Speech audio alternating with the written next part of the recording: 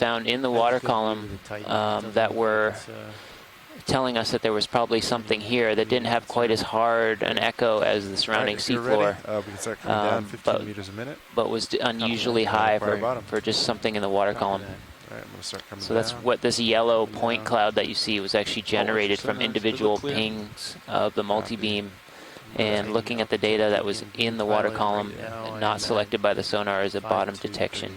5-2 copy, that's a good angle. Okay, I'm paying out. And then if we need a slow to have the Thanks, tether Derek. actually And stand by. the color code Copy. on the image you were just showing, the red is hard right and next the to blue is not.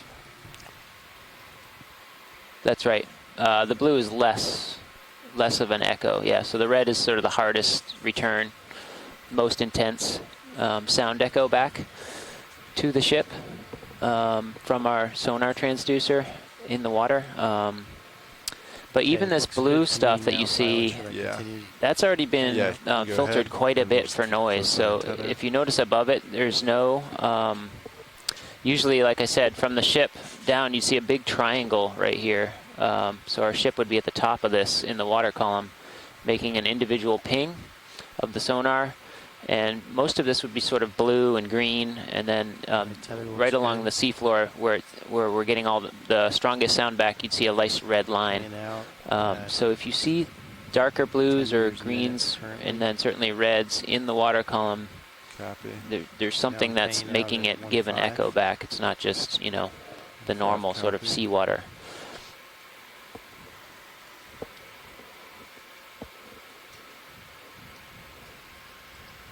Tether looks good. You're pulling it down towards you.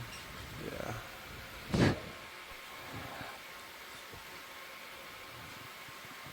Still no altitude lock on D2. Oh. Yeah, and these are some new analysis tools that we have these days to visualize the sonar data. The information that's stored about where the sonar thinks the bottom is and what we see in the water column are actually in two separate files. So now it's a nice ability we have to sort of visualize the information in both together and try to extract what we're looking for. And all of this is in a time series because it's individual pings of the sonar as it moves along. So you can actually create some nice visualizations of mapping features over a time series as if you were moving along the seabed and mapping in real time. So with a little more time, we can create a product like that. Okay, still paying out at 1.5. Derek, what's your resolution of the Bathy surface? Right underneath. This is a 10-meter grid that we're seeing right now. I have a good view of the Titan. It's not coming anywhere close to Sirius. Copy. All right, altitude 18 meters. Copy, 1.8. Still no sonar targets. A lateral through center a little bit.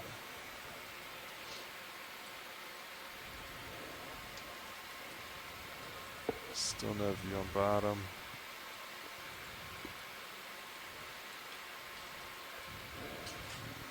Okay, still paying out at 1.5. Yeah, it's pretty impressive with some of the shallow water wrecks with high frequency sonars that are typically used in shallow mapping, such as for nautical charting on the continental shelf. When they find a wreck, you can actually do the process I was just talking about, picking out those water column detections, and you can oftentimes sort of build a 3D model of the wreck just from the echo sounding data. So, starting to come into view. You know, it's not of the resolution you'd get by doing a photo mosaic from the ROV or an AUV, a remotely operated vehicle or an autonomous underwater vehicle.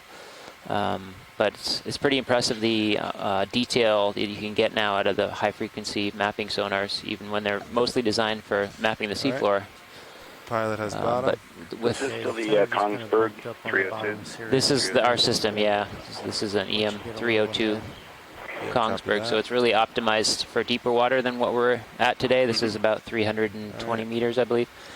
Most of the work we do is deep water. Off the continental shelf and deep sea seamounts and canyons and things like that. That's really what our sonar's best at. I'd just like to say that what a capacity this represents for the research that we've been doing in the region off North Carolina.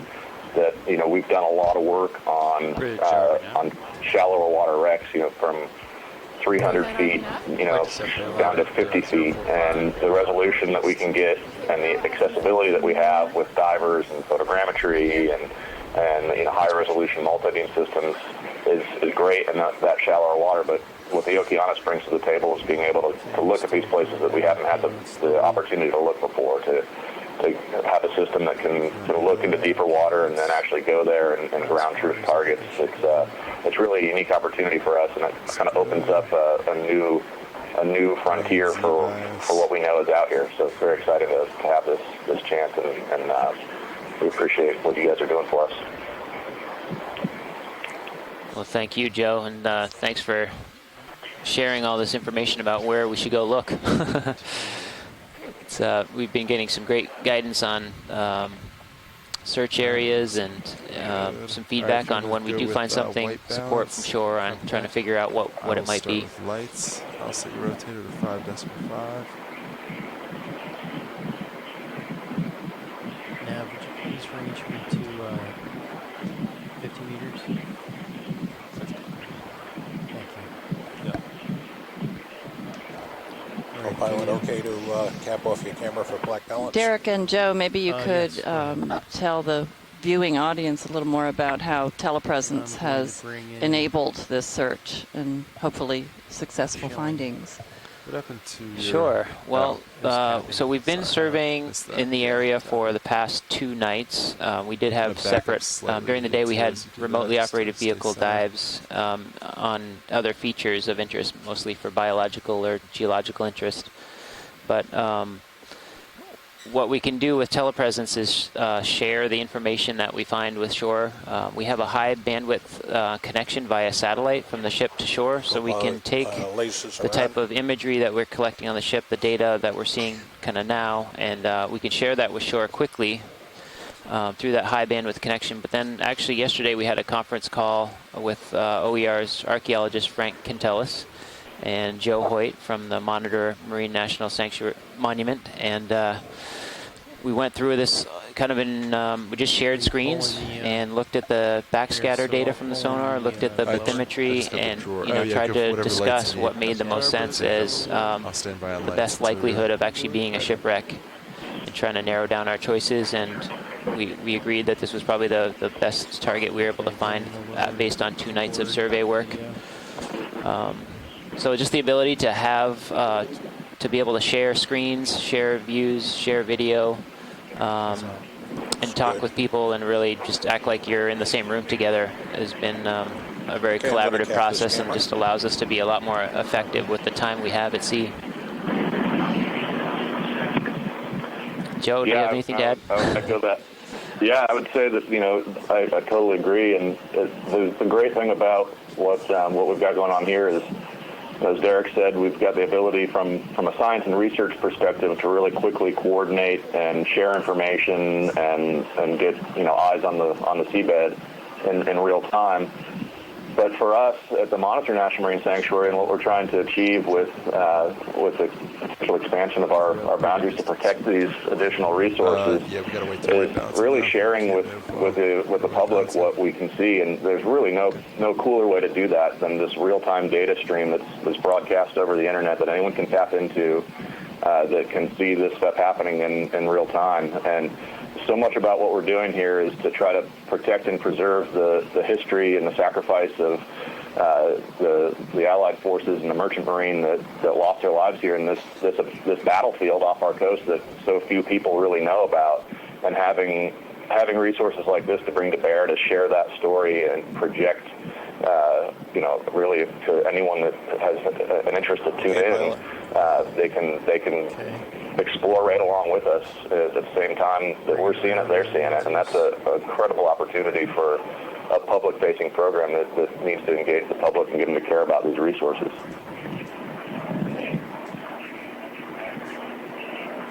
Copy. I'm going to tilt main sheet back down if you're done with it.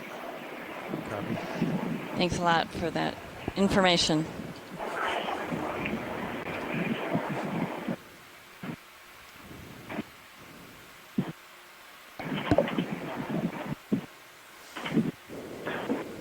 Derek, I know we discussed this in our dive planning call last night, but your plan is to kind of approach the wreck from the scour and get a lay of the land to avoid obstacles and things. It might be cool to explain for listeners what the sort of limitations and risks are and how we're approaching this and why we're kind of moving slowly across the seabed.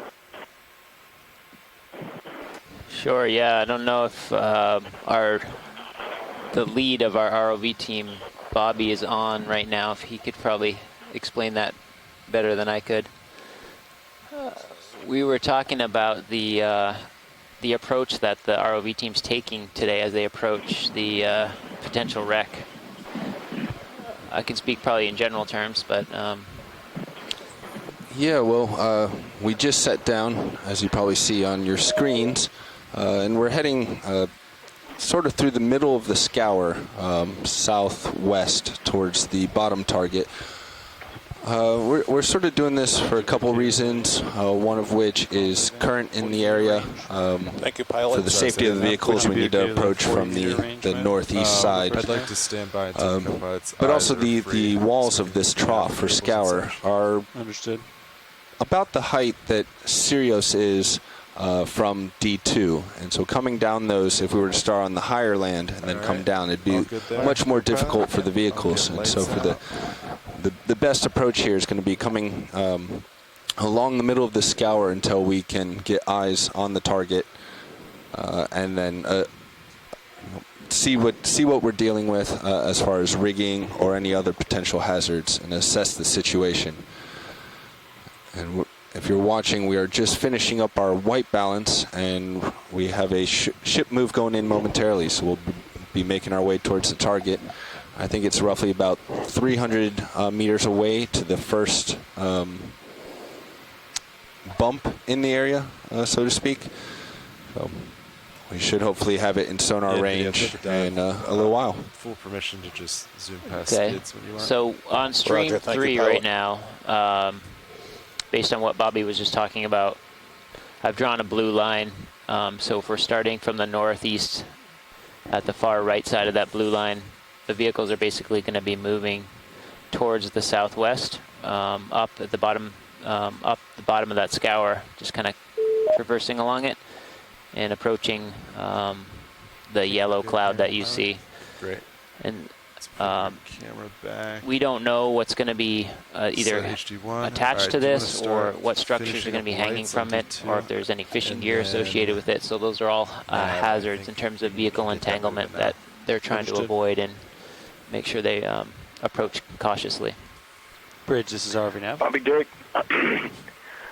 Bobby mentioned first target. Would that be that dark spot on the left? Meters, bearing 220 No, that's actually, degrees, this is probably a temporary hole in our 0.0. bathymetry grid due to the quick cleaning we had to do. So it's a void. But the probably this yellow cloud is what we think is the structure of what's there. Okay. Cloudy down So here. that's what we're trying to approach, and that's what we're probably roughly 300 meters away from. turbine here. Yeah. RV nav, Bridge, move initiated. Move initiated. Thanks, Bridge.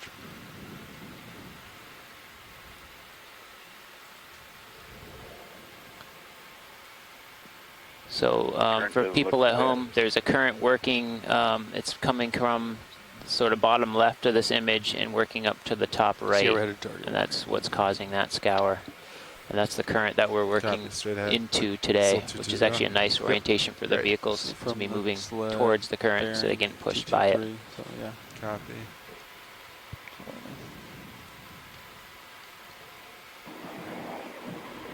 What kind of current did you guys notice while the vehicle was dropping through the water column? Is it pretty light today, or?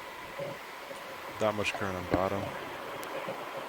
Bobby's going to answer that question. Unfortunately, the sensor that gives us current conditions at the surface, we've been having some problems with it the last day or so, but based on a couple other sensors we have up on the bridge, we are estimating about a knot of current on the surface. Very good. That's pretty light for this area. The area that we're operating in, for those that are listening online, is a really unique, place from a geomorphological standpoint. There's a confluence of oceanic currents that come together off of Cape Hatteras and creates a very unique environment that forms the Outer Banks, but also creates a very interesting sea conditions where you can have variations in current throughout the water column, particularly the Gulf Stream, which sort of meanders along the coast. 220. If you're in the thick of it, you can have several knots of current, but it kind of migrates throughout the day, and you can have current change throughout the course of a single day. You can have different current directions throughout the water column. So it's a really unique and challenging place to work. So it's good that we've got mild conditions today.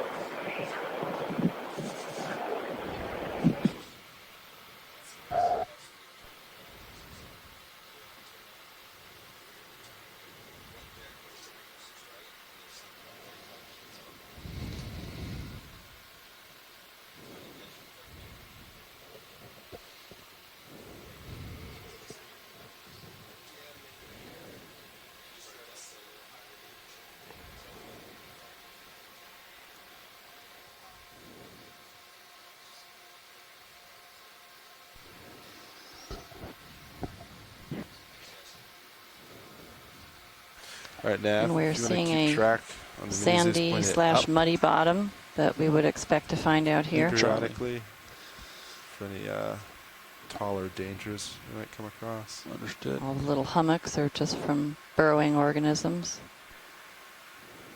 Okay, I'm looking at a 3-4 right now, pilot, with the bottom of the frame, so that means we're in pretty good position. Copy that. And we are at the outer edge of what's known as the continental shelf, where it's beginning to dip down into a much steeper gradient called the continental slope. And during the handoff, you can just let the next co-pilot know to... This area has... Try to it's really interesting to see the proximity of the continental shelf here is pretty critical for the way that we're looking at this area. We're characterizing this region as a battlefield, and the continental shelf is a major component in that. And if you think of a land battlefield where there's some tree lines or trenches or areas of high ground, the bottom topography influence the way that the submarines operate in the area, the way the ships move through the area, the currents play a factor, with all these different sort of natural features in the landscape that come together to make this area strategically significant to the eco war. And the continental shelf, its real role in that was close proximity to shore here in North Carolina, where the shelf break comes close into the shipping lane, so you could have access, if you were in a submarine, you could have access to a high concentration of ships, but also really quick access to deep water where they could have base counterattack. But when it is, I do have the next time ready for you if you'd like. Right on the edge of 50 meters, about 750 the working depth. And then also speed decimal 3, so deeper, but we're about 4 more meters and I'll punch in. Thank you. Shallower waters. This is an area where they really like to operate, which is why we see a lot of shipwrecks in the area. What kind of depth could the U-boats reach? So they could Type 7C, which is all the U-boats that are lost in North Carolina are Type 7C. They were Type 921 were also in the region, but the Type 7s were the ones that we still have here, and those were working pressure, I think, about 750 feet, which is significantly deeper than we believed they could do at the time. This area, you had, ships running along the 100,000-foot line around Cape Hatteras, Shoal. The U-boats could get in there, attack ships, and then be able to dive down that was a deep water.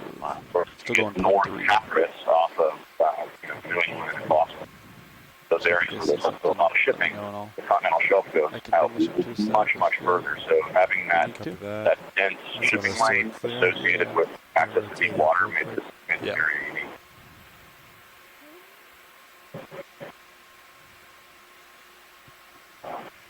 Your audio really's dropping off there, Joe. Okay, that's better. Curious. It's interference, or it's just coming in and out? It's almost like you're on a cell phone where sounds like you're in a tunnel. Starts to fade out. I am not. That's better.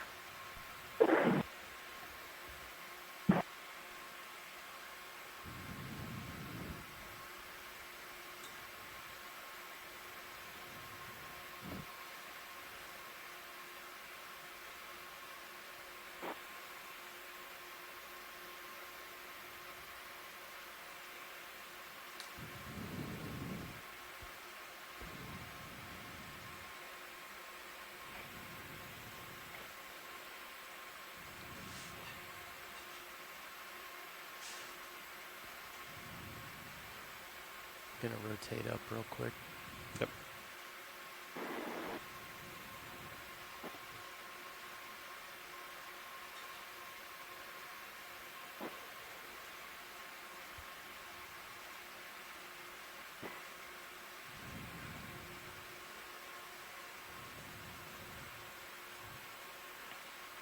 Okay, that's back at 3.5. Copy.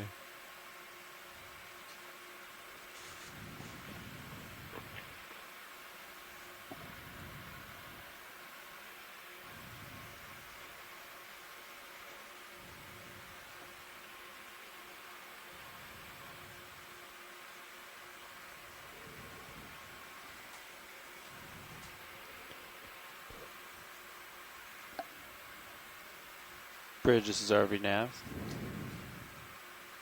Go ahead, Nav. Yeah, the next move once that one's complete. Yeah, I'll write it down. We still have 22 more meters. Understood. Okay. Range 100 meters. Okay. Bearing 224, so the same bearing.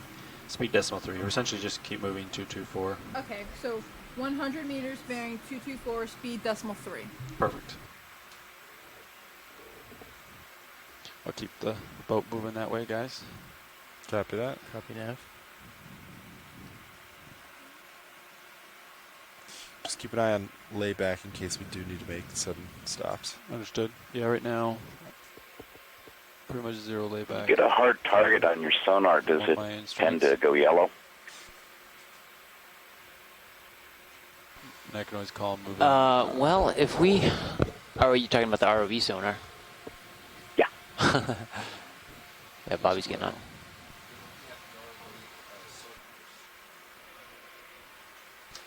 If you're looking at the ROV sonars, the 360 scan on the right side is Sirius, and the scan on the left is D2. The object I believe you're talking about is on the right scan, the 360 scan. There's a yellow target about 25 meters out. That's actually the vehicle. That's Deep Discoverer, as seen by Sirius.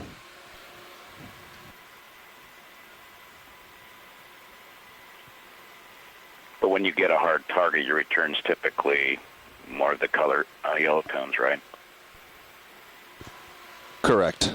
With the current settings of the sonar, we'll see yellows and oranges for harder targets. Copy that. Looks like you're getting pretty stretched out now. Copy.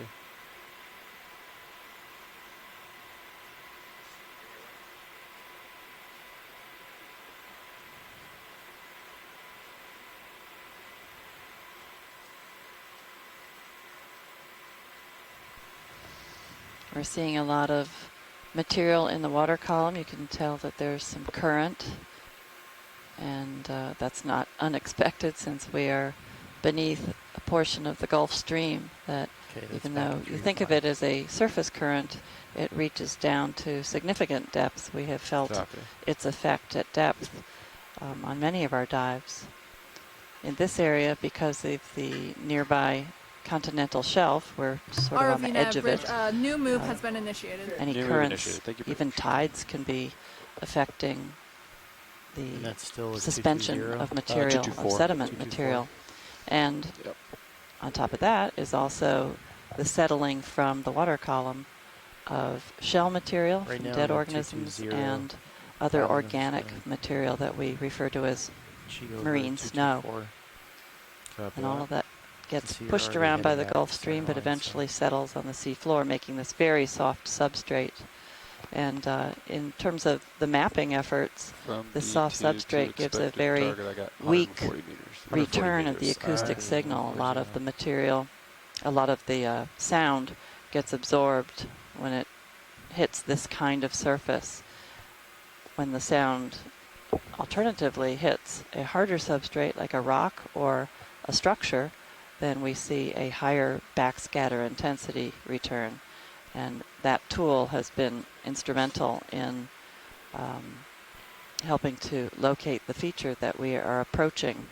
And Derek Sowers and his team of mapping, the mapping folks on board have done a great job in pinpointing the area, and we've gone back to it and added a couple other lines to verify that it was not an artifact, meaning bad data, and should not have been cleaned out. It never was. They identified it right away. And so now we have a lot more information than what we had 3 days ago.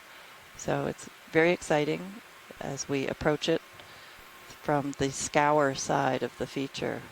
Any large object in the water that remains for long periods of time, the currents move around it and scour areas behind it and prevent sedimentation along that area due to the increased currents. And so it has sort of dug out, what was it, a 700-meter long scour behind this large object that showed the high intensity backscatter returns.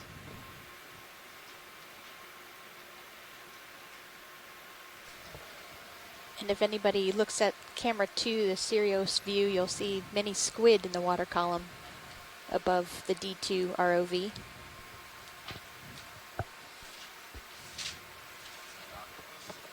And looks like an octopus, probably. We call that calamari out on the West Coast. Right.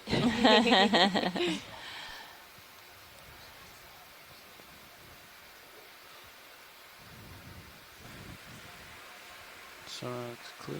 Do you guys get Humboldt squid in the Atlantic? I don't believe so. I No, I think don't they're think so. restricted to the West Coast. I don't believe that we do. They've got you at 4-0 now. Yeah, they're ferocious. We only get Kraken. We get a lot of Kraken out here. The Kraken.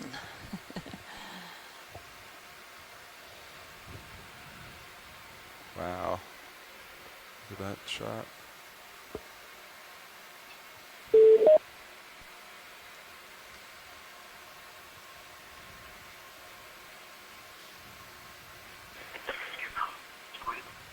I understand Nautilus is looking for a meteorite up in the Olympic coast. Well, that's some geology.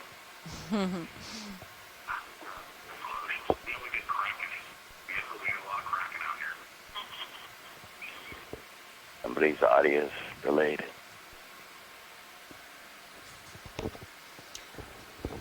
Someone asked earlier what the object might be if it were not a vessel or some man-made object.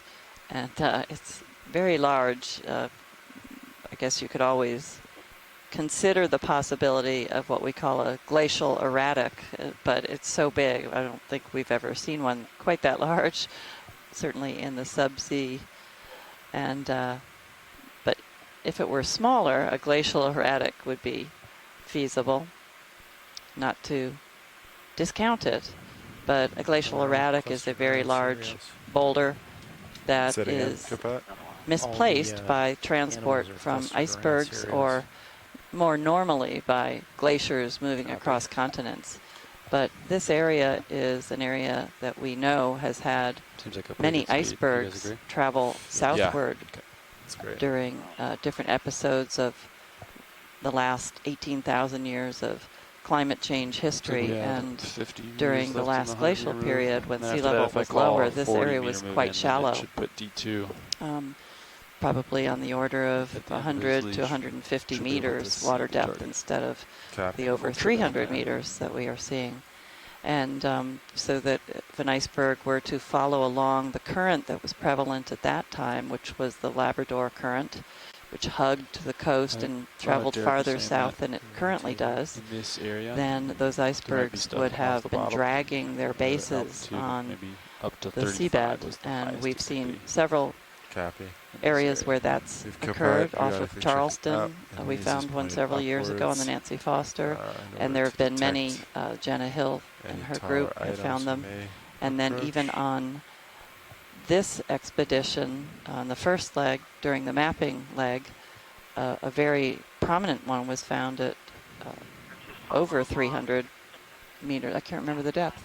Over 400 meters water depth, I believe. So we know that icebergs have been in this region, but we don't see any real evidence of scour mark, an iceberg scour or plow mark on the sonar. So it doesn't really look like an iceberg traveled through here and melted and dropped a very large rock. So unlikely that that's what we're looking at on the multi-beam.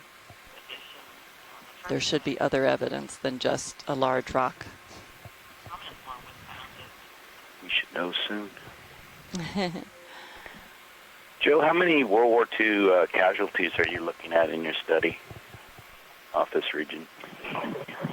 So it's a great question. The area itself had about 90 vessels that went down off North Carolina, but off North Carolina is, a little subjective in the sense that some of those are, 150, 200 miles offshore or more. But in in the data set that we've been looking at for the purposes of our research, we've included those.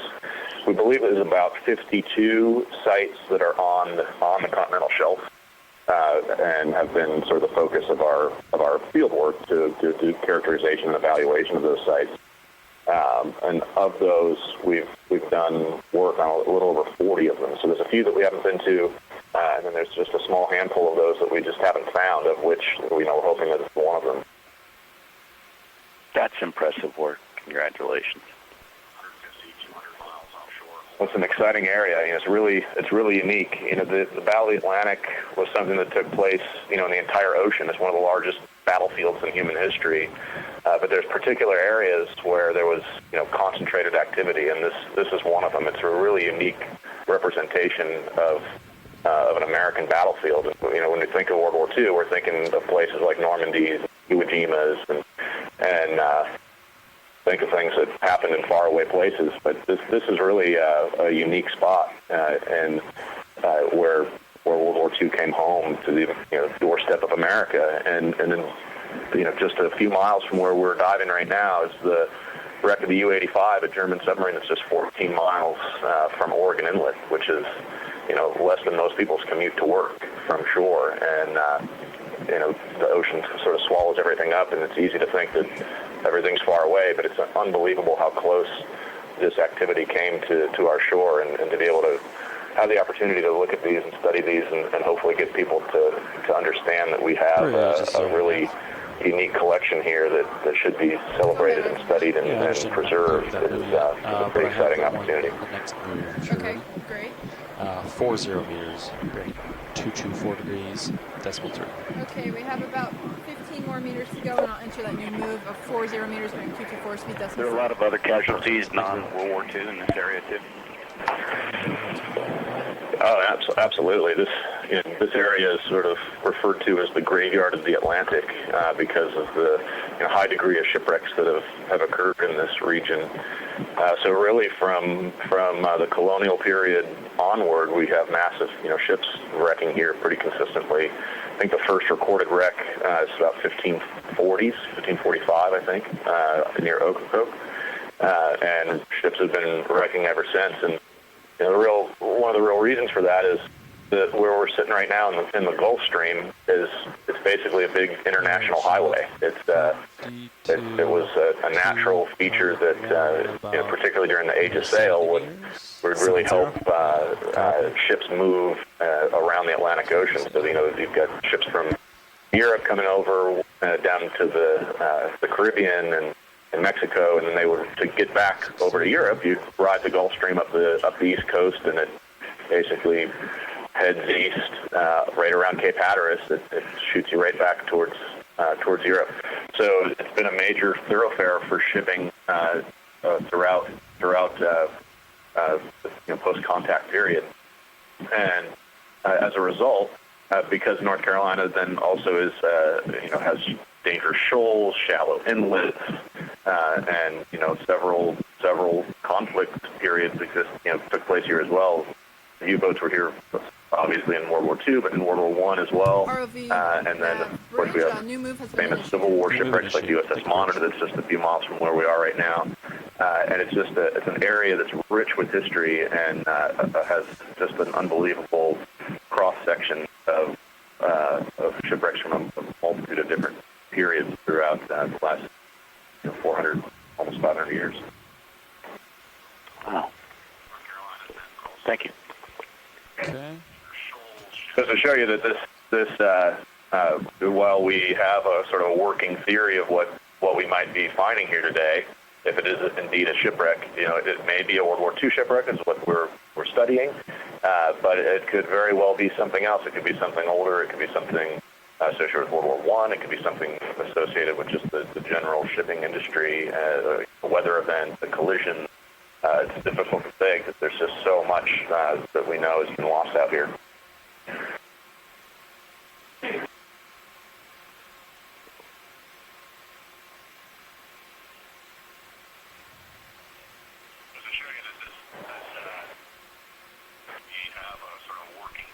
Including the first National Marine Sanctuary shipwreck. That's right. Yeah, the USS Monitor was lost here during the Civil War.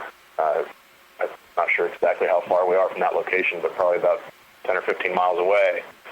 Iconic Civil War ironclad that was lost and has been the centerpiece of the Maritime Heritage Program, the National Marine Sanctuaries, since our establishment. And we've been working out here for over 40 years studying the Monitor, and over the last 10 years we've begun to expand our focus to recognize that there's a much broader collection of resources in the area, and we've been focusing a lot of effort to try and understand those, get documentation of those sites, and in the process of doing that, we've come to really understand that this area is incredibly unique in our country, particularly from the aspect of understanding it as an American battlefield. We've been working really hard to try to expand the protections of the Sanctuaries Act to include World War II shipwrecks and other historic wrecks in the area. So it's a pretty incredible place. You could range out Syria. And how many of the ships have you been successful in National Register nomination? Let's see what it looks like. We currently have 11 sites that are listed that are associated with World War II, and a couple that are associated with World War I, the Diamond Shield light ship, which is really close to where we are as well. We work closely with D.D. Marks, who had done a multiple property nomination as well. So, we have, like I said, only about a dozen sites that have been officially listed on the register. We have a multiple property designation as well for the World War II conflict. So these other sites are eligible under that designation. So one of our goals is to continue to collect data and ultimately work towards getting as many of these sites that we can find, identify, and characterize nominated to the register. Terrific. Are there many museums locally that focus on your work in the World War II period there? We work closely with a number of museums. Our closest partner is with the Mariners Museum in Newport News that houses and does the active conservation on the Monitor material that was recovered, the turret and the engine predominantly. And so we have a long-standing partnership with the Mariners Museum that focuses on our work on the Monitor. But they also, they interpret, kind of a holistic cross-section of maritime history. So they interpret, Age of Sail, colonial period, and of course World War II as well. So we work closely with them, and then there's a number of amazing institutions in North Carolina that we work with as well. The Graveyard of the Atlantic Museum down in Hatteras Village. They've got, they're right kind of at ground zero for a lot of this history. So we've got some exhibits and support that we've been doing with them. We also partner on exhibits with the North Carolina Aquarium System, particularly at Roanoke Island, where they've got a replica of the monitor in their big tank. They've got some interpretive material on World War II in their exhibit gallery. Or I'm sorry, monitor in their exhibit gallery. And then we have some exhibit space that we've done at the Life-Saving Station and Historic Life-Saving Station in Virginia Beach. And we partner with basically anybody that we can to try and get the story out in this area. 224 degrees, speed decimal 2. All right. Like you're getting a nice little return on the sonar. Paint something.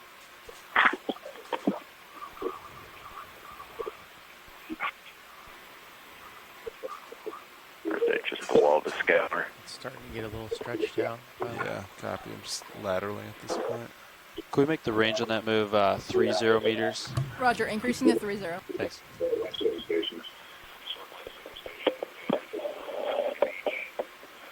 RV nav bridge, move initiated.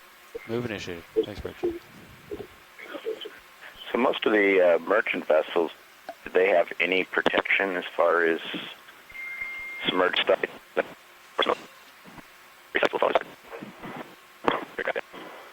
Yeah.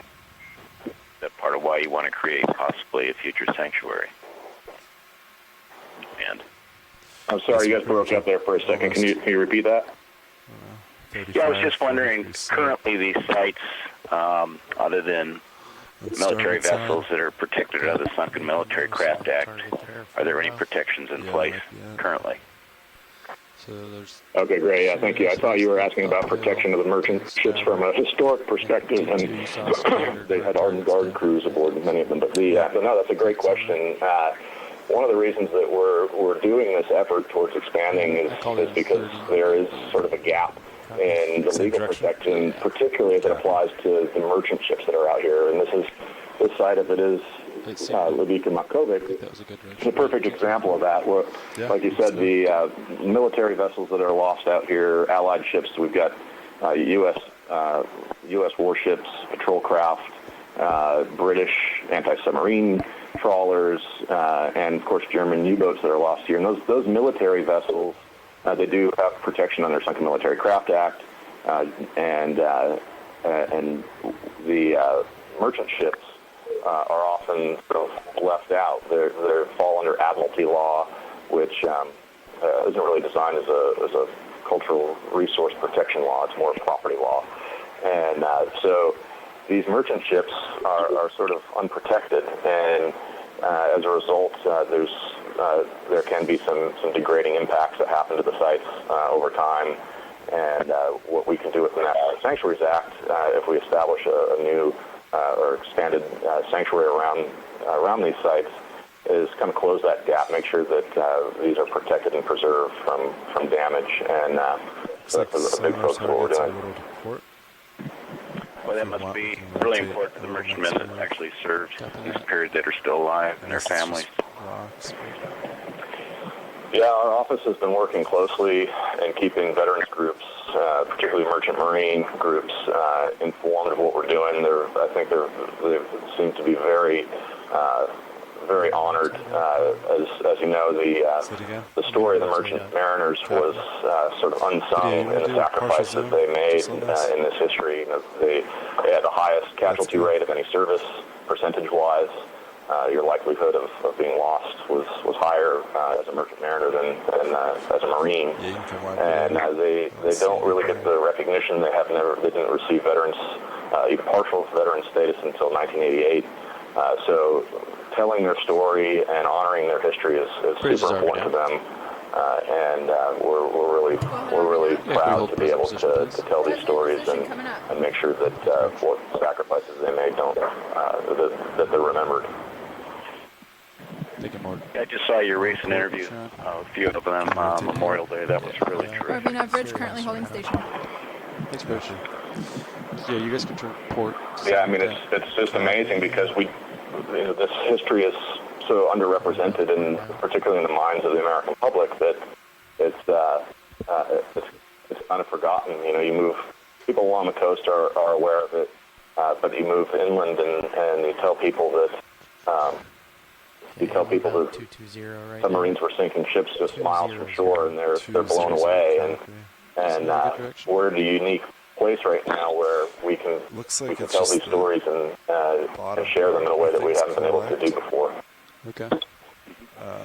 We're getting really They close. pretty much censored the attacks in the newspapers, even though it was obvious. You could see, the explosions offshore in here. 200. Sounds great. Copy. Certainly,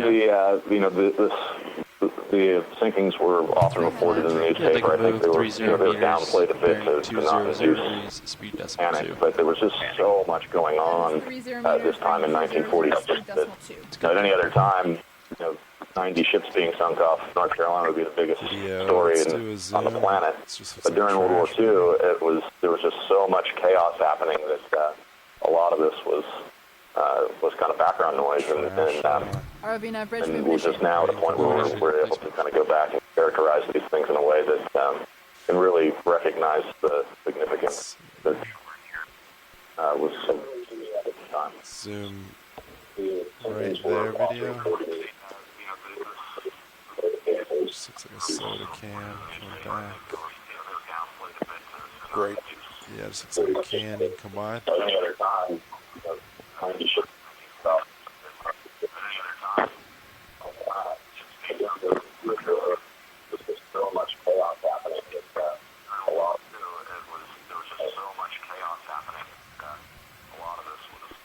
We need to shut off their audio.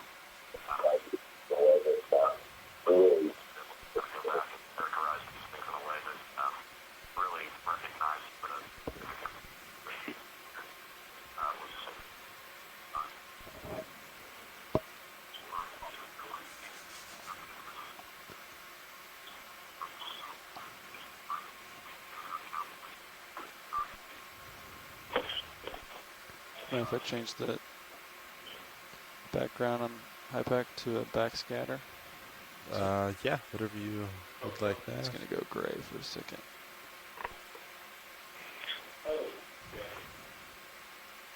So maybe the... Yeah, I think this is I think we got tricked at this site.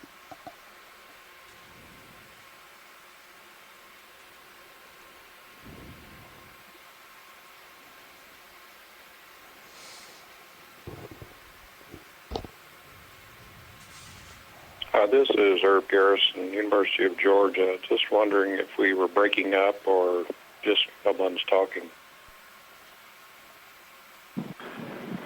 I think no one's talking as we're starting to get up on some. I think we're getting closer to the target, so we're on bated breath. That's fine.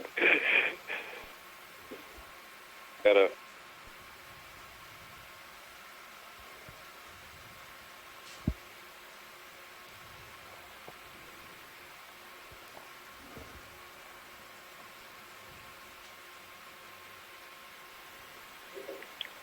Copy.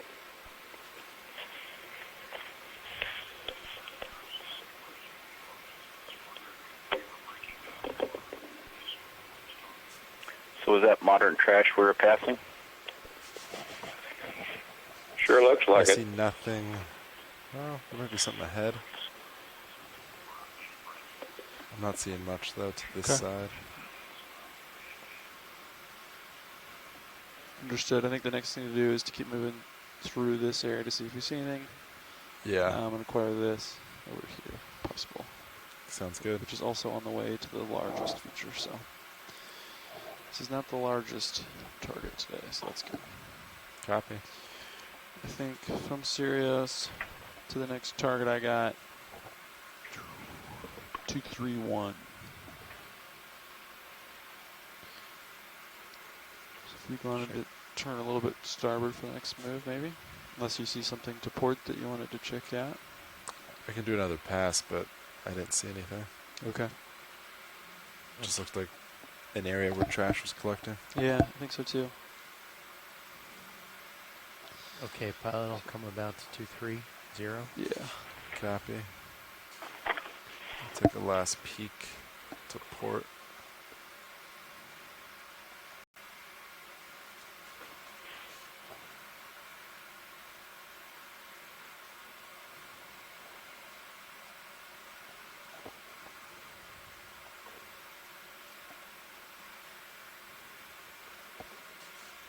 Bridge is RV now. We're pretty stretched out.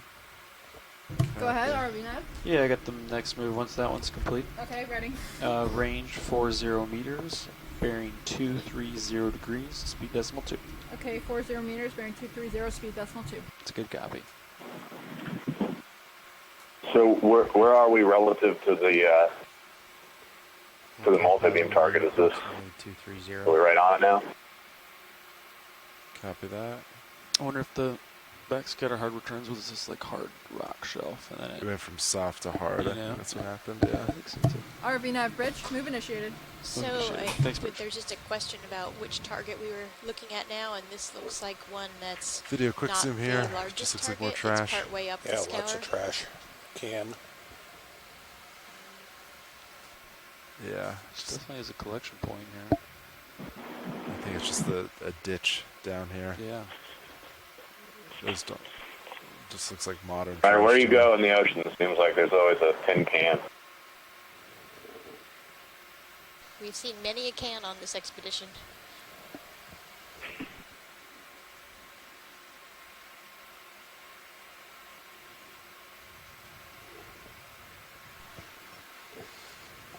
You okay with that? How do you like the new monitor there in Silver Spring, Joe? Or do you want me to just keep going 0.2?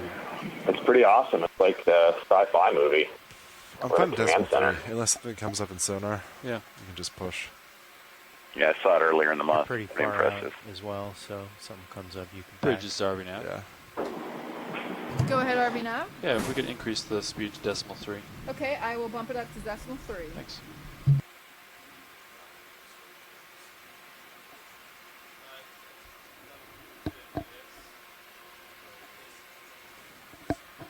Okay, I'm gonna rotate up real quick.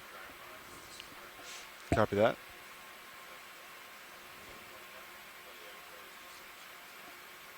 You're just right at the edge of my light pool right now.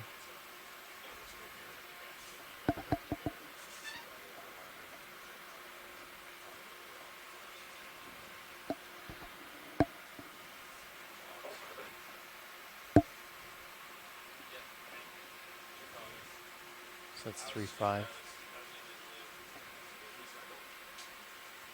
Copy, Copilot.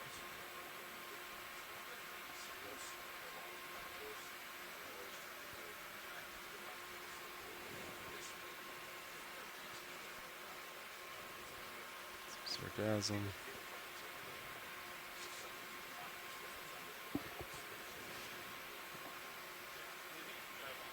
Yeah, I'm seeing nothing on Sonar here. Just looks like a lot of sand.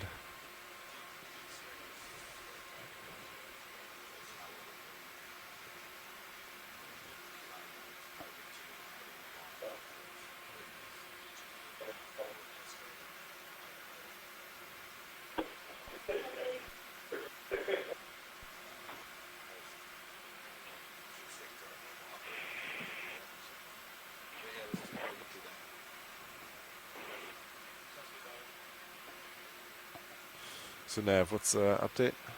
We're just going to keep going to target 2. Copy. And then what this was just like a harder return here. Yeah. So we're going to go to this hard return, and then we'll go to the main, the largest feature. If nothing, what about the auxiliary point? Yeah. Is that a last ditch effort or? Yeah, I think so. Copy. And then over here, there was also like a hard return on this. Yeah. This side. So maybe we'll go past target 2, look at the largest target, and then we'll go from there. See what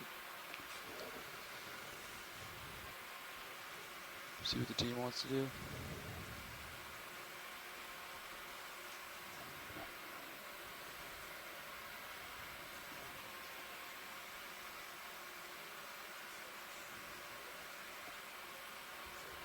Bridge is RV nav.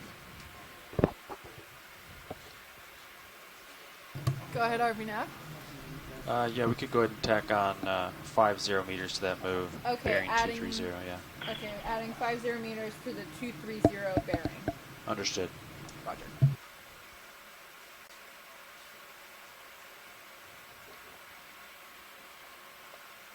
RV nav bridge. We now have 57 meters to go. Move has been initiated. Perfect. Thank you very much.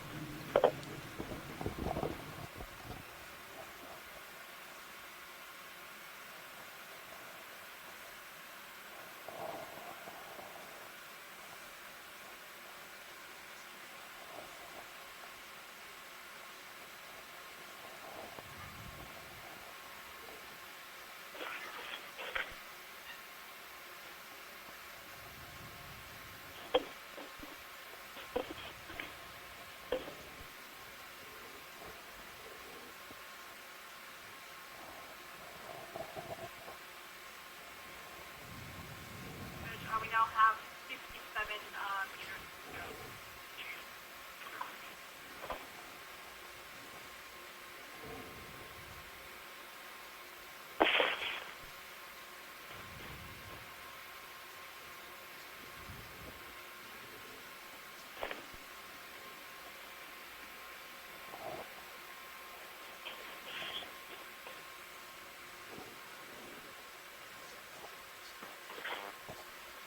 Joe, when you're doing your research as it relates to U.S. merchant ship losses, do you rely mostly on Coast Guard records?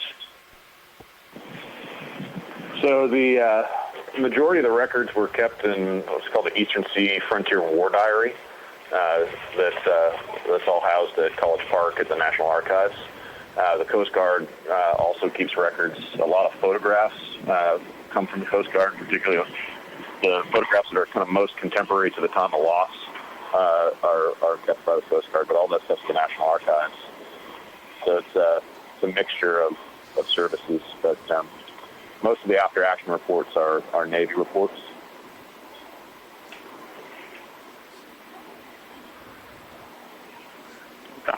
So we also get most of what I look worked at on primary came sources from a lot of the Coast Guard German records as well. Special report as related to the attack.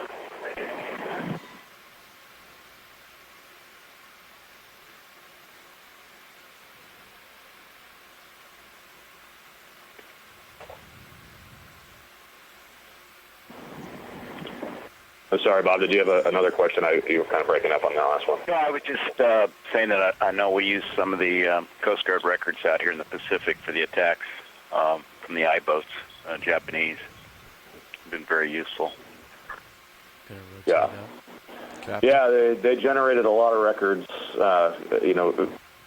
Any individual vessel that went down, usually there's a Coast Guard record of, naval record of.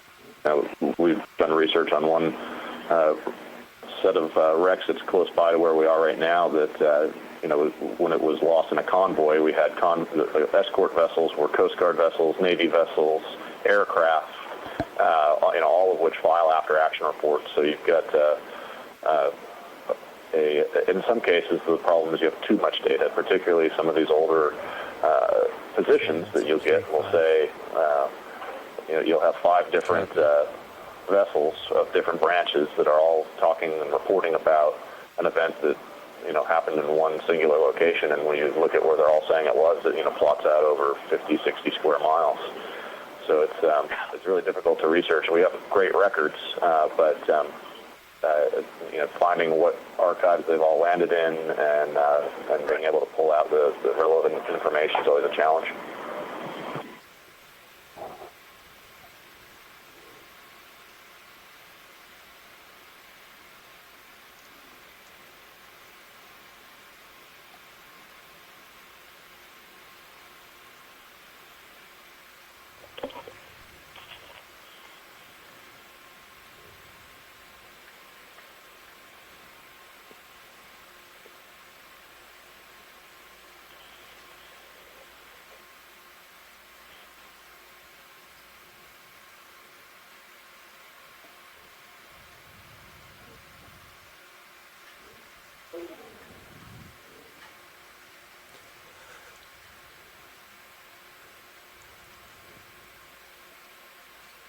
We lose our feed. Oh, I see it. It's live again. Sorry. Get the target slightly to your starboard, according to HiPAC, that is. The hard target at a range of 50 meters out.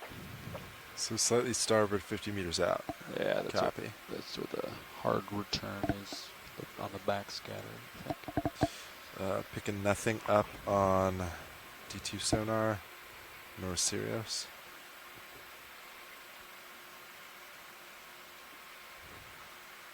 At what target were 35 meters? Was it suspected? What was that? Which target did we suspect to have 35 meter tall features? Oh, that was way back here. Oh. We're way past that. Yeah, so I don't know what that was. Yeah, I don't know. Maybe reflections off this. I don't Must know. be, yeah. Totally sure.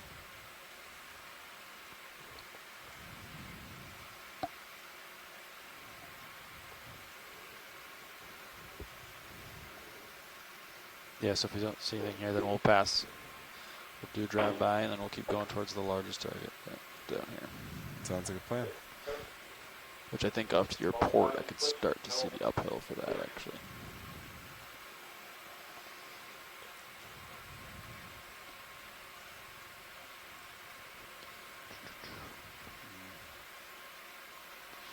Bridge is RV nav. Go ahead, RVNav. Yeah, I'd like to add 20 meters to that move once it's done. Looks like it just completed, actually. Okay, I will add 20 meters to the bearing of 230. Good copy. All right, initiating now. Thanks, Bridge.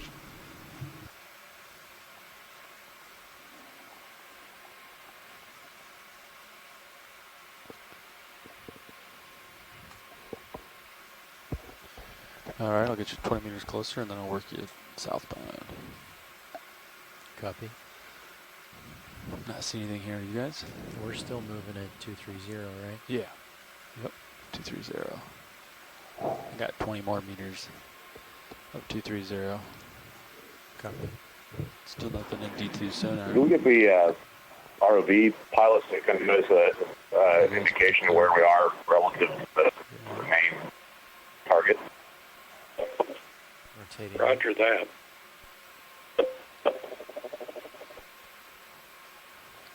Go ahead, watch one.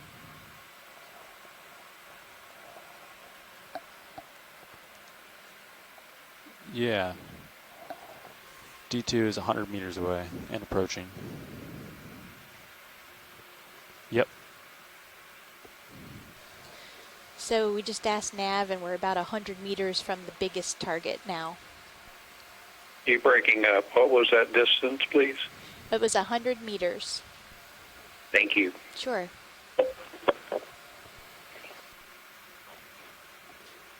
That's a 3-5 pilot. Rotator. Copy. Alright, looks like we got something off to port. Yeah, Towards the larger. Yeah. Yeah, so we have that slope. Nothing hard though. Might be something center coming up. So this next swing should put us right over it, right? As I swing starboard? Yeah. According to my instrumentation.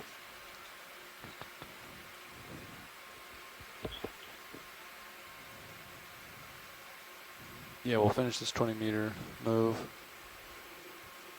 And then we'll turn to port to line up with the larger target, and then we'll head that way.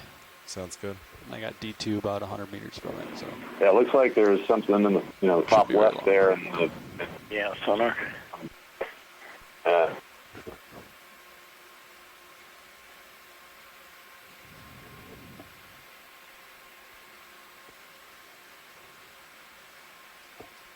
Go ahead, watch one.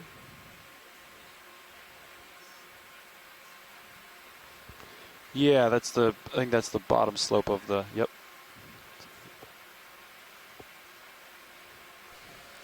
And yes, that target that you're seeing on the sonar to the left is at least the slope of the beginning of the main target. Copy that, thank you. All right, so Sean, I got you right on top of target 2, basically from your, yeah, like 15 meters out, so I don't see anything here. Copy. Maybe we'll do like a peek up and starboard, but yeah, we can do a full swing. Yeah, and then starting to get pretty far out there, probably. Copy. I'll maintain this distance. Let's rotate. Nothing in sonar yet. We'll do our due diligence and do a nice swing.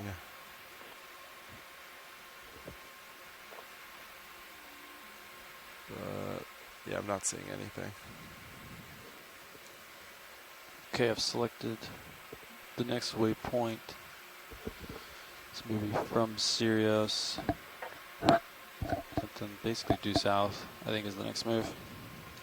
RV nav bridge, move complete. Move complete, thanks Bridge. Copy. Copy that, due south. Let me just look north, just to be certain. See if anything comes up on sonar.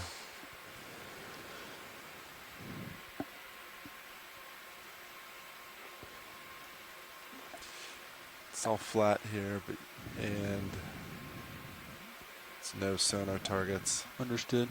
I'd call that good. Yeah. Rotating port, and I think we can call it. Yeah, head to the main target now. Yeah, it's directly south from Sirius. Yeah, I don't know what. I don't see anything in this area. Yeah, maybe it's like a big rock under the sand or something. Yeah. Get the backscatter picked up. Or okay, pilot, I'm gonna wait till you get a little bit farther to port before I start swinging.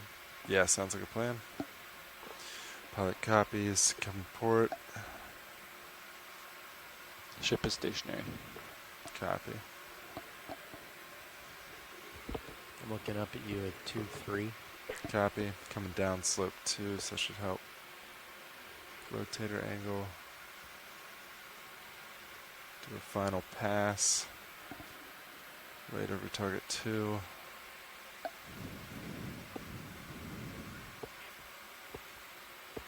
Okay, I'm going to start rotating. Copy.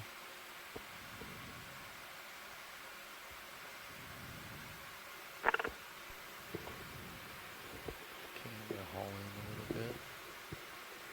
Okay, we're right at the edge of the tether now. Copy that. Back up a little bit. Keep my rear aimed at you. Okay, I'm going to haul in a bit. Starting to get up pretty close to the... Copy. As I go down, the tether hopefully should sink.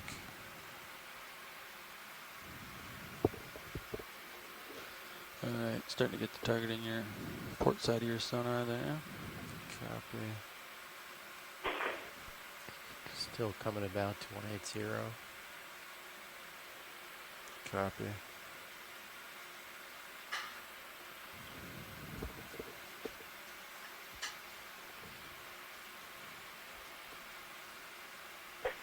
Yeah, if you want to line up on that sonar target, I suspect it's 180, but we'll see what you actually get.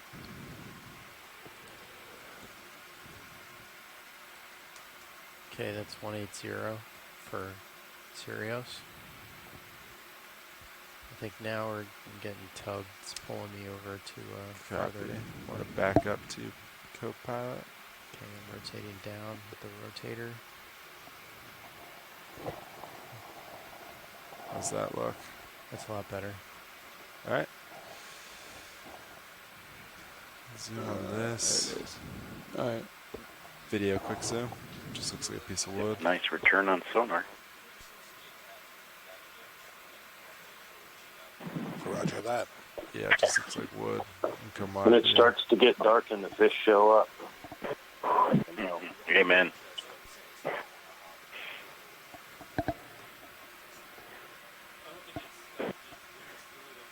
Doesn't look like geologic.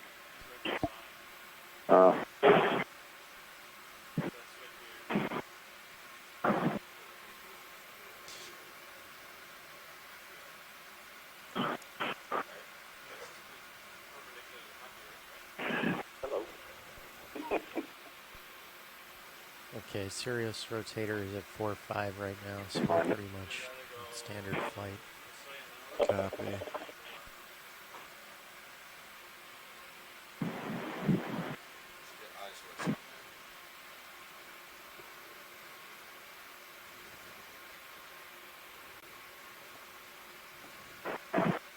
So nav, what's planned?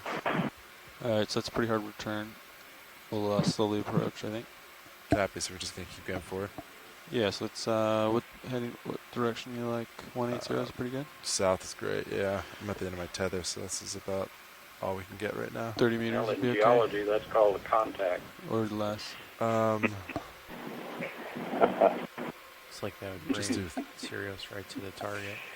do like In 20, archaeology, 25? I think it's called a Bridge call. is RV now.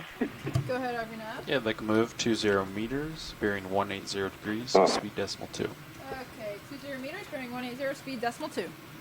Good copy. Looks like there's a fight going on. More trash.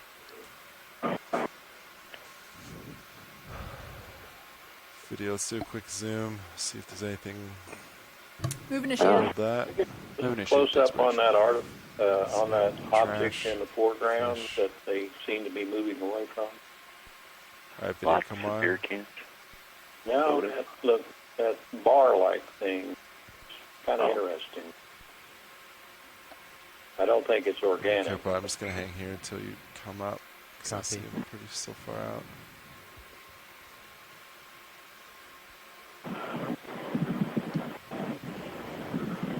Yeah, I'm going to rotate up real quick. Copy. Try and get a look ahead. Alright, let's see here. Hard target's basically straight ahead of you right now at a range of 40 meters. Interesting. Where do all the beer cans come? For now, about 40 meters from the hard target. That's in front of high pack target though, right? Yeah.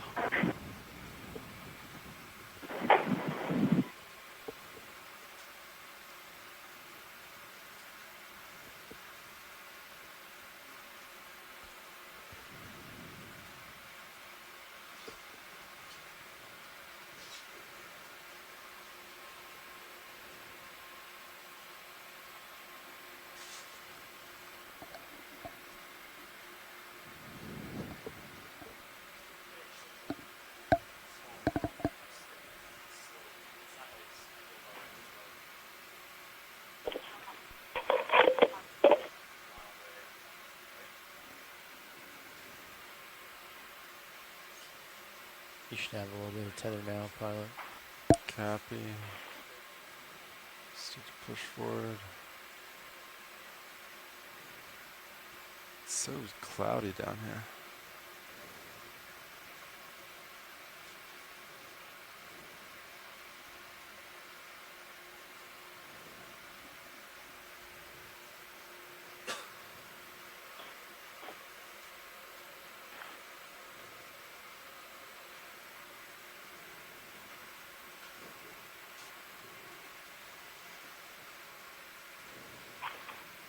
Alright, looking port. Target should be dead ahead.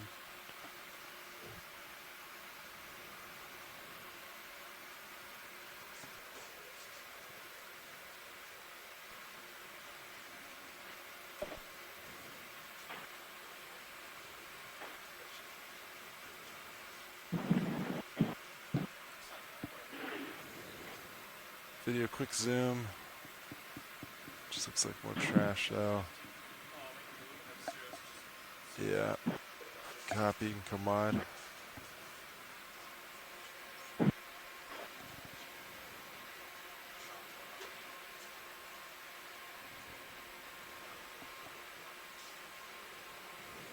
So is this just like debris that's deposited from the Gulf Stream?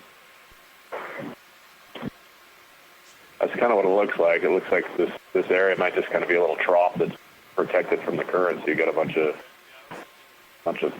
vendors cans. ROV nav bridge, move complete. Move complete, thanks, Bridge.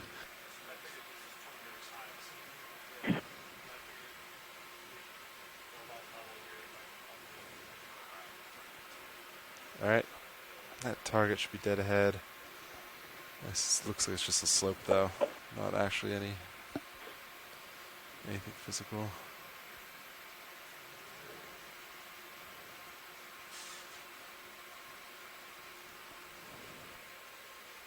All right, Pied, so that move's complete. Would you like me to call another one in due south?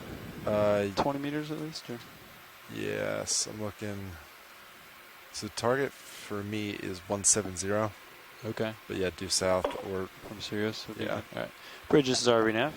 Go ahead. Yeah, they can move, same as the last one. Range 20 meters, bearing 180 degrees, speed decimal 2. Okay, 20 meters, bearing 180, speed decimal 2. It's a good copy. And that's a hard target in the sonar feed on the camera 3. A nice straight line. ROV nav bridge, move initiated. Move initiated. Thanks, Bridge.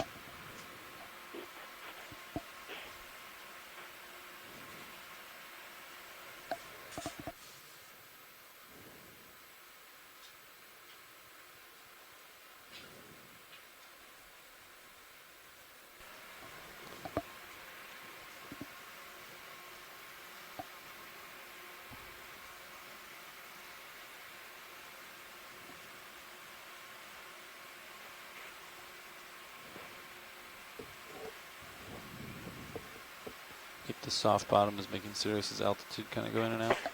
Yeah. Yeah. Okay.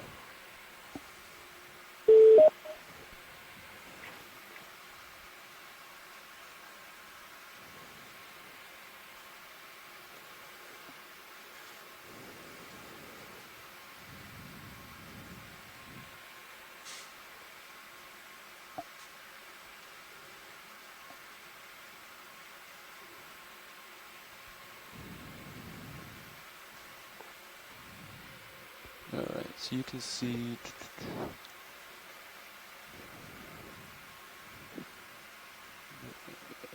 20 meters out and then 40 meters out. You're either looking over it or can't see probably, right? Yeah, I agree with that.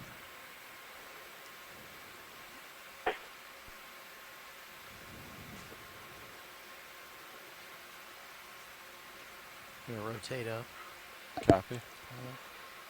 And now keep an eye on Mini Zeus 2 for us. Absolutely.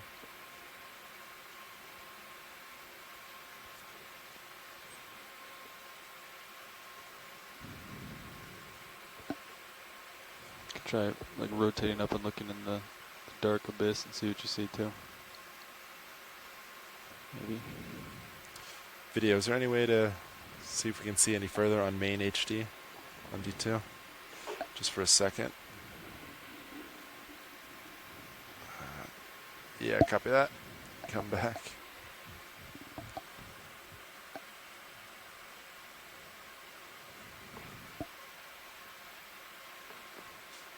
Yeah, it's a pretty straight feature. See that on your sonar? Yeah. It's only 15 meters out too.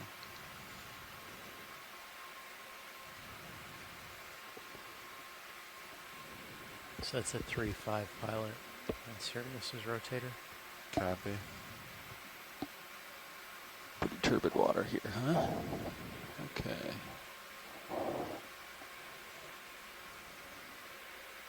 Ship's got maybe 5 meters left in the move. This is a very hard, very abrupt return on your sonar. Very close to you too, 10 meters. Slightly to your port. Looks like a couple things are coming into view.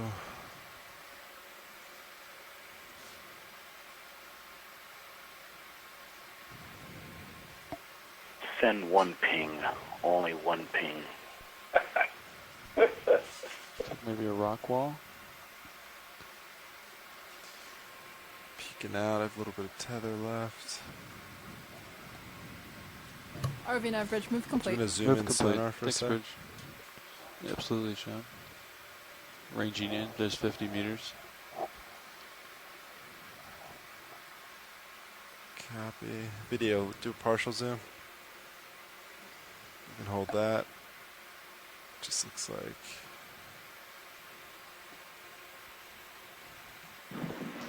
That doesn't look like sugar. You can come wide, video. No. natural wall. or tar volcano.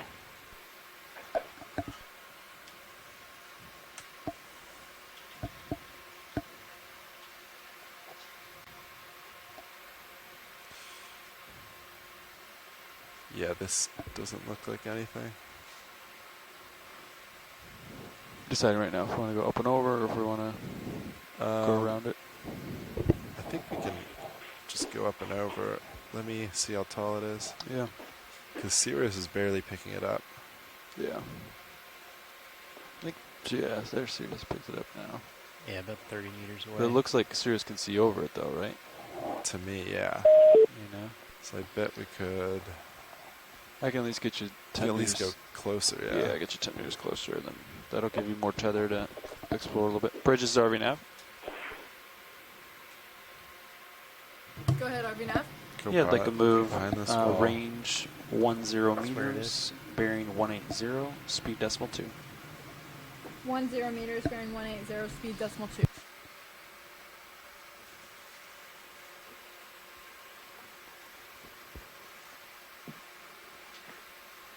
So, Leslie, Looking at you at 30. RV nav bridge, move initiated. Copy. Move initiate, thanks, Bridge. Where are the biologists when you need them? yeah, or geologist. You got one. I'm fascinated by this rubble. See if you can, make sure you can see over it. Great. Is that... But I Sirius probably recognize closer. a lot Sirius of has stopped. the organisms So I'm at the end of my that tether. So they 10 were meters isn't going describing to on probably the be other too much dives more. seem to be Bridges RV nav. attaching to this substrate, which is pretty cool. Go ahead, RV nav. Yeah, let's change the range on that to 20. Okay, so that's. I'll add another 10. Perfect. Okay. Watch thanks. lead. Did you call pilot?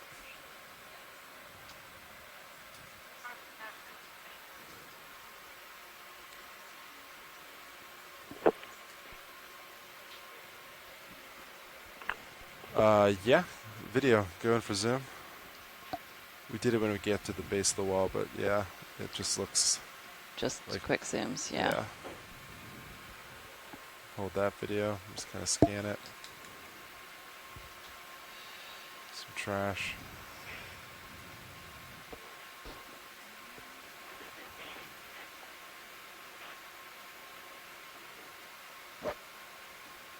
Okay.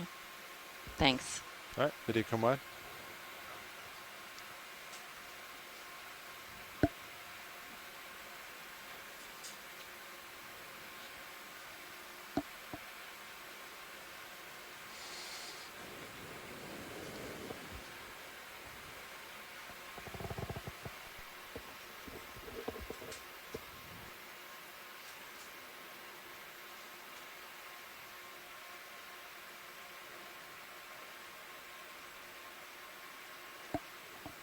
So where are we relative to target, or is this the target?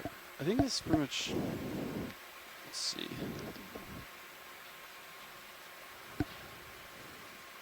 I don't know. I think once we go up and over, we'll know. Yeah. But the target could be like sitting on this, if that makes sense. Yeah, copy. Or like on the leeward side of it or something. So we'll just, if you look at the high pack, it's this big Sort of mound. see over at 2 and D2. Okay.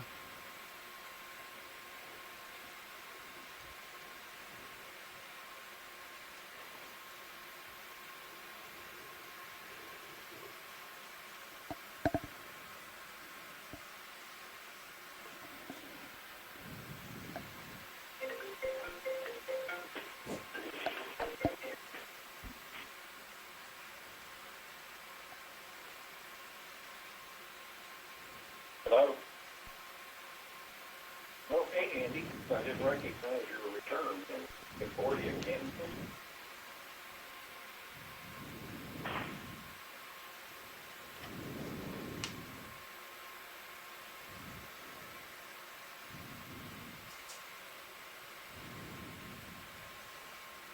Oh, that explains.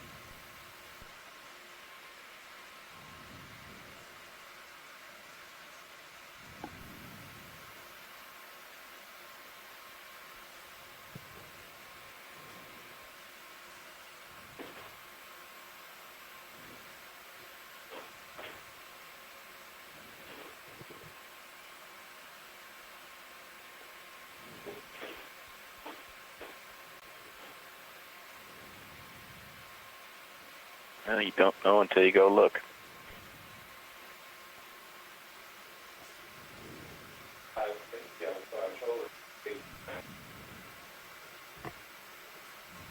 RV nav bridge, move complete.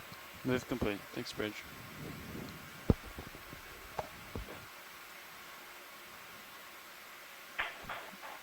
All right, moves complete. Copy. Just want to keep pushing this way. I'm still kind of at the end of my tether. Okay. So we can keep going, but if so, we need another move. Yeah, you want like 30 or 20? We can just do another 20 if we keep this direction. Understood. Sounds good. Bridges is RV now. Go ahead. Yeah, they can move same as last. 20 meters, bearing 180 degrees, speed decimal 2. Okay, 20 meters, bring 180, speed decimal 2. It's a good copy. Way out in front now, pilot. Copy. Come back a sec. Move initiated. Move initiated. Thanks, Bridge.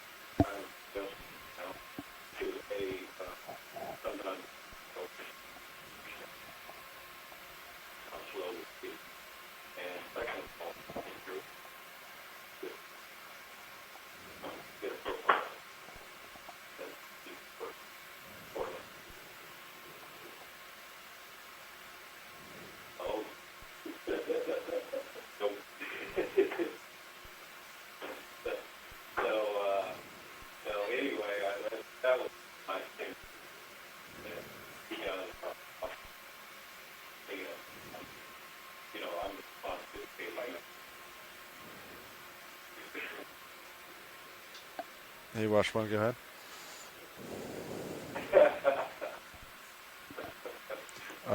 We can, yeah. Video, you want to do a quick semi crab?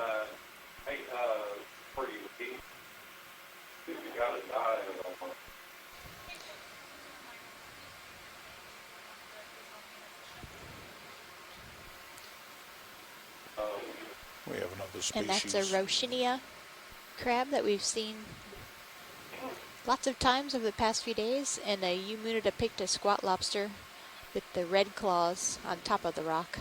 Alright, video. Go ahead, come wide. Nice colored fish.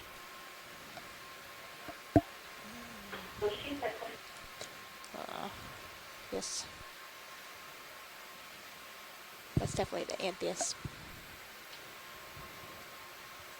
Yes, my highest contour is 330. You're at 3. Guess you have a. And maybe a zoom on the conger eel underneath the rock, please. Yeah. Watch sheets. Have we transitioned to fish and biology and such? Or are we still looking for...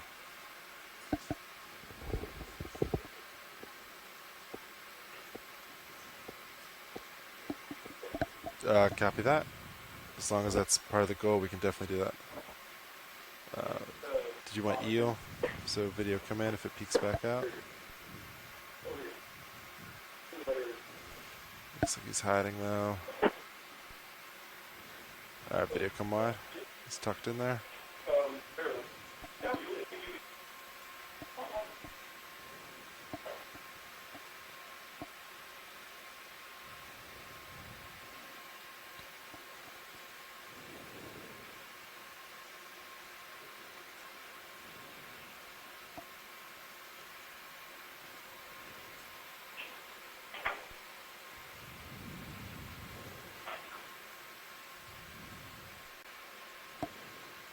So we're up pretty much almost, I guess, 10 meters to max depth.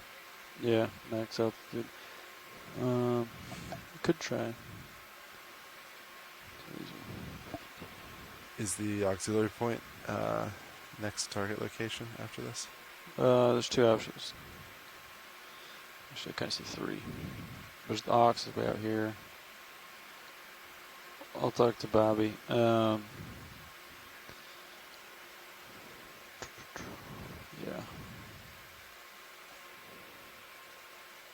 Just looking at backscatter, I do see some like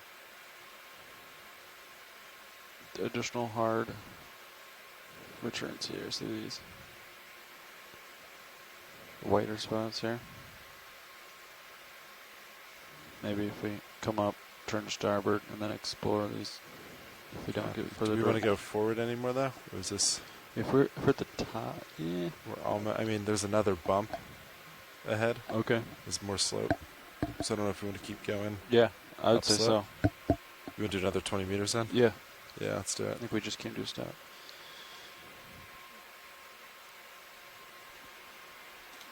Bridge is RV nav. Go ahead, RV now. Yeah, they can move 20 meters, bearing 180 degrees, speed decimal 2. 20 meters, bearing 180, speed decimal 2. That's good copy.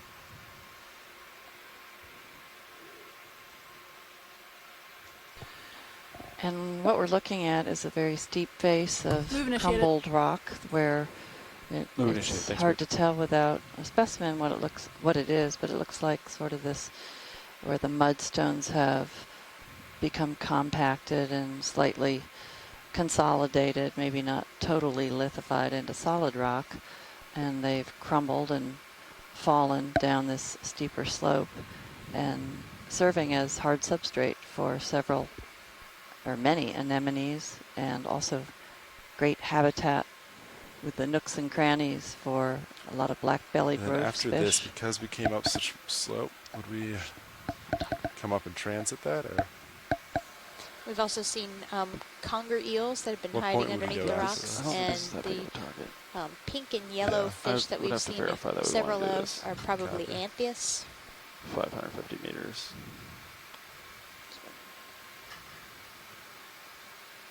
Okay, you're right And at the the edge of the orange. We would conclude that the multi-beam sonar image is geology. No, we still have a little farther to go to see if there's something on top of this. Yeah, I shot this one video. Go to the top of this. You're going to turn right. Just go explore this area. Copy. Hey, Washwan, go ahead. Which one? There's the bigger one?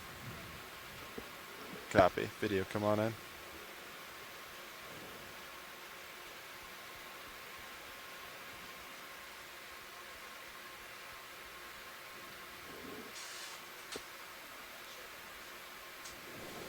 Not sure what this fish is.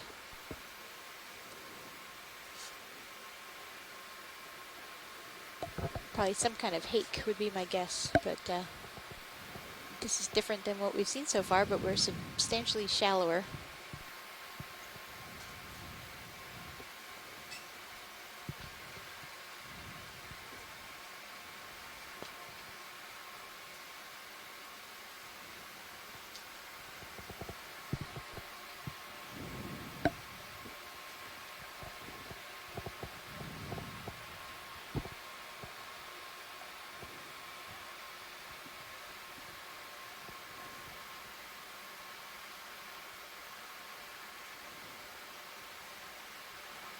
Video, go to the tail.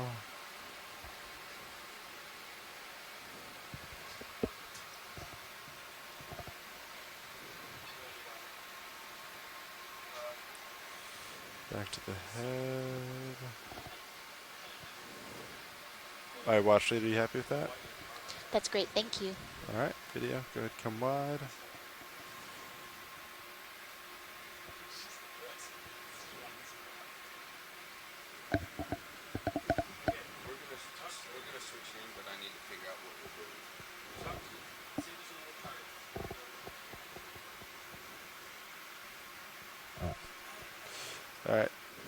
approaching. Let's see, we're at depth 331. So pretty much, let's see here. We'll get to the top, Still and then we'll decent. turn to the right here, and then we'll kind of Copy. check this area out until we get further direction. Looks like that move is complete. You want another one? I might reach the top here. Stand by. Copy that, and then you can.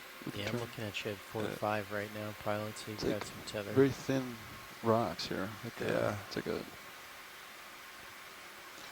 crust or something that broke up. And then about 328.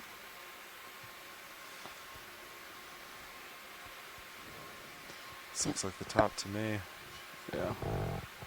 Looks like more just a rocky substrate up here judging by your sonar, right? Nothing sticking out. We had nothing crazy Jason high. Chater of the U.S. Geological Survey write to us that this area is in the head wall area of the Cape Lookout landslide. All right, so now we just want to transit. Not necessarily starboard. saying this is the site of the landslide, I believe, but this area has had evidence as old as 2,000 or 10,000 years plus earlier, and that it may be related to that, maybe a site of detachment. We approached this feature from a very long scour that, you know, if it has a steep wall, then material is being eroded away and cut into and causing these different layers of rock to fall off, break off and fall into the scour. Yeah. Okay. Looks like it's flying a little bit more to your starboard there, and then go that way. Along the ridge there. So that's the edge. And he writes that the toe of it, of this landslide, it's very, very large, is in greater than 4 kilometers of water, so it would be a broad scale area. So this a rubber mat. portion itself is not the landslide to which he refers, but it may be related to that larger scale. Come on in, large object.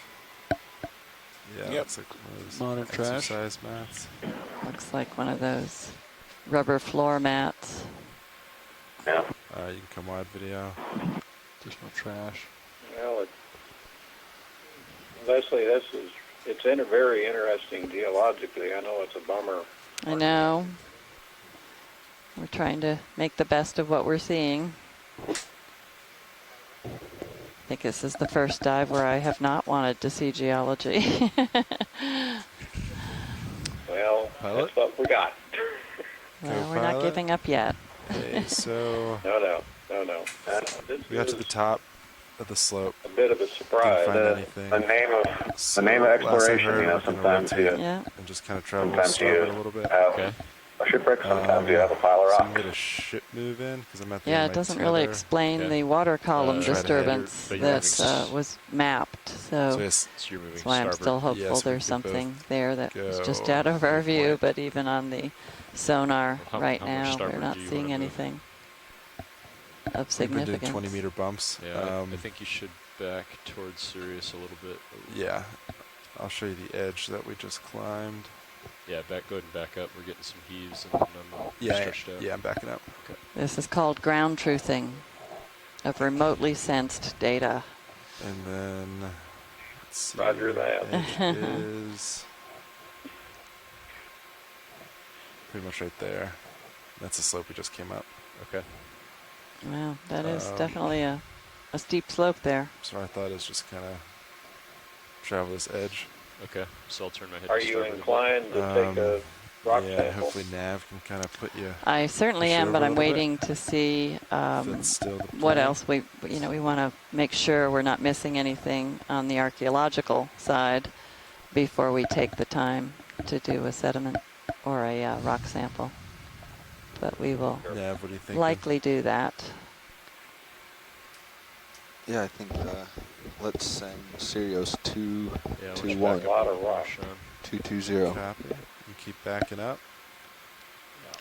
Yes, there's a lot of 20 rock meters. underneath all the sediment drape that we were covering too. It's just go been ahead and push exposed here. to starboard to bring you closer to Sirius. Copy. Can we get a quick zoom on the fish that's almost center right now? Just to the left. Oh, actually, there are a couple more even in the foreground. Yeah. Time for zoom. All right, video, go for zoom. They have beautiful caudal fins. Yeah, that's Anthias. Beautiful. It's beautiful. And an Okeanos urchin, perhaps. And our laser beams are 10 centimeters apart, so it's about, the main part of his body is about 20 centimeters, and his tail almost doubles that. His caudal fin. It's like golden ribbons. Beautiful. Co-pilot. Is that all you need, watch lights? Could you lose the lasers? Yeah, that's great. Thanks. All right. Sure. And a pencil urchin on the left. Sideros. Come wide video. Or Sideros. So what's our general bearing, Bobby? I was going to send us 220, but I think D2 should just come all the way in, back to Sirius. Okay.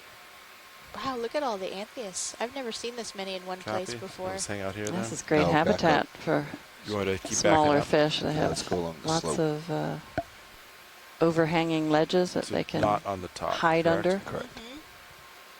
Nooks and crannies. So I'm just going to turn my head to keep the tether out of my face. Maybe back up. Sounds good. What's our depth? We're at 327 meters. Coming down a little bit as you get closer. Thank you. Sure. Tether should equalize a little better.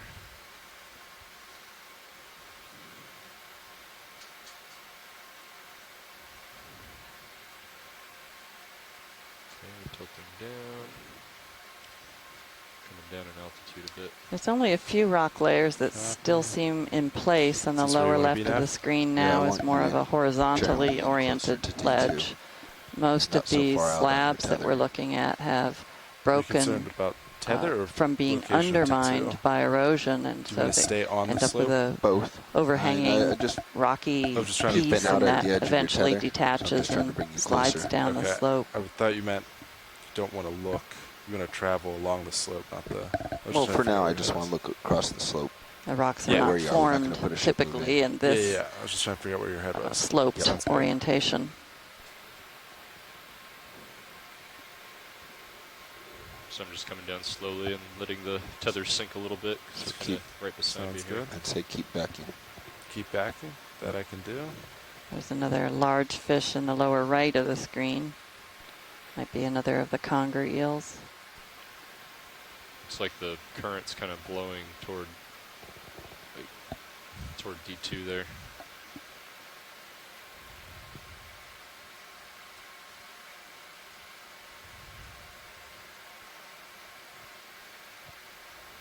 Trying to get a little bit Scott of Harris from the College of Charleston suggested that we could expect the scour area to cut down into the thin layers of partially indurated materials, or the strata, and the induration means that the water's been squeezed out, so they're more cohesive or closer to being consolidated, and that leaves the rubble and debris on this deflating surface. So. Nice. So I'm looking down at 65. So erosion and undercutting of rock layers that cause them to break off from gravity. We're kind of switching to bio mode. Copy.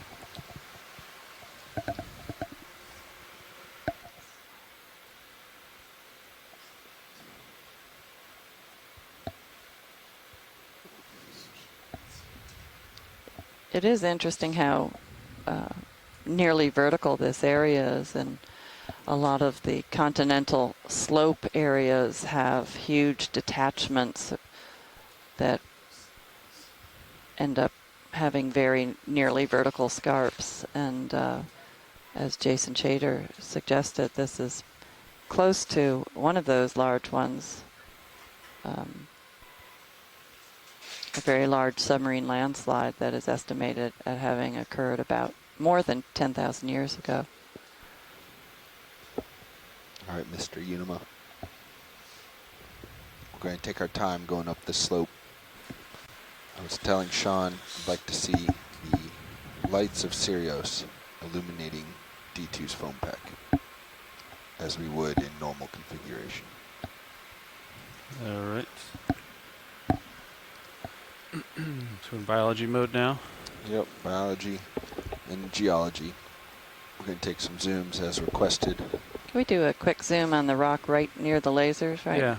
At this point? That one looks a little less sediment covered.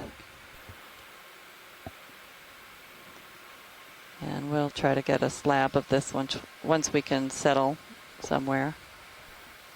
Watch, would you like to sample? These rocks here? appear to be So he's where sediments have been consolidated, and then they're probably from being near the surface a long period of time, and iron oxides and maybe iron manganese oxides have precipitated out of the seawater to make that black encrusting material that helps to hold it together.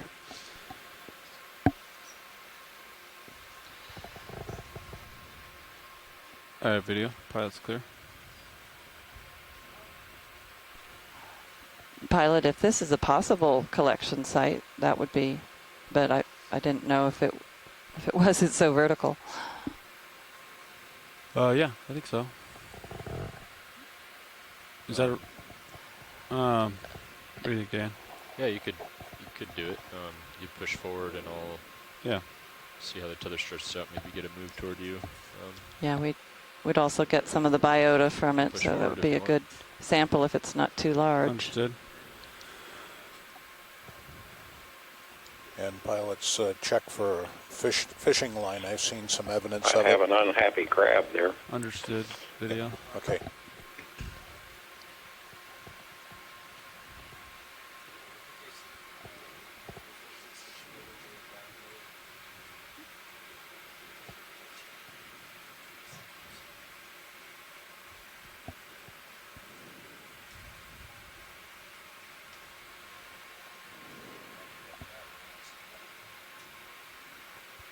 Did you guys happen to copy any of that? We can't hear dry lab. Understood. Go ahead. So we cannot touch bottom yet. Oh, okay. We have to stand by. Well, in that case, yeah. Why don't you? Okay, EX is out of broadcast. Well, let's hold here. If that's the sample they want, we can move Sirius closer. Okay. Yeah. If that's the particular rock they want, we can do that. So, do you want to just move Sirius like at I mean, we could do 180, just like 10 meters or something.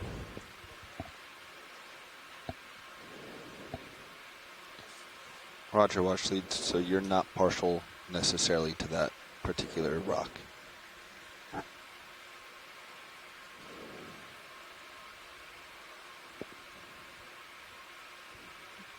You could come down if you wanted, Dan, right? Down. I got to do it slowly so the tether sinks and doesn't get over the top of me. Okay. Dry lab, you're all set.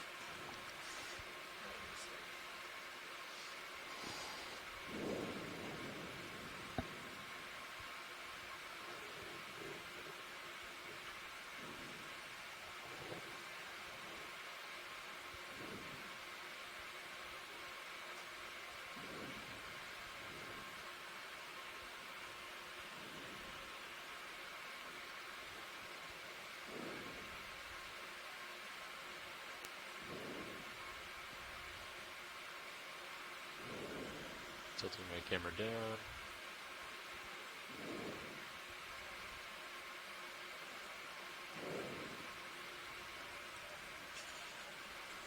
Colorful fish.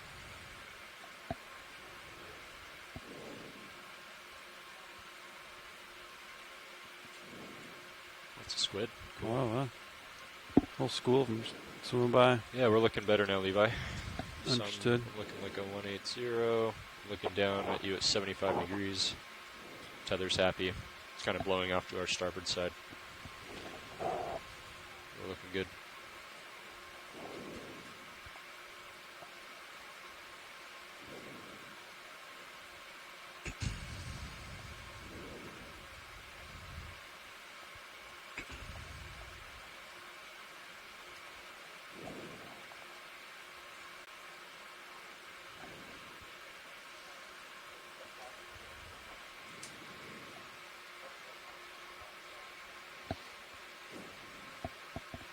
Video, you can frame up the fish.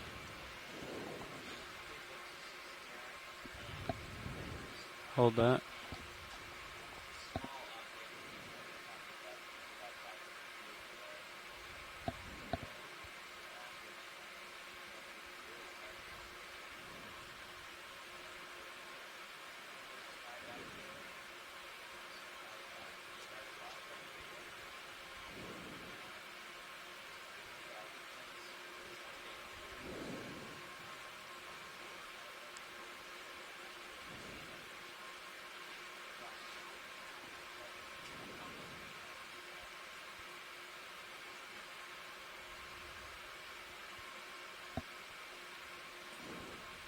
Okay, video, you can come wide when you're happy.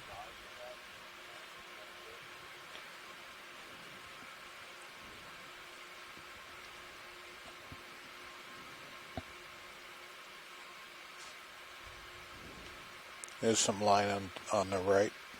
On the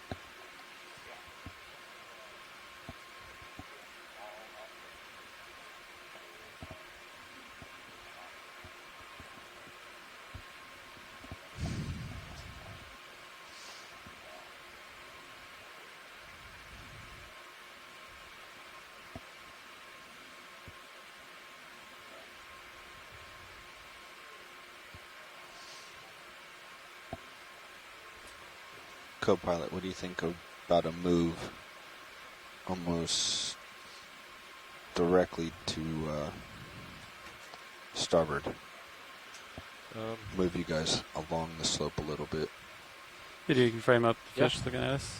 It's fine. So with what direction are you thinking? My goal being trying to get kind of back over here where the sharpest backscatter is located. Okay. So what bearing is that? I would move you just 10, 20 meters just to your right. Like perpendicular? Yeah, kind of. 270? Yeah, so that you can turn 45, kind of face a little bit ahead, a little bit to the slope, like we typically do. Yeah. Yeah, that's fine. I'm probably going to face more into the slope than not, just because the tether is kind of blowing in that direction. Let's zoom in on this surface here. Seems to have an odd texture. So, yeah, that's fine. A water bottle. Just been modern trash. Oh, it's a water bottle. You can come out. So Levi Nav wants to move us at 270, 10 to 20 meters, so you'll want to like kind of saddle along with me and not get too far ahead. Understood. Going to starboard.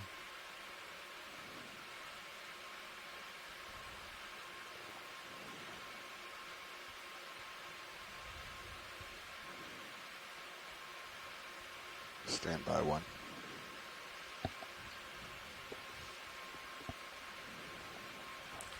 There's a stalk center lower.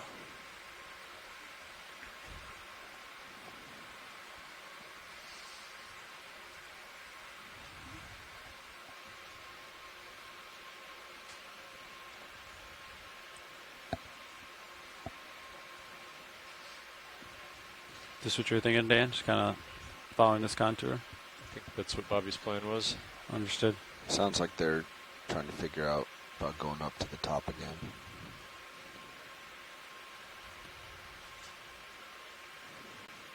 Video, you can frame up fish. Tilting up. Moved ahead and looking at you 40 degrees now.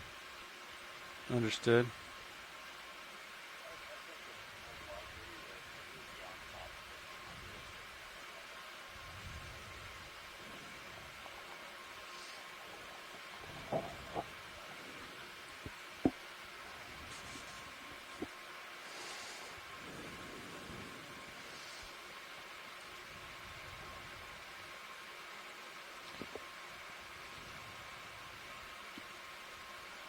Sounds like they're doing biogeo, so I'm going to do that 10 to 270. So Levi, I think when we do this move, you'll want to come back towards Sirius, and then we'll scoot over together. Bridge, Video come now. out. You can zoom out video. Go ahead, RV nav. Thanks. Can I get a ship move, please? Sure. Just 10 meters, bearing 270 degrees at 0.2. 10 meters, bearing 270, speed decimal 2. Good copy, thank you.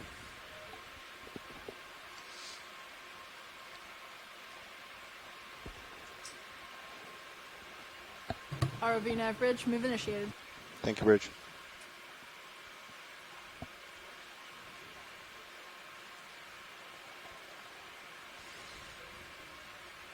So that was 270, Bobby? Is that right?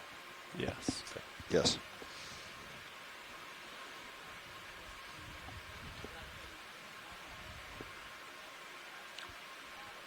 So I'm going to tilt down to 50 degrees, and if you kind of center yourself up in my frame. Go ahead, it should be Dry Lab. comfortable.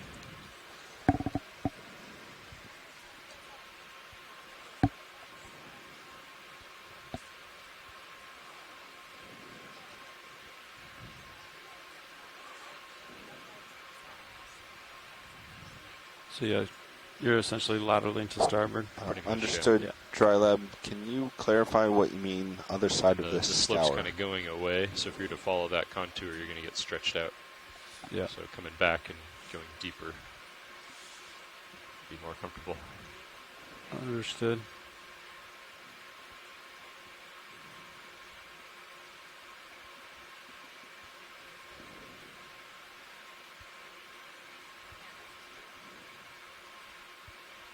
Go ahead.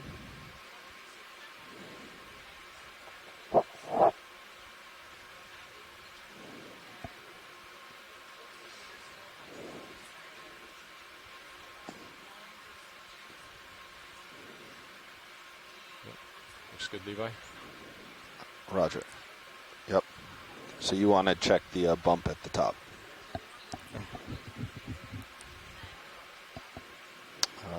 Okay. Yeah, there's not much of a base to go around, but we'll drive through the entire area.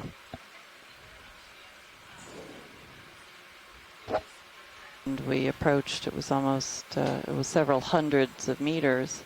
Okay. And then this wall was in front of us. So unfortunately, it doesn't look like a shipwreck, but it's a very different kind of habitat than what we've seen. Roger.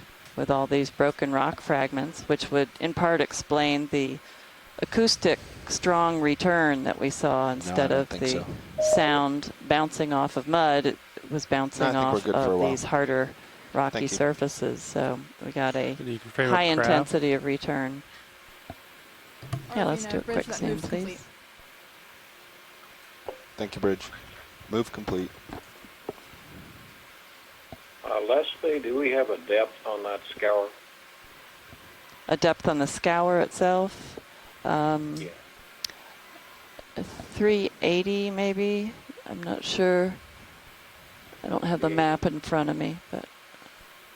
Okay.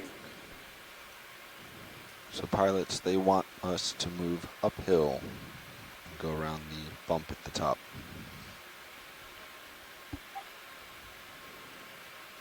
Copy that.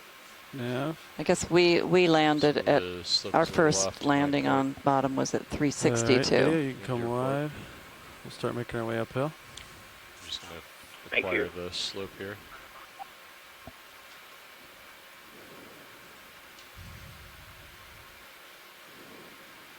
Turning to port with you. To go up and explore the top. Is that what I heard? Yep. Understood. And Tammy Frank has written in that Tracy Sutton was briefly looking over her shoulder And Tracy said that the 160. pretty yellow pink fish was an 155. anthine grouper, and the That's scorpion fish were helicolinus. That was the larger. Helicolineus. Helicolineus. Okay. And that Thinking about a but the other 160 fish Levi. is Anthias Sounds woodseye, good. I believe. Okay. Yep. And I'd like to keep you Anthias woodseye. more Okay. below me than stretched out ahead, just because the way the tether is. There's another one there, going Understood. into his cave, or at least How long do peeking you under want? someone Yeah. else's cave. You do 15 meters. In case they want a sample or something here. 15 meters, 160. So this There is some rocky monofilament slab directly rubble underneath wall the that we've been vehicle. climbing Bridge, RV nav. ahead, has RV some nav. Ship move, significant please. relief with about 15 meters. Bearing I would guess 160 degrees. 70, decimal 60 2. to 70 degrees of 5 slope. meters, bearing 160, speed decimal 2. Good copy, thank you. Cancer crab. Can we zoom in on the crab, please? Absolutely. Thanks. Video, let's come in on the crab. ROV nav bridge, move initiated. Thank you, Bridge. Genus Cancer.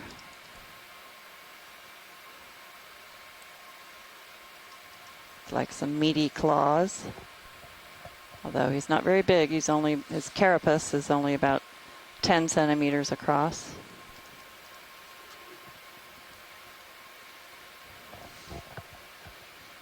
Looks like a pycnogonid on the, what is that, a Looks like a hydroid? Yeah. Mhm. So you had that monofilament right below you. You don't want to come down too much. I think it's below me now. We're seeing some of these beautiful white anemones.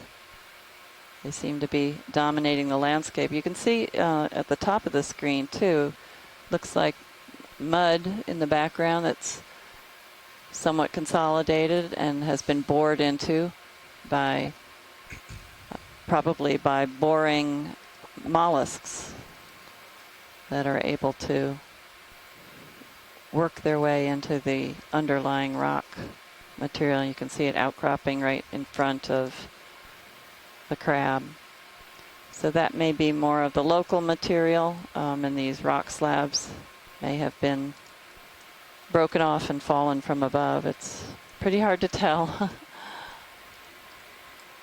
But if the underlying substrate under these slabs of rock is this kind of material, it might help explain why it's so nearly vertical. The mudstones and well, they're not completely solidified into rock, but the indurated, compacted muds tend to give more vertical or steeper slopes because they are actually pretty resistant to erosion as compared to if you had a pile of the calcareous shell material that had been indurated.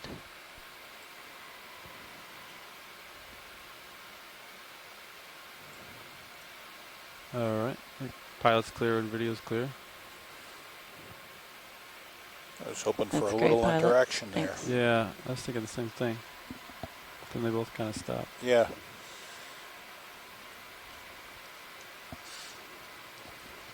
And lots of the black belly rosefish you see in the center screen. Coming up. Maybe we could take a quick zoom on him. We've seen so many of them, but Snap-on fish. we haven't actually looked in Could detail. come in on the black belly. We've seen these in other dives ranging in these depths. Very common on the shelf and Zoom in shelf video? edge. Yeah.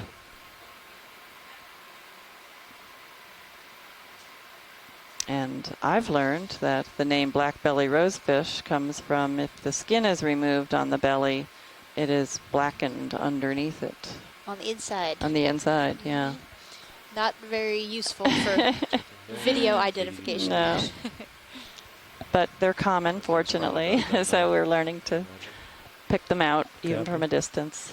And a pencil urchin, they walk along on their spines in this environment and can crawl up these rock slopes.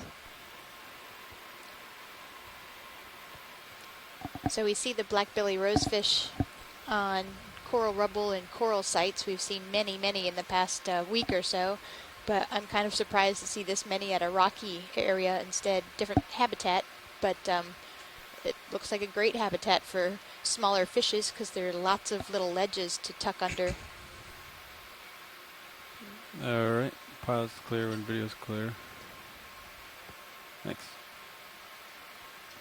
And the same goes for that squat lobster, Eumida picta, that we just saw in the next to the black-belly rosefish. We see those frequently at Lophelia and coral rubble habitats. So set for the And next these few minutes. yellow Understood. bulbous organisms that are hanging from some of these ledges are likely the anemones that have folded into themselves, and they have a morphology that reminds us of a Venus flytrap. We'll see some that are open. I think there's one in the upper left coming in there Yeah, now. right on the edge of the screen, and there are two of them actually right there.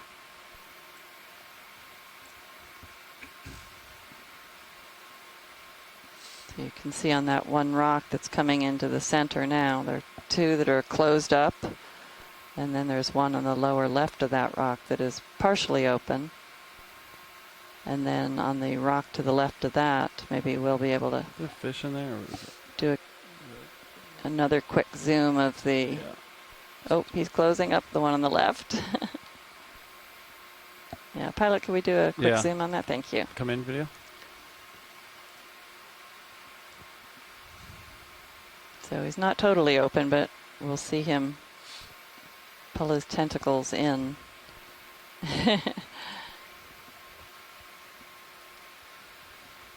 And there's a tiny squat lobster in the upper left, I believe.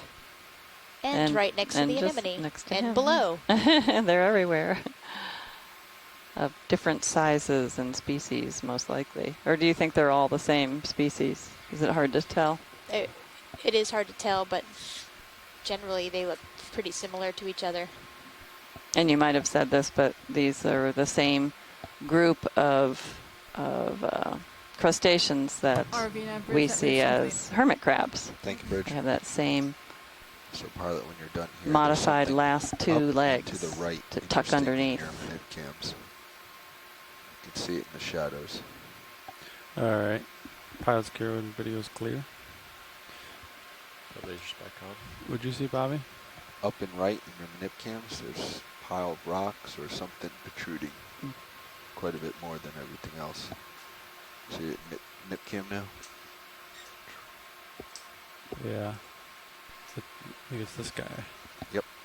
It's a beautiful fish.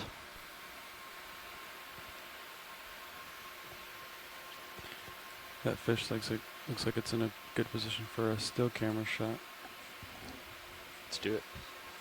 I'm looking it up just to make sure. Can I turn on the forward lights video? Beautiful view of the Venus flytrap type anemones.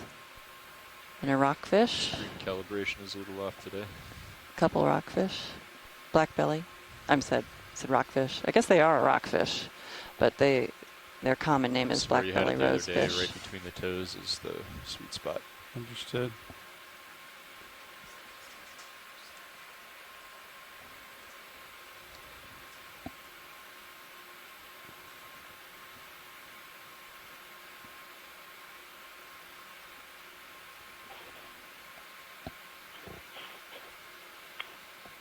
That's quite a view. Yes, it is. We see these rock substrates, these outcrops, or even just fallen rock, as we're looking at in this view. Great substrate for many, many different organisms, as well as great habitat because of the nooks and crannies and overhangs for many other fish and mobile organisms. And this rock looks a little different, actually, from all the slabs we've been seeing. It's a little more blocky.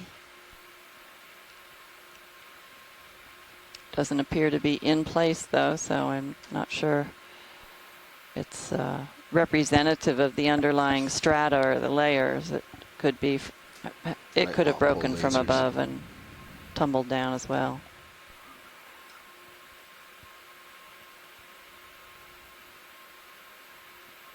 Yeah, it's mostly white. Seems to be some scalloping Next question. on the upper part.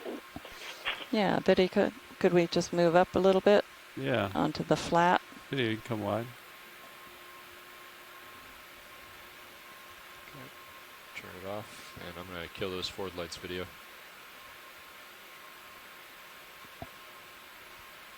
Yeah, this gives you a nice view of the ledge type of habitat.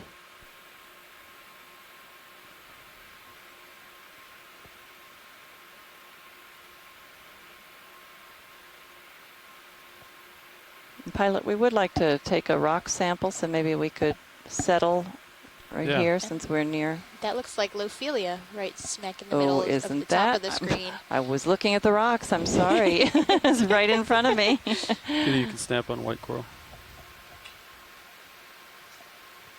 Well, that's interesting. And there's somebody living under it. Looks like a Conger eel, yeah. Well, that is interesting. That's Lophelia. Well, it's a coral dive after all. Yep.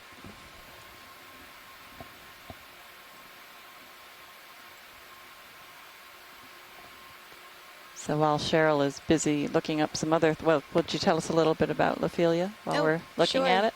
So Lophelia is a colonial stony coral, and as we've seen on previous dives in this expedition, it is capable of building large mounds off the seafloor over millions of, or at least thousands of years. Hundreds of thousands to millions. Hundreds of thousands.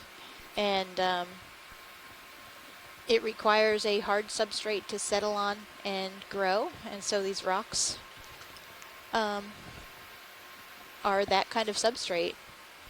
And its depth range is in fjords.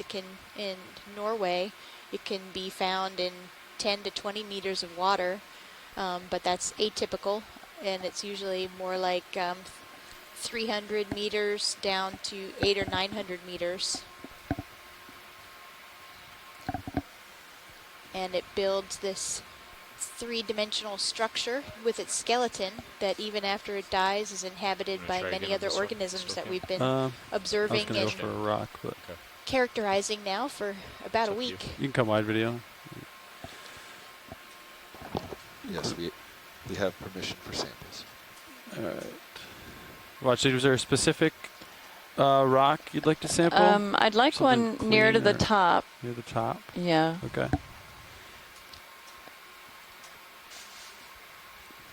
Watch leads, this is ROV Nav. I'm looking at those rocks just below the fish there. They look awfully cylindrical. Is that natural? Sorry, I couldn't. They're bottom left now, going off screen. They kind of look like cylinders. Question about light penetration, Leslie. Is there any hope of Come in. at this Video. depth?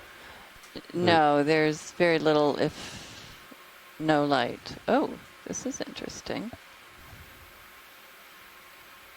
That is very good eye. Dead stocks or something. That looks like non-geological. Yeah, it sure does. Video and it's like pipes or clear. Yeah. There's a couple more to the right. Yeah. You can come that full wide video.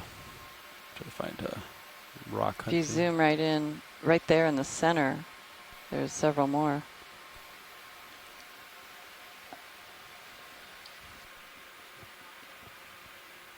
Yeah. Yeah, we'll hold off on the rock idea. All right, video, come in on cylindrical, then hold There's there. The scorpion fish you were talking about. I wonder if they're like dead stocks or something. Or Quite a few cylindrical objects around here. And they are well encrusted and coated.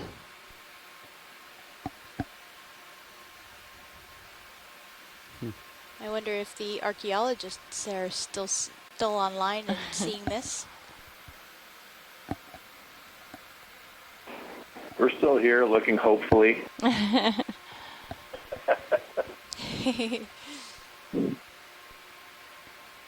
Could these be of any interest, or is it just more debris?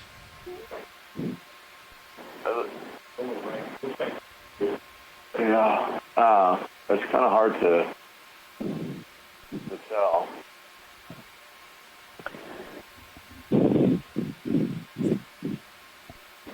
Just under that ledge, there's a pile as well. Yeah. Interesting that it's under the ledge. Hi, Leslie and Casey. This is Scott Harris. Hey, Scott. The little round things, the little features there look a lot like some of the burrows that I've seen in the past, terrestrial areas, where the burrows get filled and then they are more solid than the surrounding rock, and as the rock erodes, burrows will often be left as a positive feature. Okay, video come out partial. Do you think that's what these pipe-like things are? Might be. Maybe. Yeah, they do. They'll look like little pipes and little things, and but they do have some oddities to them. In these cases, some of them look like they have a little, like that one's got a little tiny tutu on it, but they look like they have a little band in some of these areas, which would mean some type of chemical reaction as they were being exolved from the rock itself. If that's the case, it could be something entirely different, but it's just very reminiscent of some of the burrows that I've seen that have come out of the rock.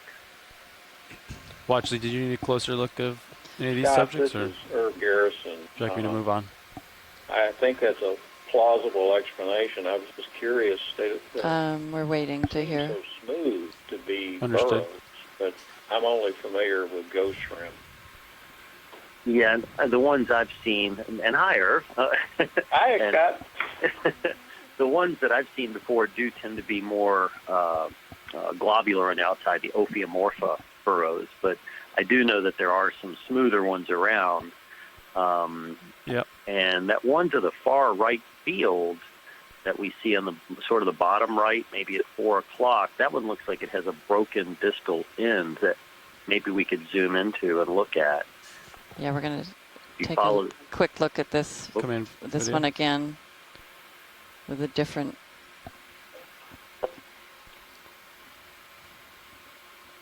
So this one has a right angle to it, but it, of course, could be the way that organism burrows, if it is, in fact, you come out on this one. I think filled-in fish burrow. Kicked up a bunch of dust for this zone over And here. that's what the textbooks tell us, but I'm not a burrow expert by any stretch of the imagination. No, and as we're looking at some of the rock outcrop, it'll be helpful to see if we see any that are hanging down through the rock. Mm-hmm. Actually, if you snap upper left, sort of what the fish is looking at under the ledge. Come in partial. All right, watch the. And I think I have a delay today. Yes, up a little bit, that object hanging down, that might be exactly what they're talking about. Oh, okay. Yeah, exactly. I was thinking about that when I saw it. Very interesting.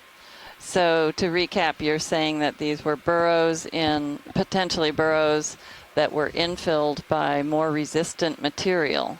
And then when these walls were crumbling and when the rocks were crumbling and breaking away, that resistant material is now just laid out on the sediment. Yes, yeah, and that differential erosion is really you can see one in the upper screen also, upper left. There it is. Very interesting. Had me fooled. Thought they were pipes. All right. We see these in the tertiary a lot up in the Virginia area, and I've seen it in the Quaternary a lot in areas where we do have cementation. And actually, the calcareous dunes that we've looked at in Portugal, they're just beautiful features. I actually have a piece of one sitting on my shelf at home. And they We'll are actually typically find where made we're of at for mud, now. which would solidify and be more Tether's resistant. formed nicely to starboard. We're on top. Well, so you some are can mud, some are filled with mud, search around with tether some are length. filled with coarse shell hash, the calcareous hash from the broken down shells.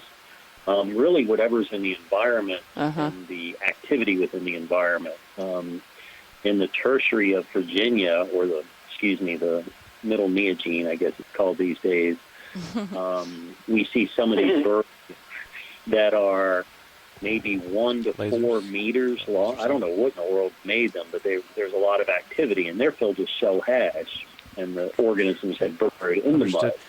And other areas, the organisms burrow into shell hash, and then they're filled with mud. So it just really depends on what the geology is beneath, and then what the sediments are above. It's a great shot.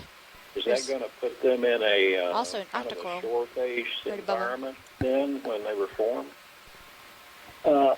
I would say probably not for these, given the depth, but it's possible. That's where most of the ones I've seen. I would not dare to guess for this area, not knowing the age of the rocks here and the geology. Yeah. Maybe Jason can jump in and give us some insight to that for this part of the world. Got a beautiful view of, is that a conger eel or is that a different type of eel? Looks like a conger eel to me. And he has a little white octocoral growing over his head. And a worm. Yeah, one of those green worms that slithers back into the rock, probably.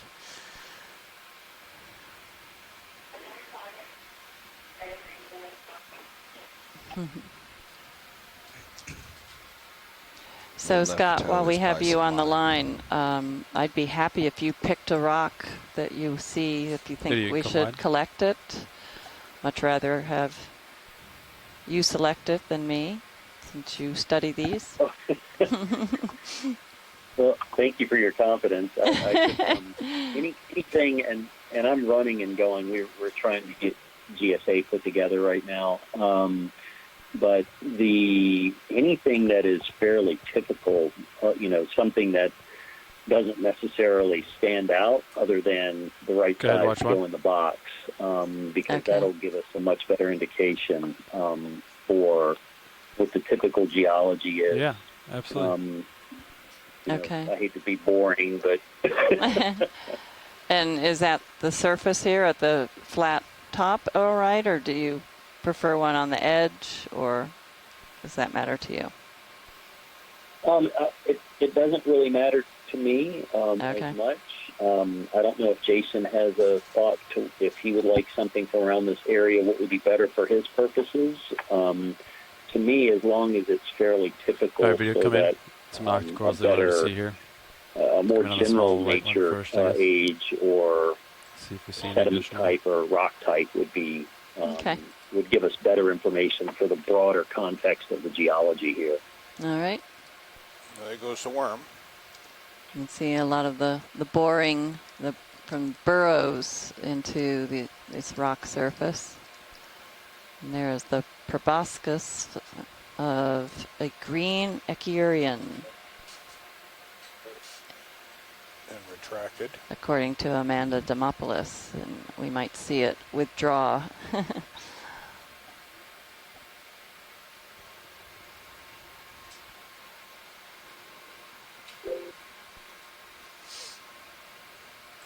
And Cheryl, you said this is what?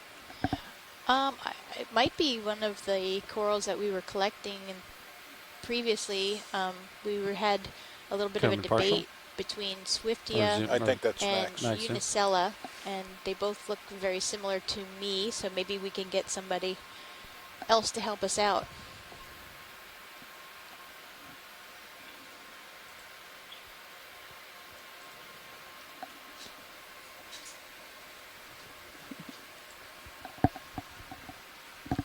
Did you see any other corals in this area you wanted to look at, Watchley? Okay.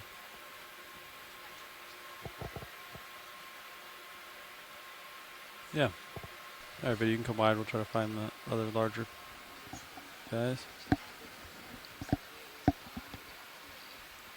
Okay. Yeah. Yeah, so that one that's just above the conger, the taller one. Okay. You come back in on the larger subject, brown in color. These organisms certainly provide some color to an otherwise dull environment. And this looks like another one of the hydroids that, similar to we've collected, and that looks like maybe either a little decorator crab or, yeah, I would say a tiny decorator crab, spider crab. And I don't think we've seen that combination of associations No, I before. haven't seen a spider crab climbing out of the substrate at all. I don't think.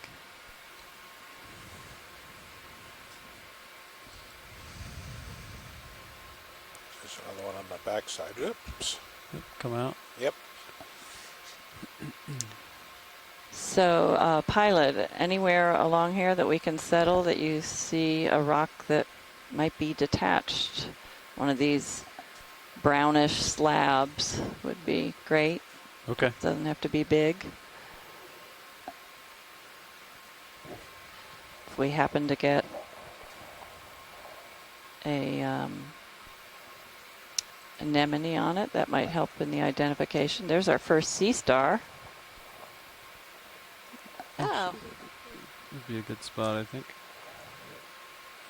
And the white octocore we are looking at, Ira Sampaio says it's a plexurid for sure, but it might be Thessia.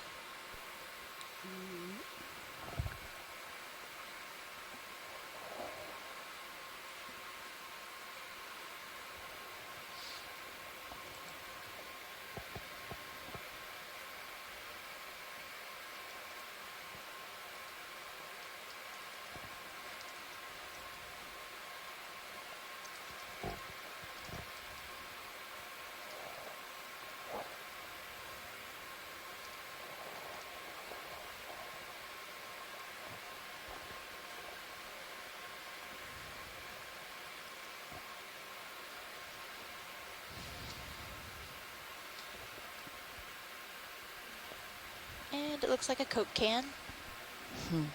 Coke can for scale. Yeah. It's another one of these cylindrical objects. Rocks, actually. Most likely.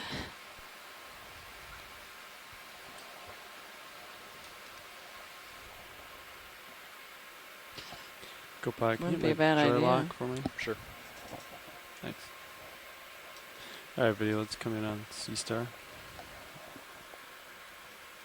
Cool.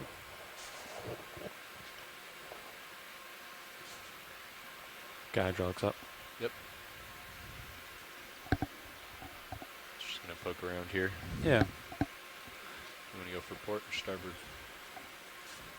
I think starboard side will work. Okay.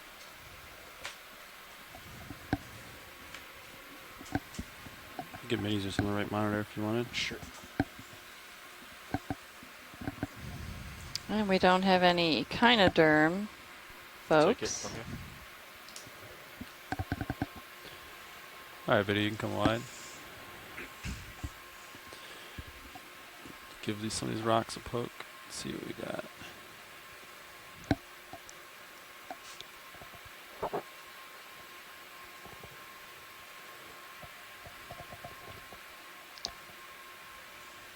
So we're looking for just an easy to grab slab.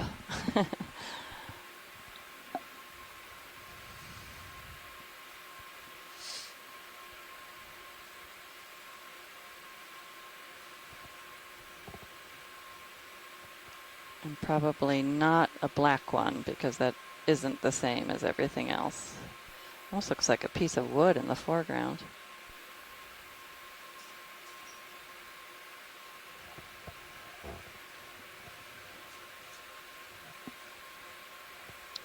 That would be perfect. Yeah. Okay. Mm-hmm.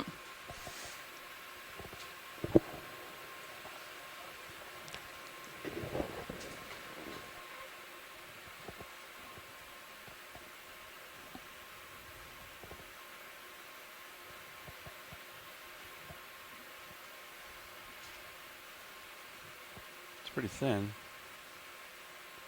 That's okay. It's representative, I believe, of what most of these are.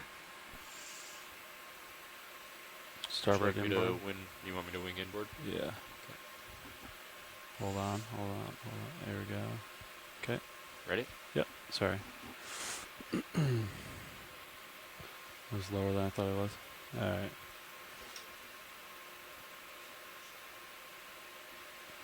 Let's drop it in here.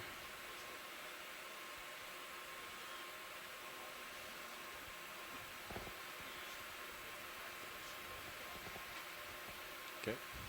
Want me to stow it? Yeah.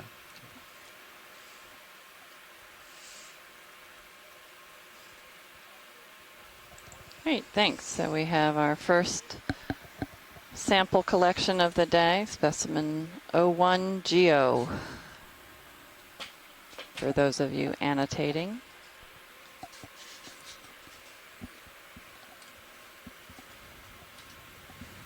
Camera control back to you.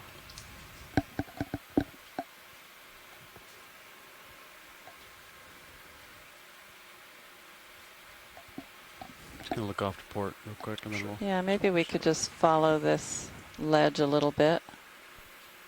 Okay. You can see how the currents undermine the edge here, and eventually there's a great example of a big slab that broke. Yeah, there was a big one. Like a 1. Do you want to take a look at it? 130. Yeah, pilot just went off the screen on the lower left. There's another of those cylindrical features. Another Coke can. Yeah, it's come in. Like a black plastic pipe fitting in a tin can. Oh, we weren't actually talking about that, but and that is sad to see. Bud Light. Yeah, there's another one. And you can see some more in front of us now. And just below all that, maybe you have to zoom out a little bit. There's a metal rod There's a much larger one, even farther down. Hi, Roland. Zoom out a little bit. Oh, I think they saw one further down. Yeah, right there. Oh, the large one. Here it is. Come back in. Come back in. Roughly like... Right there. Yeah. Yes. Sorry. Maybe it's just an old can. Yeah, please. Got it? This is close you can get to it, I take it? No, I'm drifting away the current. I'm going to come back turn to it like Sorry. the other burrows, if these are in fact burrows. So you guys got all those rods above it? Yeah, we saw some earlier. Mm-hmm.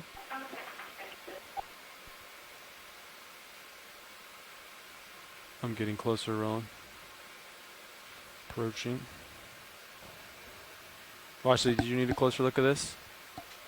I think that's probably good. Yeah, maybe just good. pan up a little bit or tilt up onto that flat surface where the smaller ones were. You can see some might even still be attached to the rock.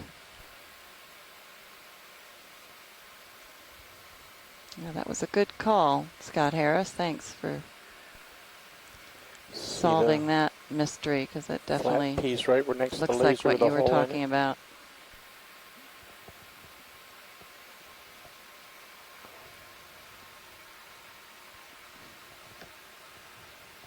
How about that right there? Yep.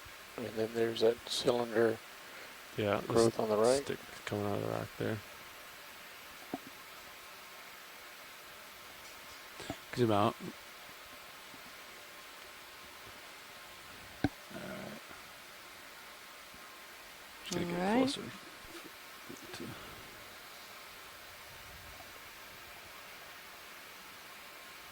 So it does look like the underlying rock here is that muddier consolidated material that the organisms are burrowing into on the sides. And so as that erodes away, this overhanging ledge breaks off. Under the overhang for a second. And we'll be able to see some of those burrows hanging down from these. They're infilled burrows. That's a great shot.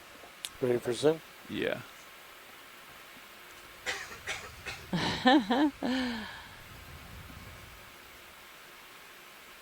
So again, these, when the sediments were still new, organisms would burrow down into those sediments, and then the burrows left cavities, and the burrows then filled with a different Can material. you see the one on the right that's got And the the split erosion in it? underneath this ledge has removed the other material, but the burrows themselves had more resistant material in them, so it's like a cast of it. Forward lat, causing that vibration. There's a little bit of current here. Mm-hmm. A little bit more See right. small gastropod there. Oh, and there's a big tail fin of somebody.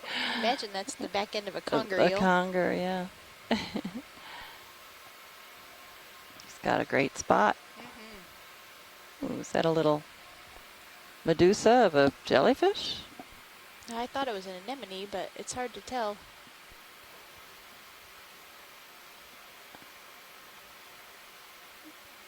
I don't know what it's holding on to. All right. And we have Probably the do a Venus short move with, flytrap like 0.75 if we morphology wanted to keep following shown the ledge. there. Is that cloth on the left? You guys looked We at learned No, we want a to couple days ago that no, we have not looked it at is that. not a Roland. single species where, that it's referred to as a DC wants Venus us to go. flytrap. That's a Yeah, morphology, little bit and ago, several this section wanted to anemones follow the ledge. use that shape. It's a great adaptation to grabbing food. Do we want to follow the ledge eastbound or westbound? I would say This the is direction. very direction sad we're to going see so much debris on the upward, seafloor. so eastbound, if that's what we're doing. We have think the we just currents head coming uphill. off the shelf here, but also Okay. the You wanna Gulf check the Stream. So I think we're pretty much at the top, aren't we? a lot of fishing Yes. activity goes on in the at the surface starboard? water, so we have to be very careful of Departing work fishing gear, request. because that is one of the biggest Oh, Just hazards. to get around this, check this area up here.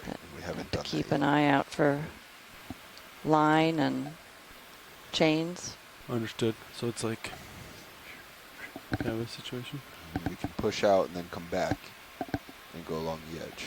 But I think we need to push out and continue to do this area out in front of you. Okay. So I would maybe come back to starboard and I can look Yeah. directly out over the flat top. Okay. Just line back up with you, Dan. Yep. Should we follow the ledge a little longer, or? Yeah, pilot, if we could just either direction, whatever works best, but just follow that ledge. Watch lead, nav. Go ahead, Nev. So the request from Casey and the archaeologists before they left was to continue uphill and check this mound area. Okay. We can certainly come back to the ledge after we've done that. Great. That's what we're running on right All now. right, that's fine. As long as we can come back, that'd Yeah. be great. We just need to get out about another 20 meters straight ahead, check this area, confirm that there's nothing on the top of the mound, Okay. creating I'm gonna this come down scour, a bit, give you and then tether, we'll and come you back can to the stretch ledge. out. That sounds great. Maybe Thank if you. we can just do a tether length, or that would work well. If they want to move forward, we can. Yeah, I think just one tether, 30-meter move or something. Okay, I'm gonna tilt up, Levi. You guys okay with that? Yeah, I'm good. Yeah, I don't Looks care. like what we had for dinner the other night. Yeah. Do 30 I meters think then at that's a 160. Roshinia. Could frame Yeah. this up if you wanted. We're looking for yeah.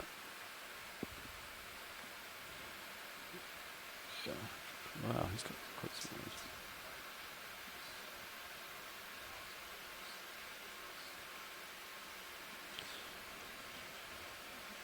Come in. I think it might be just trash. We're seeing a lot of trash here, Roland. Bridge, Harvey, nav. There's another of those green Yes, can we get a worms ship move, that please? has its 30 proboscis meters, out bearing right now. 160 degrees, 0.2. Doesn't look very green right now, but Neat. Good copy, Bridge. All right. Go to the worm. Okay.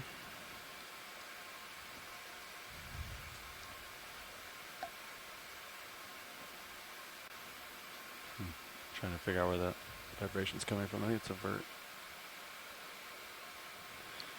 Come out, video. Thanks. All right.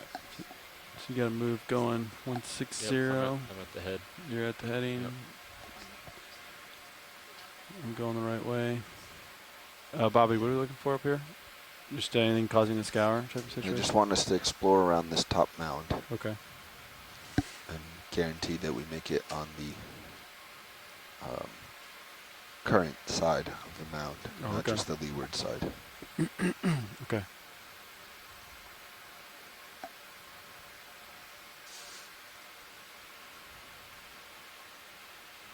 Yeah, right now I got current coming from my port to my starboard. Yep, I'm going to bump your sonar back out to 50. I think just adjust your head, come around with your heading to see if anything pops on sonar. Okay. I'll look around for my sonar.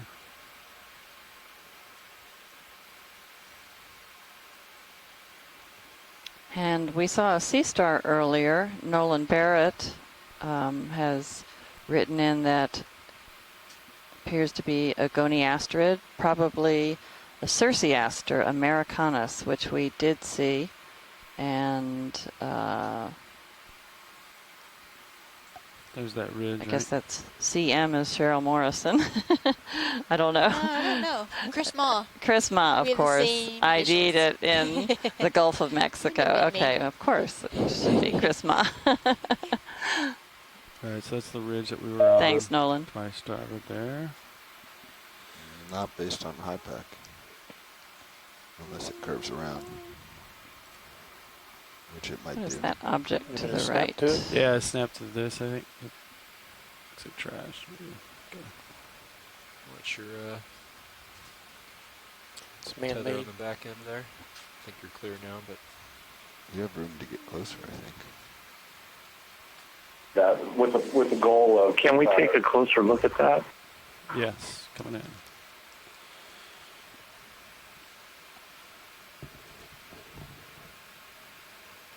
Wow, this is another mound, isn't it? Like a table or something? Countertop or something? Is it metal? Seems to be metal.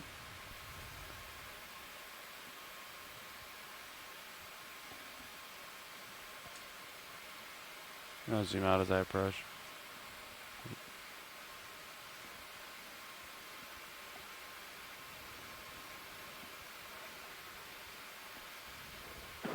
Looks like a cleaning station from a fishing boat. That's what I was thinking too.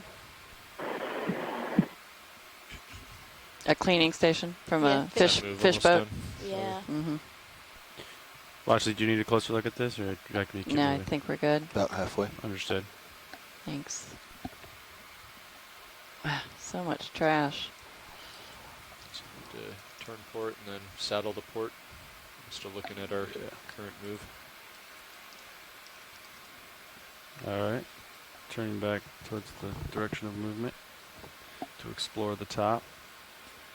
So we have a mound over there.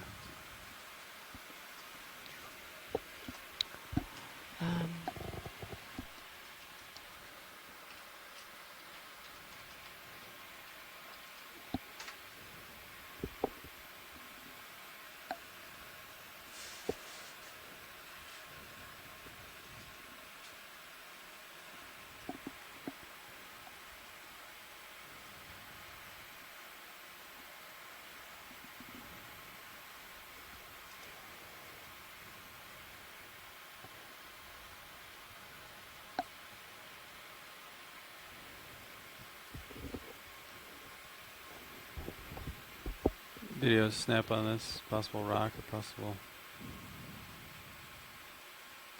Just look kind of square is all. Looks to be curved also. You'd come out.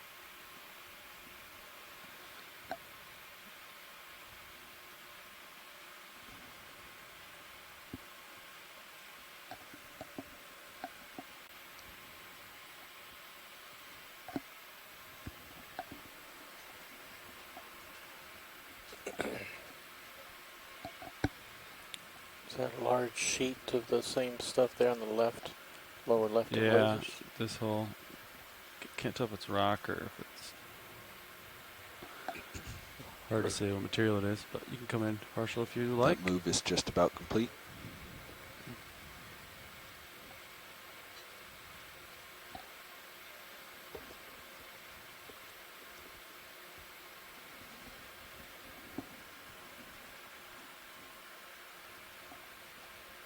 Oh, did it come in? Is it just an arm of a crab just chilling here? Yes.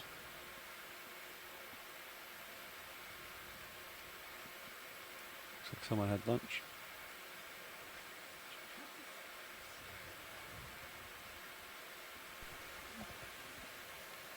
Tilting down 80 degrees. All right, video. Pilot's clear. So pilot. And Jason Chater of the U.S. Geological Survey pointed out that continue around port.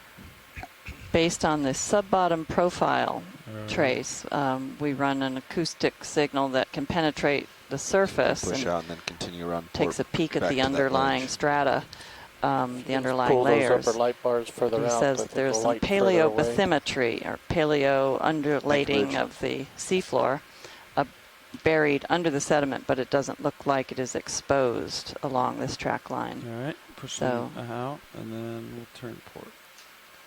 Meaning that, I assume, meaning that there is some evidence of, in the past, that there was a little more topography here, and these rocks are layered on top of it, but that older subsurface is not exposed at that cliff-like feature that we just went up. The scour. Nothing on sonar. Take one more peek to starboard. Look out. So the plan is I'm going to have you come back left, hit the ridge, and then you'll do a 180 starboard to get that turnout, and then we'll go this way along the ridge. Okay. Sometimes you have to turn right to go left. Yep. All right. I think we explored this area. Copy that. Turning back to port.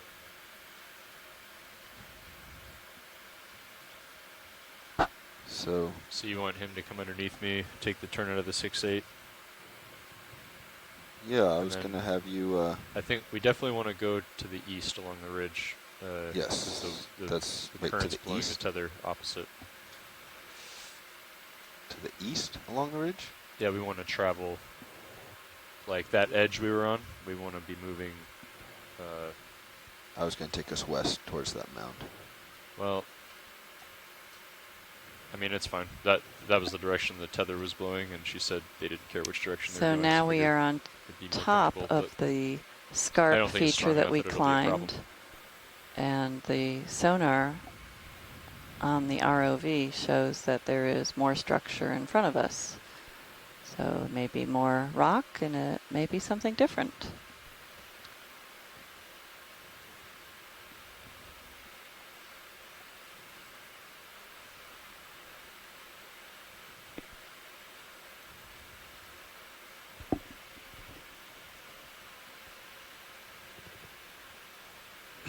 So co-pilot, I was thinking of taking you 30 meters at 015.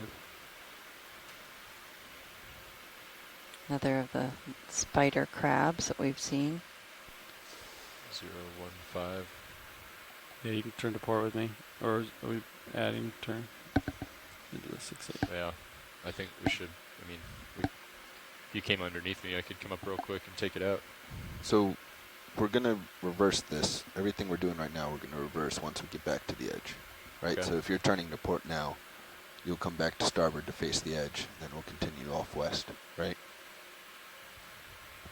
Okay. So you'll turn, get out to the edge. You can turn back this way. Yep. 015 is fine. Yeah, this is just temporary to get us back to the edge. Yep. Bridge, ROV nav. Ship move, please. 30 meters, bearing 015 degrees, 0.2. Correct. Correct. So almost the way we just came.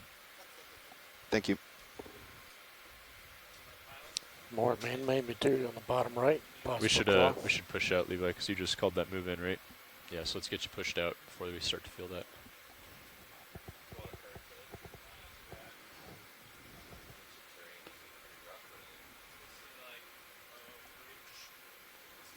And we're moving up another similar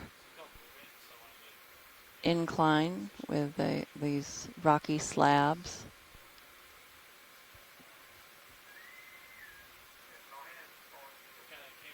Okay, I'm lined up on 015. This type of slab is often called the crust for the area because it is from the sediments that have been somewhat glued together by the precipitation of mineral matter from the seawater. We just passed over type of coral. Yeah, I'm roger not that. the coral person. You She's are at correct. lunch. We were jumping out a little bit Looks like it might have been an see what was octocoral. ahead. As suspected, there was nothing up there, so now we're heading back to a ridge that we were exploring earlier. You're seeing a conger eel underneath the ledge. Yeah, that's looking good, Of Levi. course, more of the black belly rosefish. So yeah, pilot, once you get to the ridge, so this 30 move should counter what we just did. You should get to the ledge and be able to turn back to starboard to get into the original 0 turns.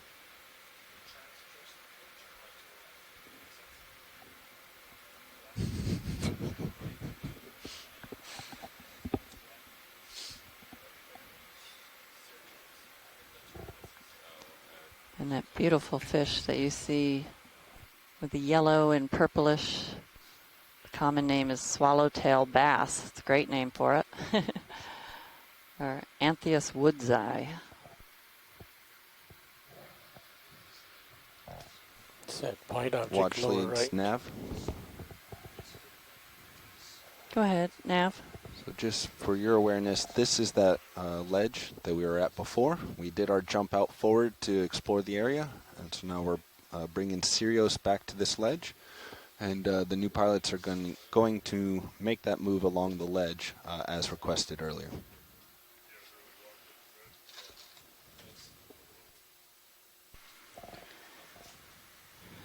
So we are switching shifts here. We have a new watch of pilots coming in. And we've just been informed by Nav that we have circumnavigated the area as we had planned. And sadly did not find what we were seeking. Pilots. No, how's it going? We had hoped so to to give you the find a picture, shipwreck in this area, if you're just tuning in. Before Casey and the archaeologists handed off control of the dive, they requested that we come up using the multi-beam sonar over several passes. So we pushed Clearly out an area was identified of significant to kind of see that area. Slope Had pilot and do a large big feature circle, with a very long mouse, scoured area kind of came out trailing this way, off came downdrift around, of the and now Gulf we're going Stream. back to a ridge line that the watch leads were really so interested we in seeing. hoped that So it was this move a should take hull Sirius of a back out the vessel. ridge.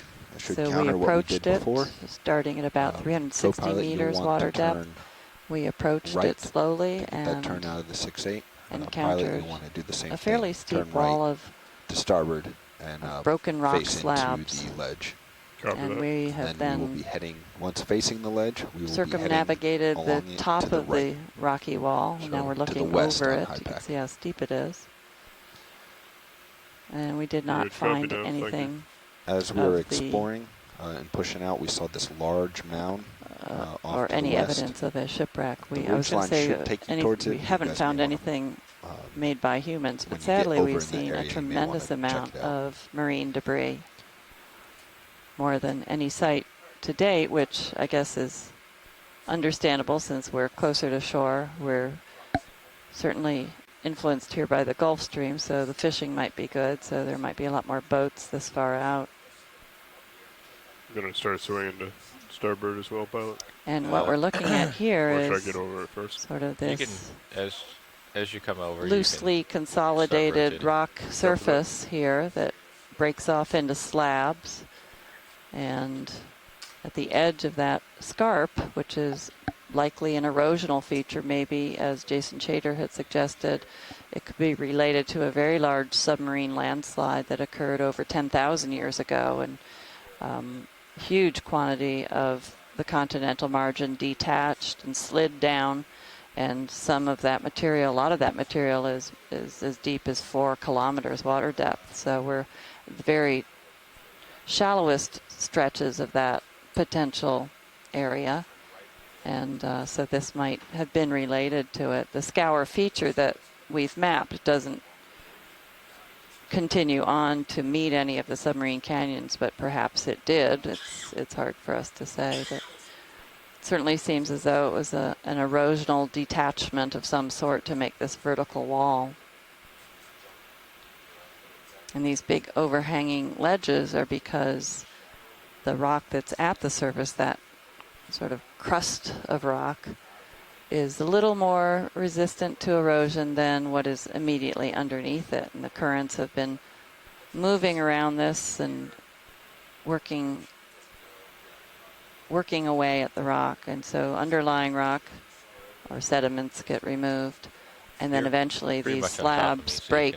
They just become too much of an overhang, and those slabs then slide down the face of this very steep scarp. And the good news is that it's great habitat. So even at the surface where we saw all those anemones and offset of you, the rosebelly, pointing towards the west so we can see black-belly rosefish. We see even more concentration of the fish because they have some great habitat here in which to live. We have a conger eel on the right. Seen several of those.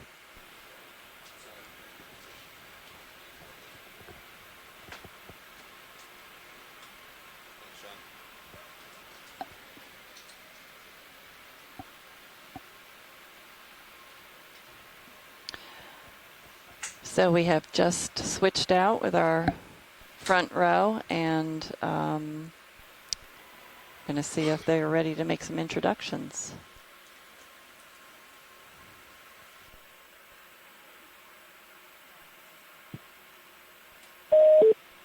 Watch it, go ahead.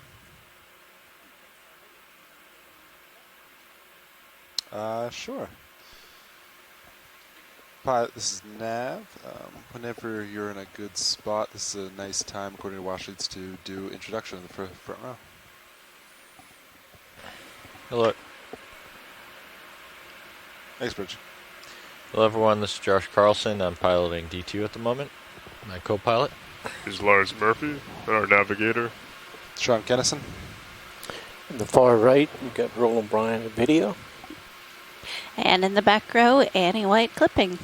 And we're all with the Global Foundation for Ocean Exploration. Is that a clock? That's definitely a clock. And in the back row, it's just me right now because it's lunchtime.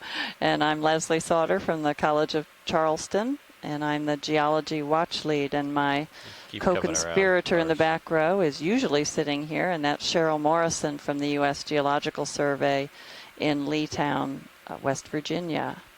And also Derek Sowers, who is the mapping lead. He is often sitting back here with us. Any questions with previous nav, what we want to do? Great. And again, that is a swallowtail bass, that beautiful fish with a long forked looking close to that clock to see if we can get a label. So you can see how these slabs have just broken off, and now they are becoming sort of a pavement to this scarp, but acting as excellent substrate for many different organisms.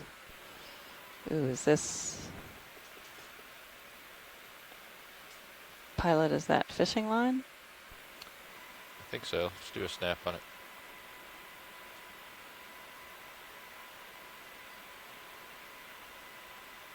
Actually, it's not fishing line. That is... Well, I don't know what it is. It looks like some wire. stalk of some kind of... No, there's rope, and it's just got... Wow. Oh, it's branching. Is it branching? Can't It tell. certainly It's has man-made. It's not branching. become home to many hydroids.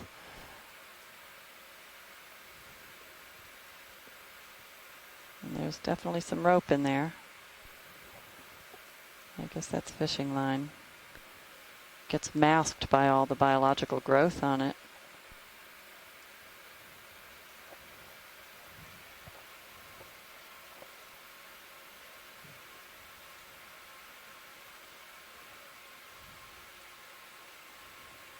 Yeah, Tina has contributed that it's part of longline. So these are some of the hazards that we have to be very aware of down here. Certainly we don't want any of that type of, oh, and there's a much larger piece of rope there.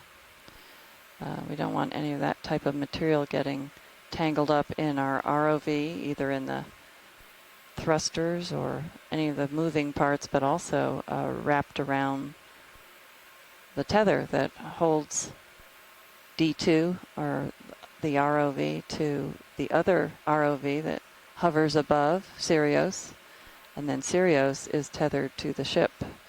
So we have our own lines to worry about, but we certainly have to be very wary of being tangled up in object. cast-off fishing lines and other types of gear. A lot of marine debris here. We've been to this area, but we didn't look inside that thing.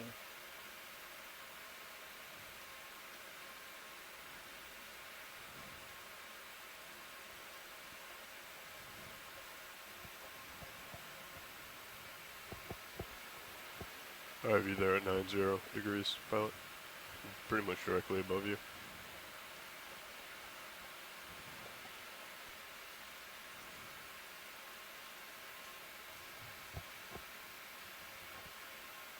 Go for the crab if you want. Lurking in the distance. Protecting his beer can, it looks like.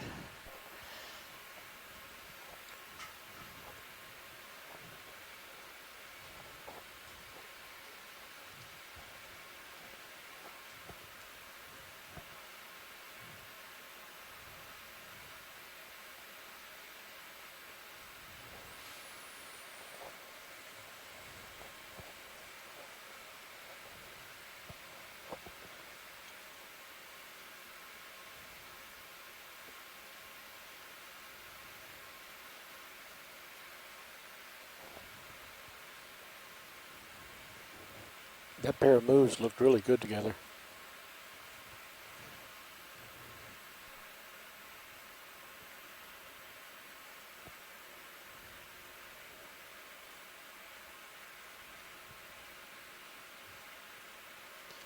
Yeah, Copilot, you can start to turn, I guess, starboard to follow pilot as we transit. We have three different along this ridge. Go ahead in. Three different decapods. Here we have the spider crab. The larger one there, the broader one, is Cancer. And then we have the squat lobster.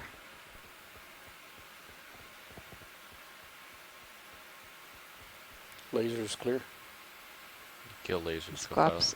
Squat lobster is Emunida picta. And here's Cheryl to rescue me with the other crab names.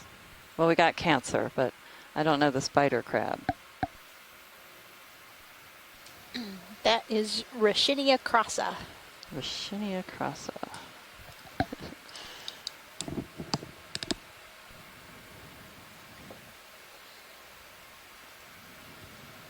Video's clear.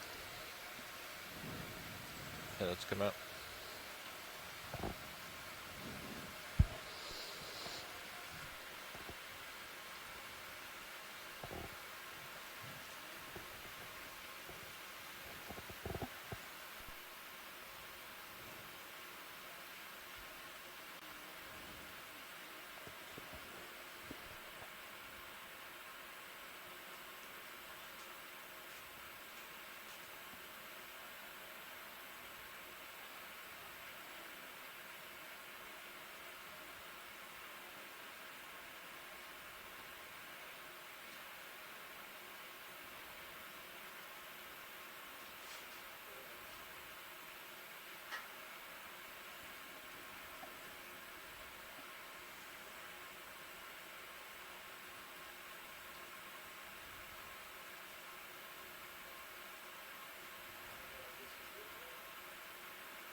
Do a snap here. Pilots, this is Watch 1. Go ahead. Have you all introduced yourself recently? Yes, we just did. Okay, thanks. Huh. Would we like to get a move in?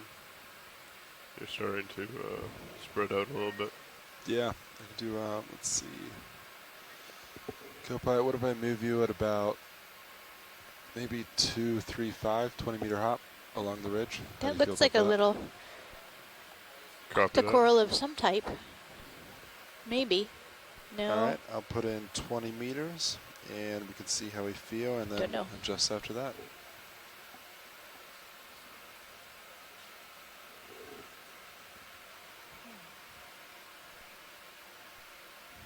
Bridge the snap. Tiny hermit crab.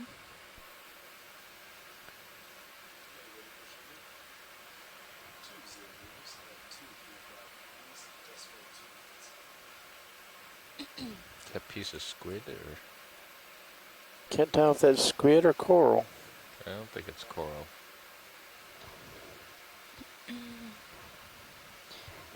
So we have a question from the audience, from Anomaly Bird. What does it sound like deep down there? And we really can't tell from the equipment that we have in the water now, the ROV.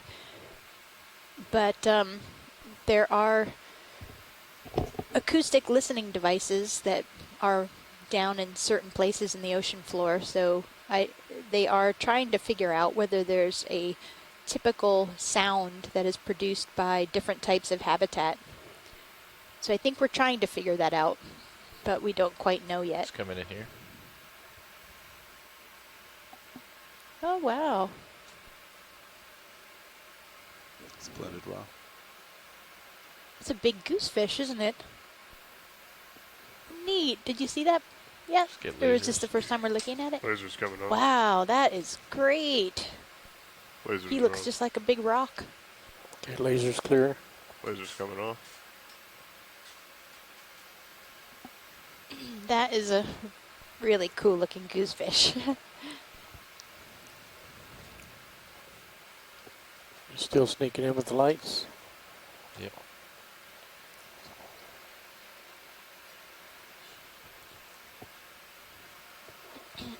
So you can see there's a little thing that is sticking up in the middle of its head.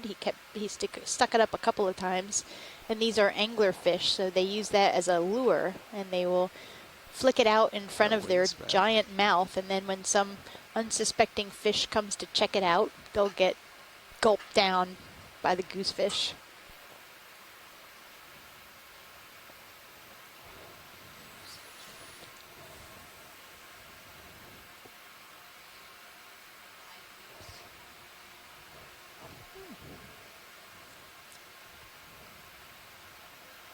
Full wide.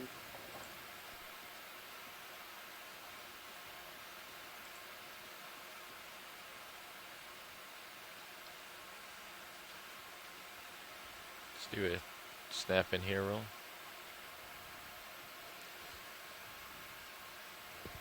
What's the object of interest? Just seeing what's out there. Okay. Yeah, coming out.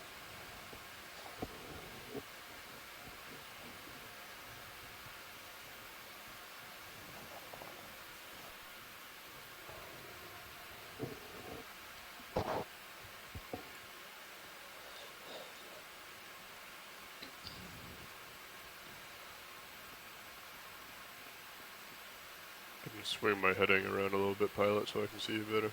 Have we got any beauty shots of those you pink can actually fish? center up that Can ridge tilt she's down. on. Copy that. Because that's what we're going to keep following.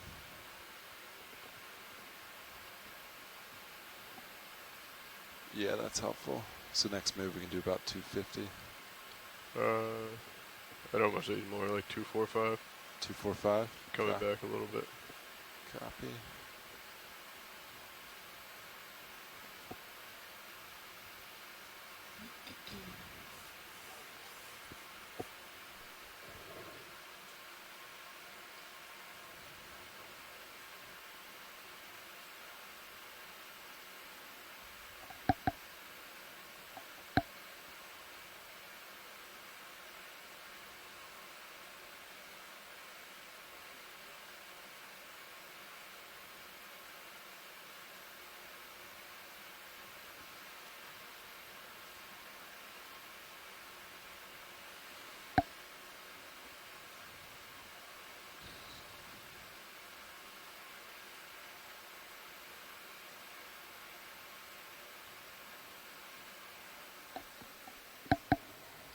That's a nice shot of the Anthias woodseye, the yellow and pink shrimp with the beautiful long tail, and they're called swallowtail bass is their common name.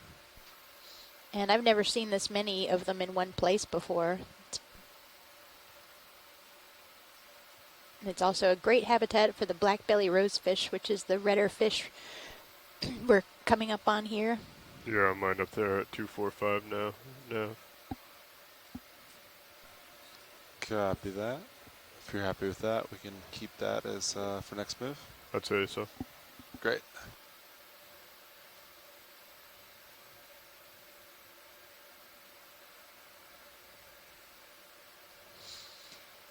And this rocky substrate provides habitat for a lot of organisms. When you look at the bathymetry surrounding this one rocky outcrop, there's really nothing for a long ways, just the sedimented bottom type.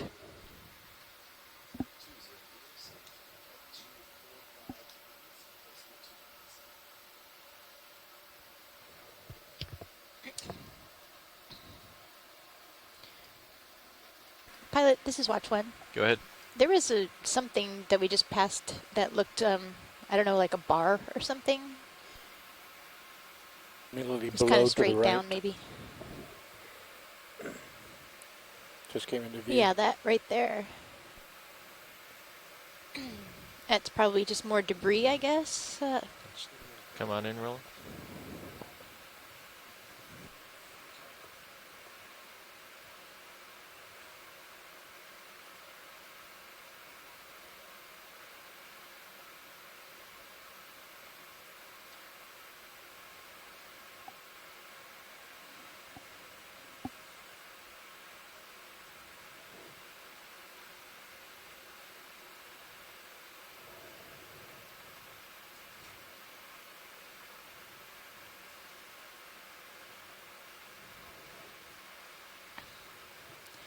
More debris. Okay, thanks. Okay, coming up.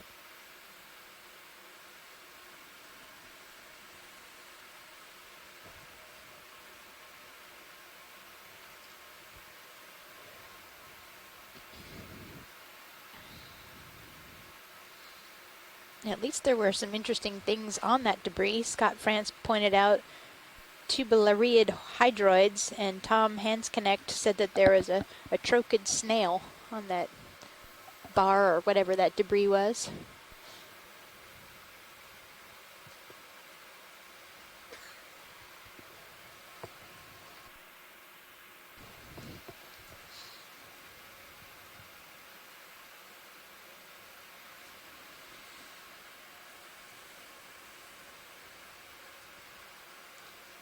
Some kind of line here, maybe a long line.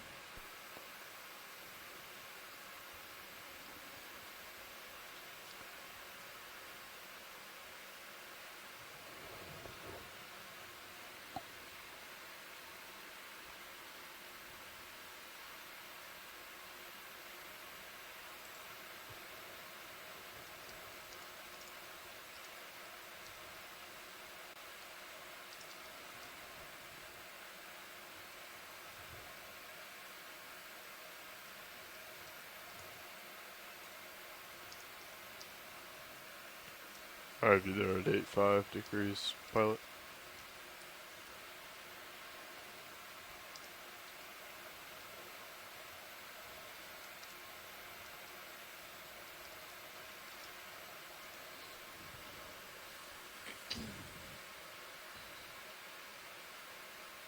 Can we get a beauty shot of that guy? Yep, bringing it into the lights.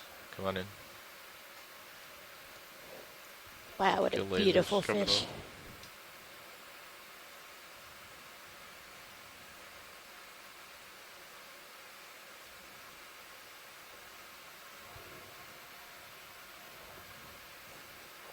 He's having none of it.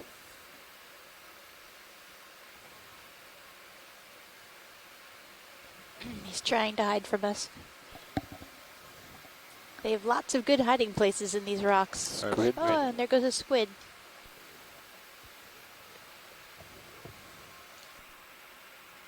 Pilot, at this point there's also interest just to push south, just within tether range, just in case there's anything else there worth looking at. So if we could do a small push forward, and then you can just come back to the ridge and we can continue along it. That's great, thank you.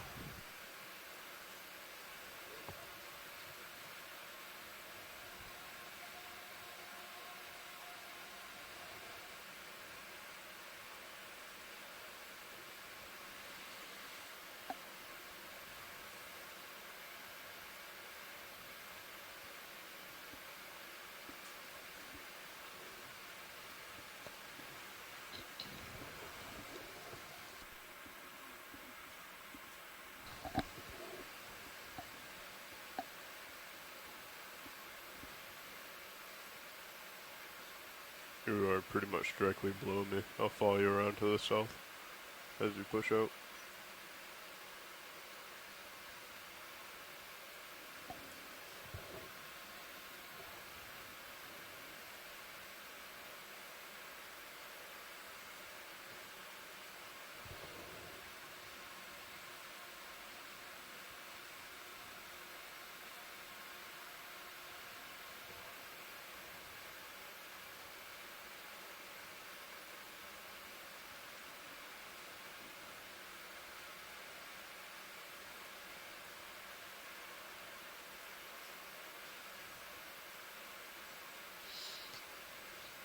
And a little more trash. I'm at a heading of 180. More tall hydroids.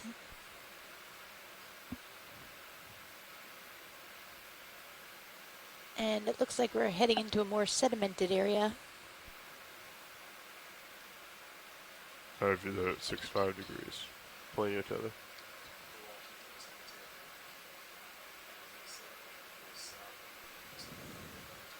Several That sounds fishing great. line items.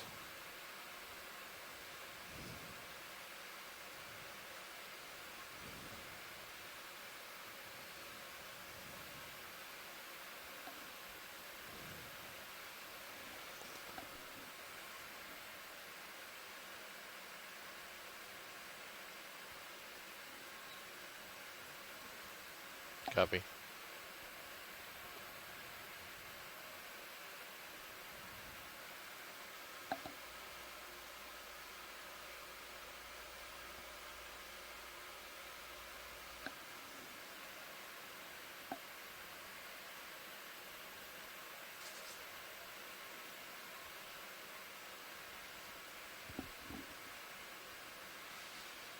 This looks like an octocoral on this rock.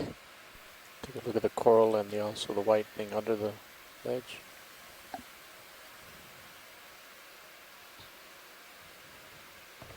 Or maybe the anemone. Just come on in, Roland.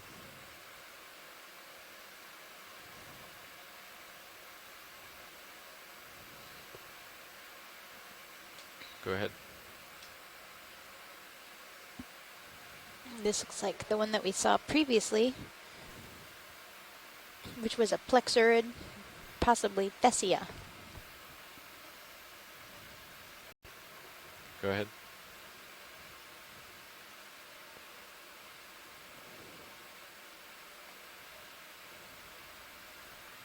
A little too far away to pull out the details.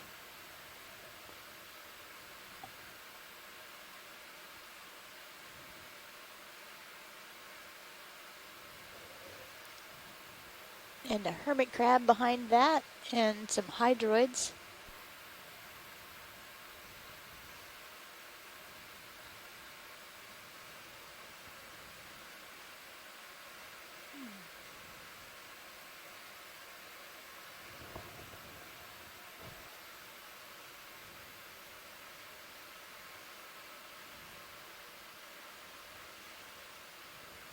Actually, I'm not sure that those are hydroids. I don't know if anybody in the chat room could identify these guys that have like a ring of tentacles on a long stalk.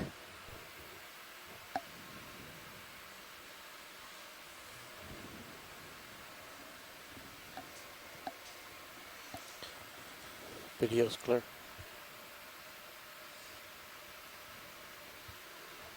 It's coming out. And yeah, Pilot, that was a good enough push. So if you want, you can make your way back to the ridge. I don't see anything visually, and nothing is poking up on sonar. Thank you for the detour.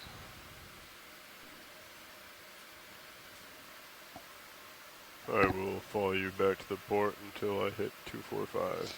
So we moved on to the flat area that was the far side of the mound that we've been exploring, just to make sure we didn't miss anything and see what was there. And now we'll head back to the rocky area.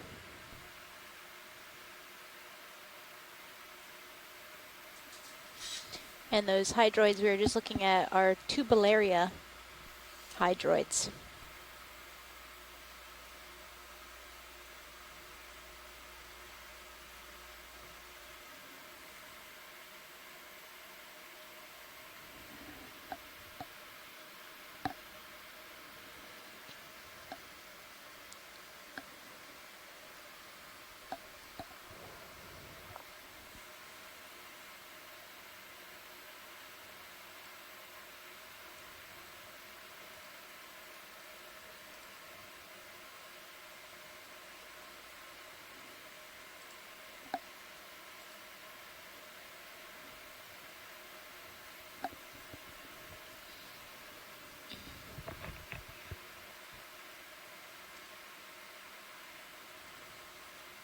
Should I swing to port or starboard?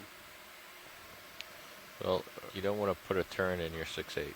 So I should swing to port. So I had been moving to starboard to get to this point. And this looks like a whole pile of line here.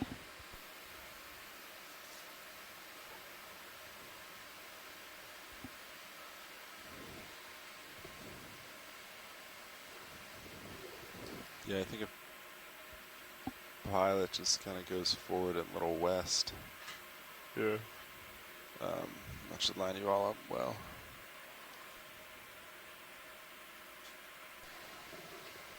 And that's a big pile of debris. I don't know if it's some kind of a tarp or a rug or something mixed in there with the line.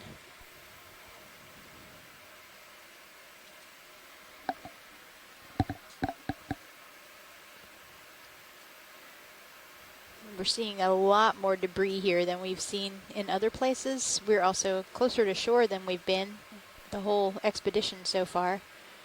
And then we're also on the edge of the continental shelf, so this could be, some of this debris might be kind of pushed into this area from the currents and then piling up when it hits either this rocky substrate or falling over the back of it.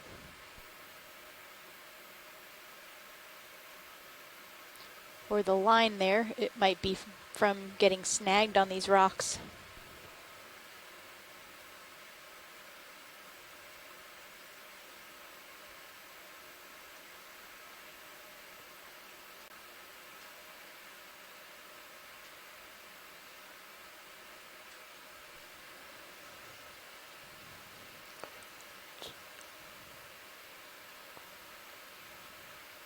Couple nice of those yellow purple fish bottom right. There's another piece of rope on the bottom left.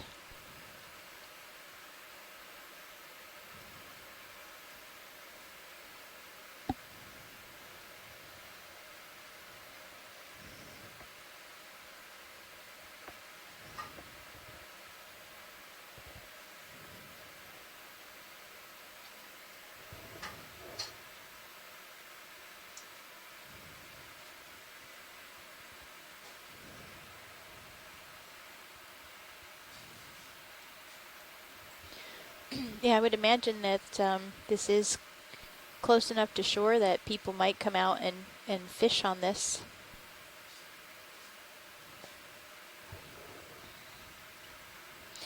If anybody knows that for a fact, that would be very interesting. Oh, and here's a squid.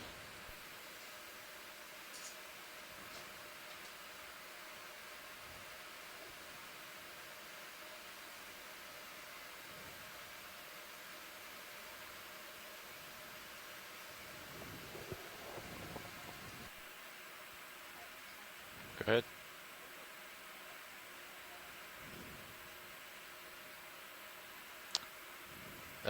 I think if we injured it, it would look a lot worse. Yeah.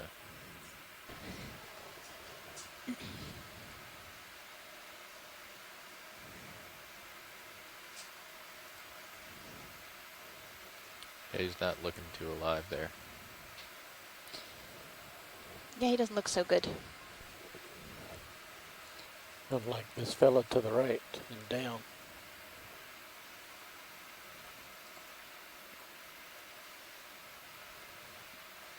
Can we get the lights on this guy down below? Just tilt down.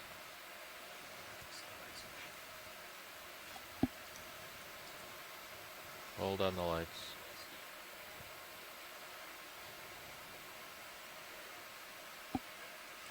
Alright, go ahead and roll it.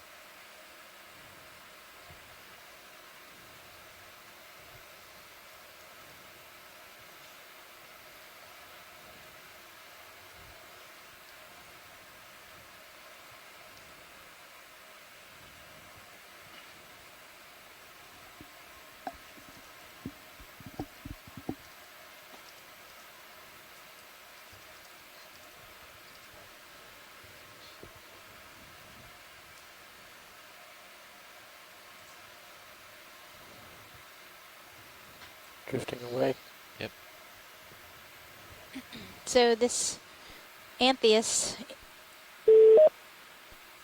Hey, Mike Vecchione here. Hi, Mike. How are you? I'm okay. I'm even interested in dead squids. Alright, you can put the lights on. Do you think that one's dead? Oh, yeah. I'm Say that again? certain You can of put it. the lights but on. Okay. I was hoping... Coming on with the fog lights? I don't know how much of a lag I've got on my video. I was hoping if you're close enough that you could zoom in real tight as possible on the skin of the body. Okay. Did you hear that, pilots? And the reason I'm asking that is probably another one of those short fin squids in the genus Ilex, which we've seen a bunch of. Yeah. Uh-huh. But there is another possibility, and that possibility has bumps on its mantle. It's called a scaled squid. Okay. And so I would just like to check, see whether we could see any scales on of the body part of the squid. Pilots, did you hear that request for another look at the squid head? Yes. Thanks very much. Alright, come out. Yeah, not the head, but the body part. Oh, body part. Yeah, the mantle. Guy's lost one of his streamers. Oh, there he is. Is just above the fish. The Antheus. Yeah, my screen is still got the Antheus on it right now. Yes. A little bit of a delay.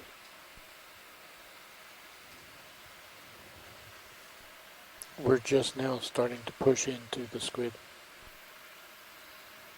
Okay, I'm watching.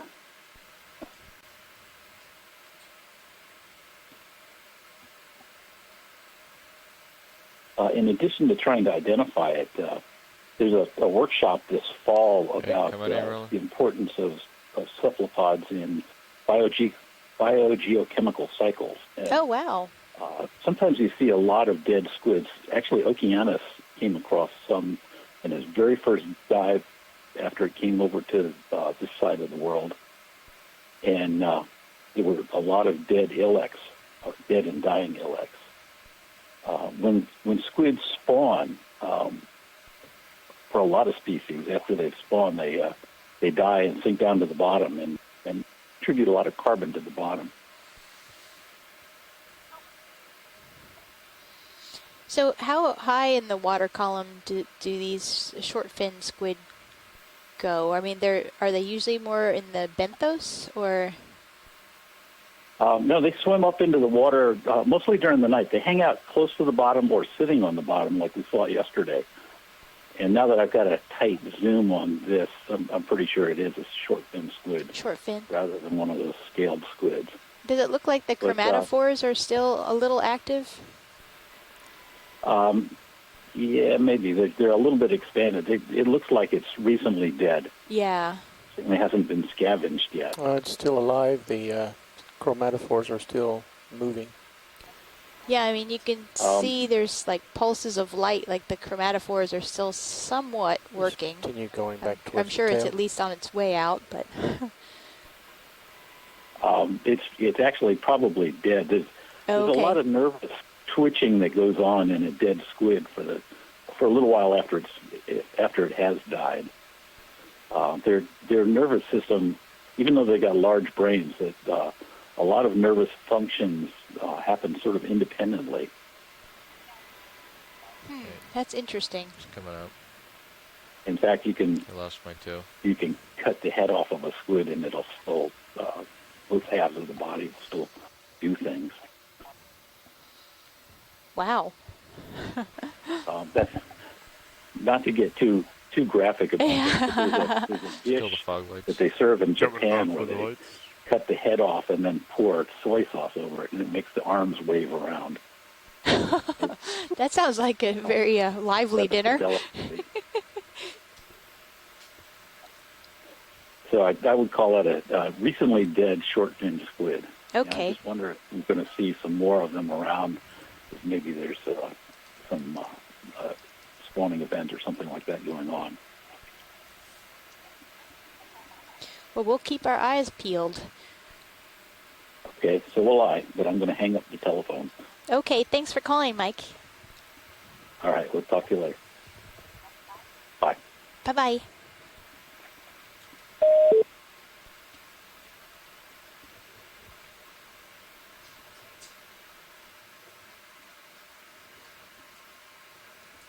It's a new fish for today.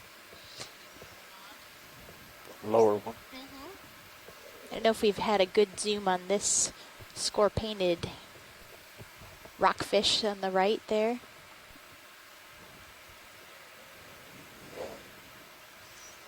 Still lasers. Lasers coming off. Come on in.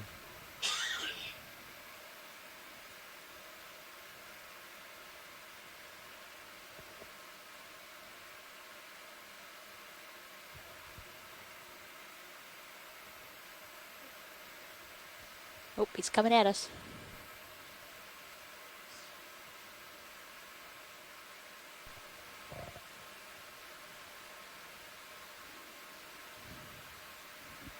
I think that's the most close-up I've ever been to one of these fish. Something's happened to his left eye. Wow. If that little bump on his bottom lip is normal, or if that's an injury, parasite. I wonder if it's a sensory feature. Boy, his skin is so mottled in color. It's pretty.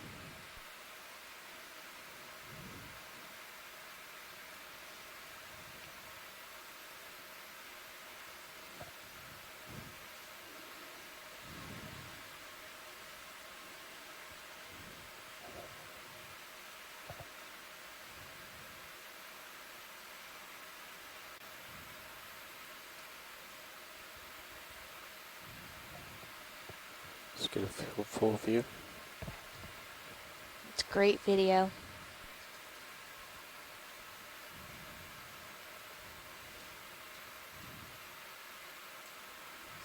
I'll go tight to the top spine.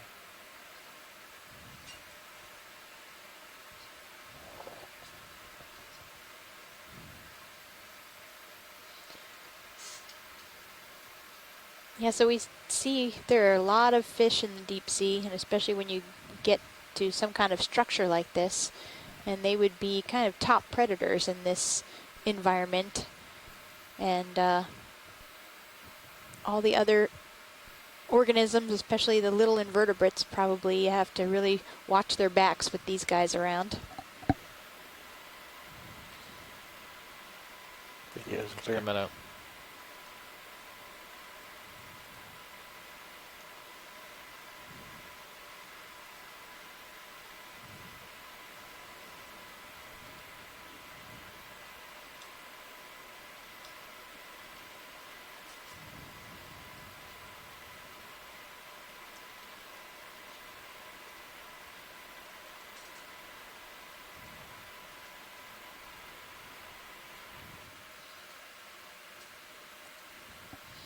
And again, this kind of structure would concentrate the smaller organisms that they would feed on. So compared to wide open sediment, there'd be a lot more food in this kind of habitat.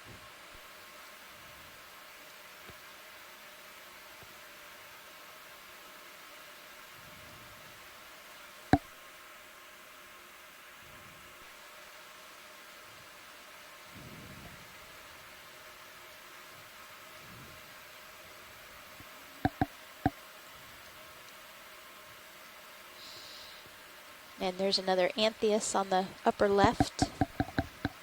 And it's Anthias woodseye is the genus and species of that fish. And the species name is, it was named after Lauren P. Woods, who provided specimens for the study of the American Antheanae.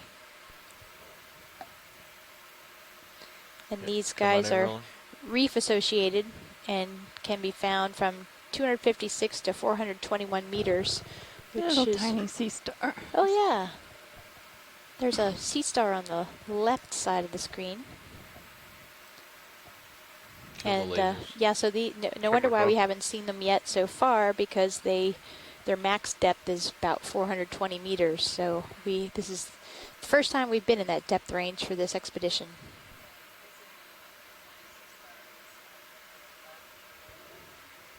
Yep. Yes, I'll come back over to that. It's a beautiful view of the anemones. That is, it's so pretty with the black background like that. All right, come on in. Wow, that's a tiny sea Looks star. like it's lost a couple limbs and is regrowing them. You can go as tight as you can.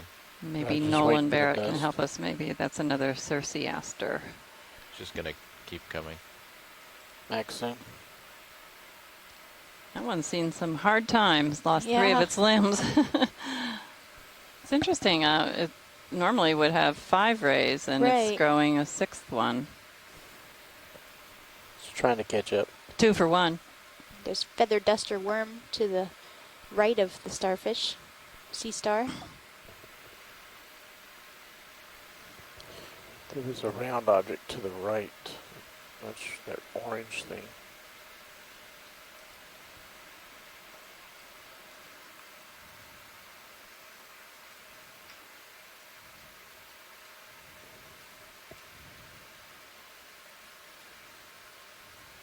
It's a weird looking rock. I guess it's just less sedimented. Yeah, it's hard to tell.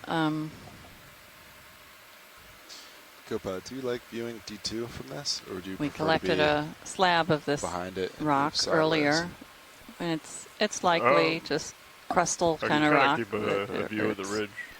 We from call where I it am. crust. It's So you not like, okay, true you just keep doing this thing. oceanic or continental crust, if you know Hi, Roland. your I mean, would it geology, be but it's safer for me just to be the on the- crusted rock at the surface Not really. where It's all below you. it's mostly preference. the grains have been bound together from Tether, that's fine. precipitation Let's of go find here. oxides, iron oxides. See a close-up of it here. Oh, look at nice that beautiful snail. Beautiful. Yeah, gastropod. Or is it a hermit crab in there now? Oh no, maybe it's still alive. It's hard to tell. That tube worm's in the front of it. I hermit think crab. I see a crab, yeah. Yeah, wow, it's a tiny little crab for such a huge house. And a little squat lobster. Be difficult to go in behind. reverse. Yeah. He has to just go forward. Or if he starts down this rock, he might just tumble for a long Come out. ways.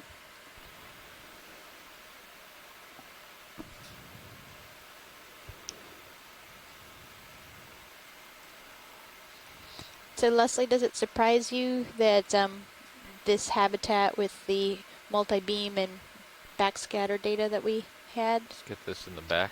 Well, you know, in lieu of some large metal structure like a ship, which was what we were hoping it would be, the high intensity of the backscatter is just a likely a function of, 245 excuse me, the sound bouncing off of the hard rock instead of the nearby soft sediments.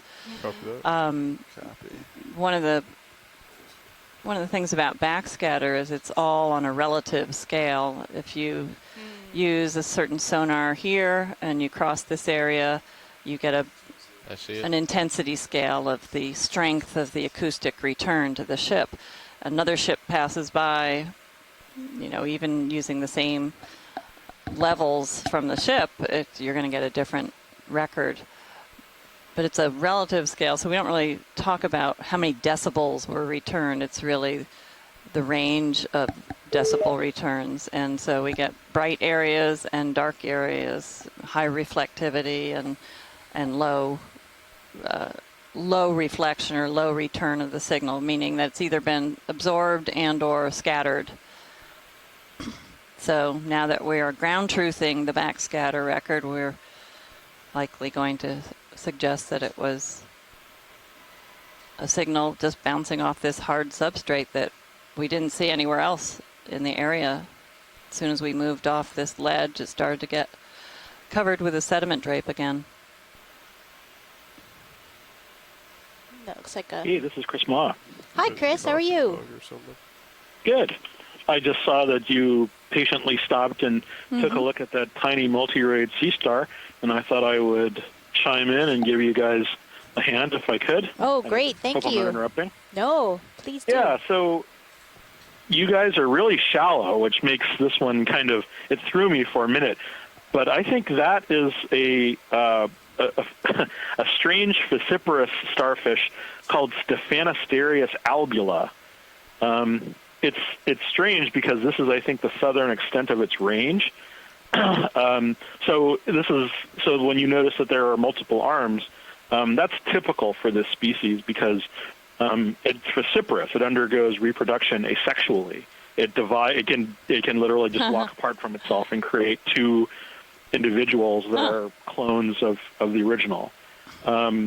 This occurs widely, so it's present up along the entire East Coast and actually cuts across over the boreal north and is actually found in the North Pacific as well. So I think a few years ago I heard people were reporting this from this area before. So this is probably, I don't know if it was published or not, but this is definitely kind of the southern extent of its range, one thinks. But I've never seen it alive in its habitat at this depth before, and I'm not sure what else it could be, frankly. So, but you know, it's not something that looks like anything else. So what was that name again? It's very odd. Stephanosterius with a PH, so Stephanasterias, and then albula, like albumin, like an egg. Huh. Wow, that's interesting. Yeah, that's what I said. So that's it for now, and I'll let you get back to it because it looks like you're in a fairly interesting area. But I'll chime in obviously the next time you see something. I'm fastidiously watching, and I saw one sea star earlier, but I didn't get a chance to look at a close-up of it. So perhaps another time. Okay, well, we'll hope we're going to see more. Thanks so much for joining us. I look forward to it. It's always a pleasure. Thank you. Thank you. Bye-bye. Is that a group of anemones? I think I also saw a big octocoral downslope a tiny bit after we get done looking here. Larger anyway. I thought Chris was calling us shallow. Come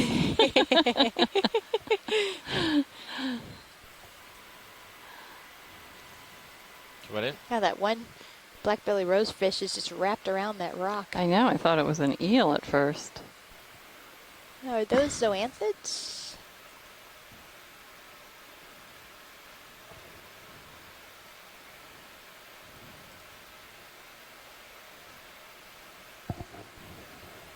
Yep, a clump of zoanthids, and it looks like there's a little Eumynida picta right in the middle there.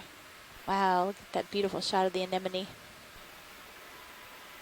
They have orange lipstick on. They certainly do.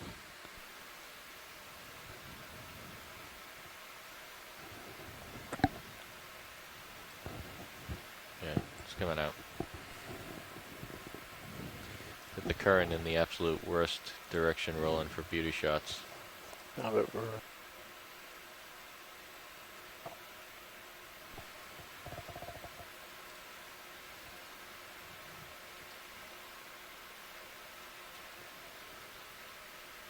Nice shot of the Venus flytrap morphology. Or we're going for Yeah, so that's beauty something shots. that I You want me learned to leave on the lasers this off until expedition. I thought need 'em? that Venus flytrap was the name of an actual genus and species, and I forget who it was that corrected us and said that that's just a morph or a way that a lot of different anemones can behave and or a posture they can make.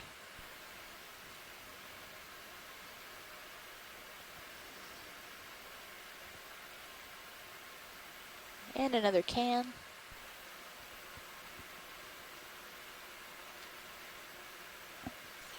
pushing past the skids. Seems Go like ahead. somebody missed their recycling center by quite a bit. Yeah. Pilots, I think it was lower than this that the big white anemone or octocoral was. Oh yeah, that's right. Let's see if I can find it. Oh wow. It's more line. Is that a hose? Power cable. Power cable? Yeah, it looks like one of those 3-wire housing cables. It's a neat view of all the anemones. I think we went past it. Yeah, we might be past it. I'm gonna back up and see if I can find it. It should stand out pretty Yeah. Great, thank you. prominently.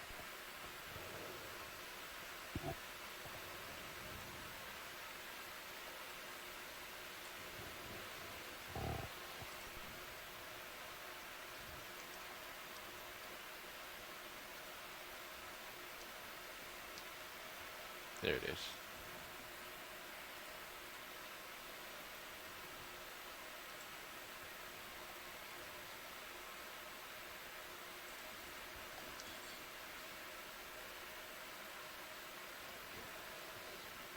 Wow, that's the biggest one we've seen so far. Start off with lasers. Actually, when you were at lunch, Coming we on passed lasers. over one on the top, so we might Oh, want to okay. go look back there again.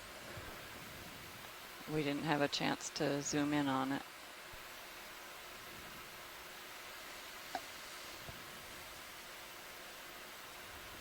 Okay, lasers clear. Lasers coming off. Get right in. You can turn on the fog lights. Video fog lights me, coming this on. looks No? very similar to what we've been seeing before on this dive, but this is a much larger individual.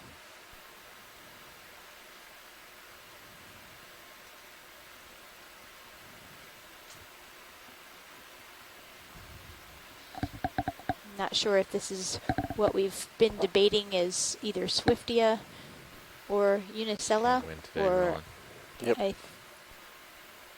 think that someone said Thesia. I could drop them. Not sure if that extra was what lights. they were referring to, if this is the same Fog thing or lights not. coming off. No?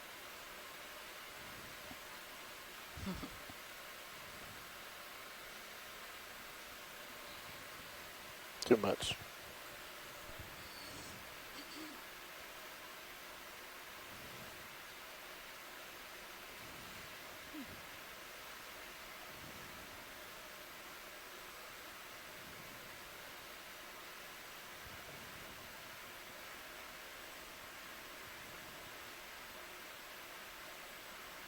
That is a horseshoe crab shell right there. Come on in, Roland. Oh wow, it sure is. Horseshoe crab shell.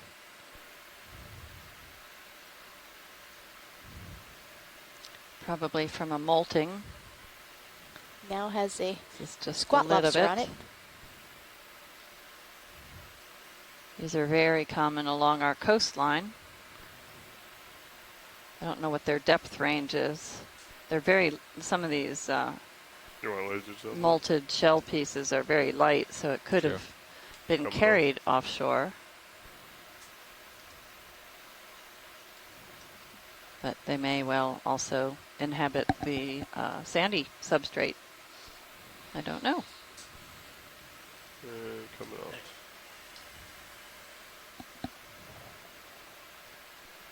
All right, pilots ready for another 20-meter move? Great. Copy that. Great. I'm just going to keep the same, 245, 20 meters. Sounds good. Another can, another 2, 3 more cans. Fill up. Gosh. Sandbag. That one. Those eyes, or is that aluminum? I don't know what you're talking about. Pretty much dead center right now. Looks green. Aluminum. To the right of the yellow cable. It's aluminum.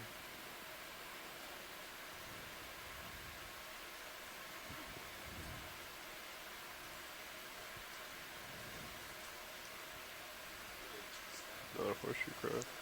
Another horseshoe crab shell upper right with lasers. There's another horseshoe crab shell.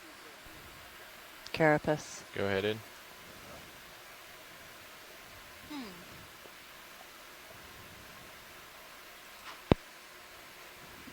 The pencil urchin. Finding some shade from our lights. Alright, let's get lasers. Lasers coming on. Lasers are on. Yeah, these are small. Alright, coming out. Coming off. Only about the size of your hand.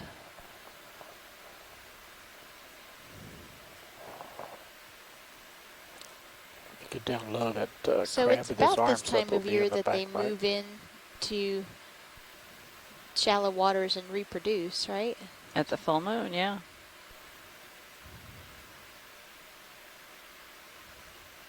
Yeah, he's behind the rock too much.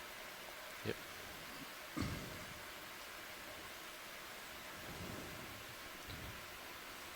Starting to stretch out a little pilot, but we should have a move in, so I'll be catching up here shortly.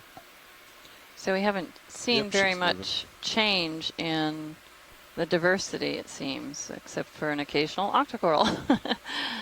But And it here's seems another like one. a few dominant species, and it even coming up the flanks of this very steep incline that you see now pictured.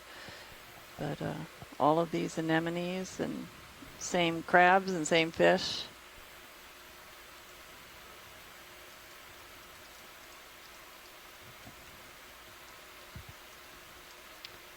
It's another, is that a scorpion fish, did you say?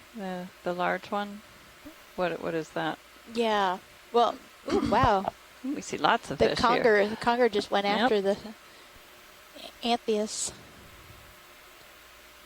The anthias common name is swallowtail bass. I'll remember that. I won't remember the anthias, but I'll try. I have written it down.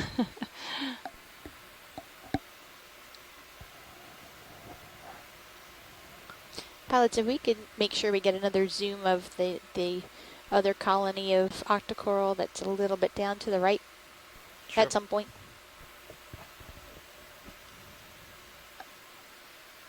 Where did it go?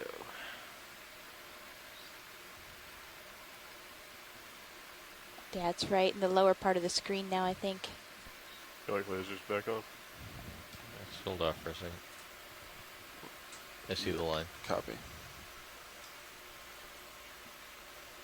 Yeah, we have to be very careful with all this line and debris that's down here that we don't get snagged in it.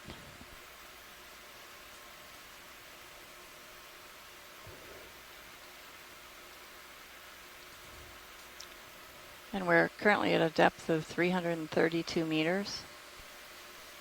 I think this is the shallowest we've been on this expedition. Go ahead in. Okay. Is there any interest in collection of Yeah, this? I think there might be. I'm just asking in the chat room now.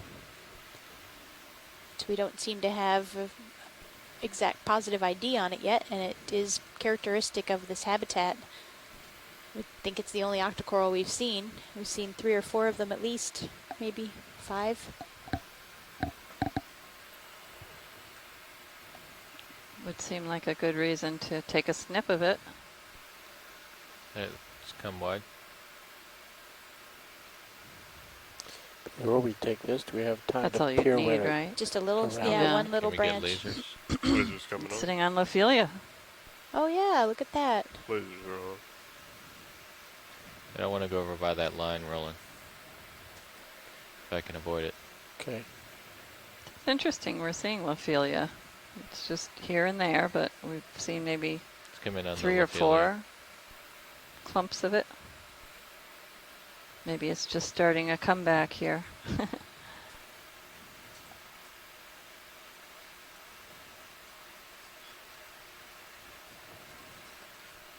those are the tubulareid hydroids. And a Eumunida picta sitting on top of the Lophelia. Very small one.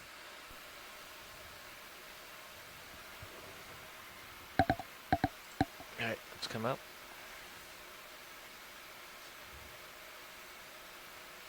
Full wide, please.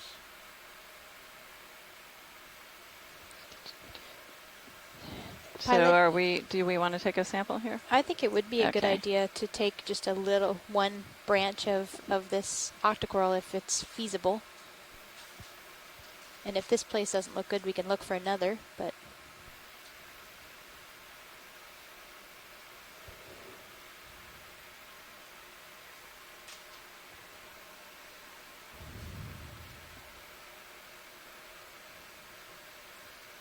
yep, there's definitely a consensus to try to sample this octocoral.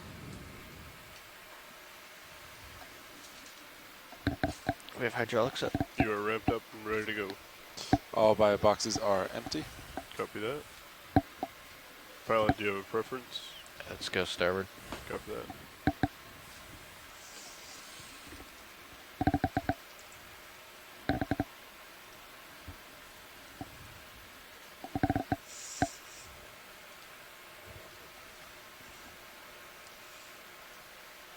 Do you want me to take mini Zeus in the right monitor? Yeah, if you want. No, if you don't mind taking a view at Sirius while I'm doing this. You got it. Thank you. I have control of your mini Zeus pilot. So I'm just going to try to take a snip off the top here. Watch lead. That's great. We only need like one branch if possible, so.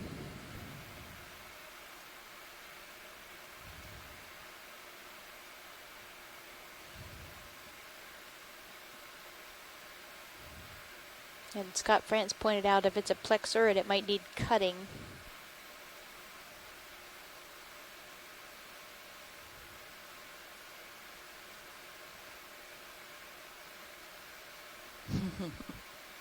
Great.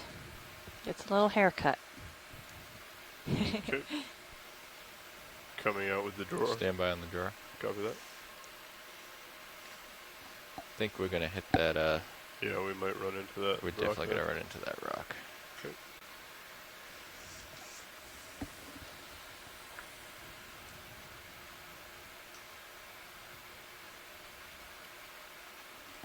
Geez, you probably could have picked up one of those fish if you wanted to. They weren't moving at all.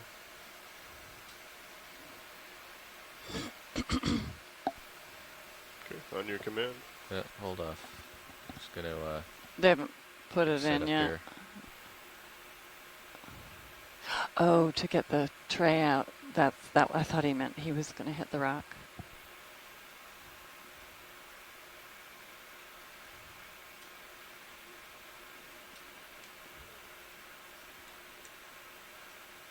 Right. All right, go ahead. Okay, drawer's coming out. He's still holding on to that sample, though. There we go. Drawer is fully out. Following you around with mini Zeus.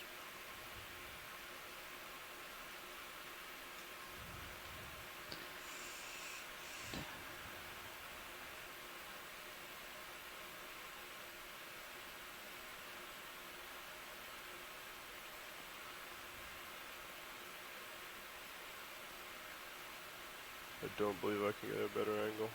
No, you could. Okay. I saw the sample go into the starboard outer. Just make sure there's none stuck.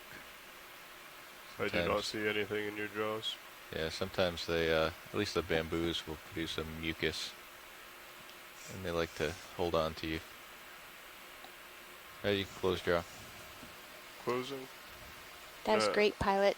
Could you tell us anything about how that broke compared to other samples that you've taken? We're consulting here about that might help us idea it, if it was easy to break or whether it was something that you think definitely needed cutting. I think it definitely needed cutting. Needed cutting. Okay, Yeah. that might make it more like a plexurid. Yeah, it was. I didn't get the sense that it was brittle. Didn't get the sense it was brittle. Okay. That it broke. I definitely had to snip it. Okay. Thanks. You're welcome. Okay. Switching back to Sirius. Go for it. And Mazus is yours. Yeah. So you see what I did there? Yeah. As far as coming away from it. I came up, turned my back to the current, so it creates a nice little pocket. Yep. So that the sample wouldn't blow out. I don't think it would have, but because I was coming up anyway.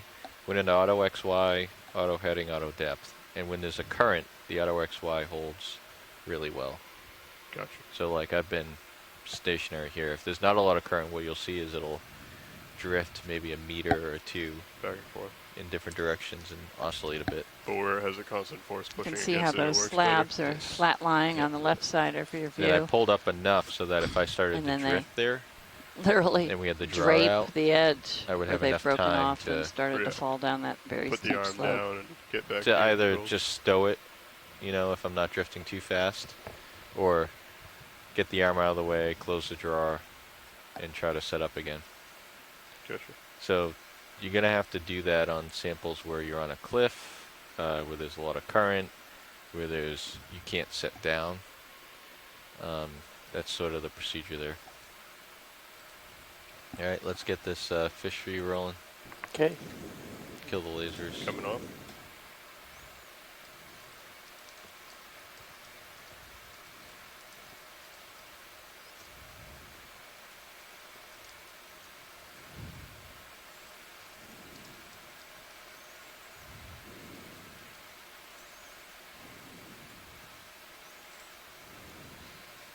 Well, that's a beautiful color. Yeah, it sure is.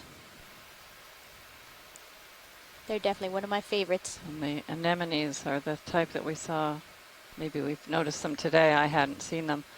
But they had the pale pink and then the coral color stripes on them. Mm-hmm.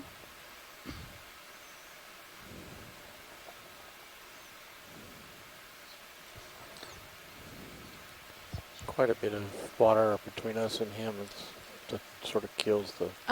Yeah. The one lights. thing I was going to say about the If I get anthias, closer, the fish, the yellow and pink odds fish, are that is that they're considered we're gonna get tropical. some So this dust is kicked probably pretty close to their northern range limit.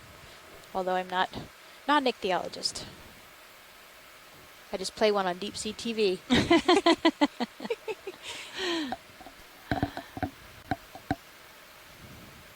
With a lot of help from my friends. The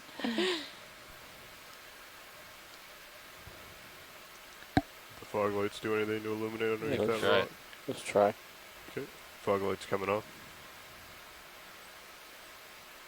That tail is the caudal fin is It's just nice. beautiful. I don't think I've seen a fish with that type of swallowtail morphology.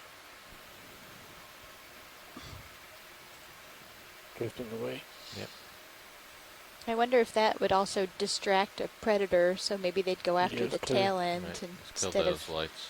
Lights coming gulping off. him from the head. No. That might be more fatal. Or it could be an attractive feature for ladies. But I think they're all the same, so. Can we take a peek under that ledge on the left of the screen now? Just sometimes we can see fish there that we haven't seen yet.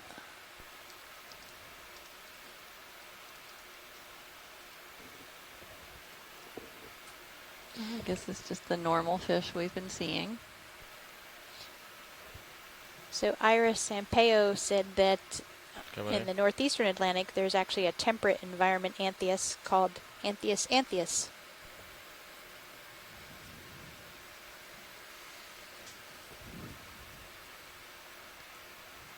They seem to cohabitate very nicely with the black belly rosefish. Yeah, they sure do.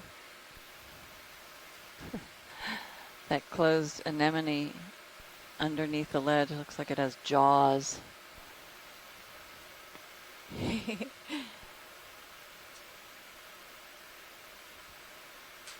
So we haven't seen any sponges, have we? You know, I don't think we have. I wonder if there's too much sediment here. Yeah, they don't have a easy way to clean themselves of sediment. They can't close up and hide from it like the anemones can. Another little octocoral.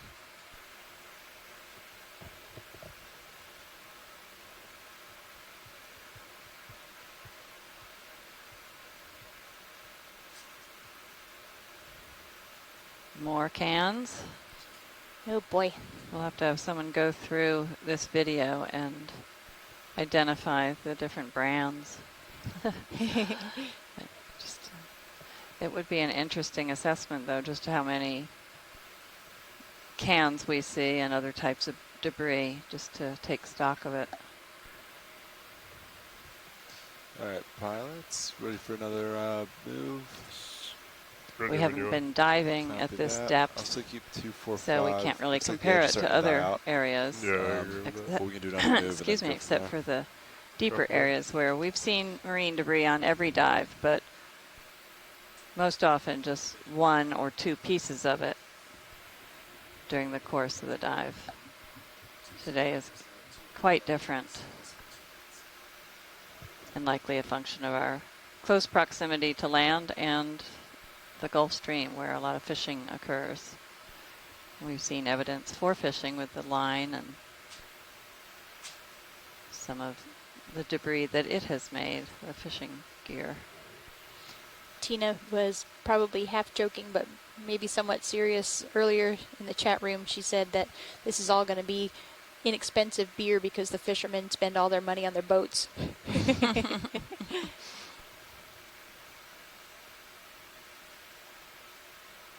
Would you like me to follow you Go ahead, around Nav. there, pilot? Looks like we're starting to go around the other side of the map. Fish. Mm-hmm. Another one on the right as well. On the top of this area, you mean? When we came up? I'm not sure where you mean. Go ahead and video. I am now. Okay. I see. Okay. Okay, yeah.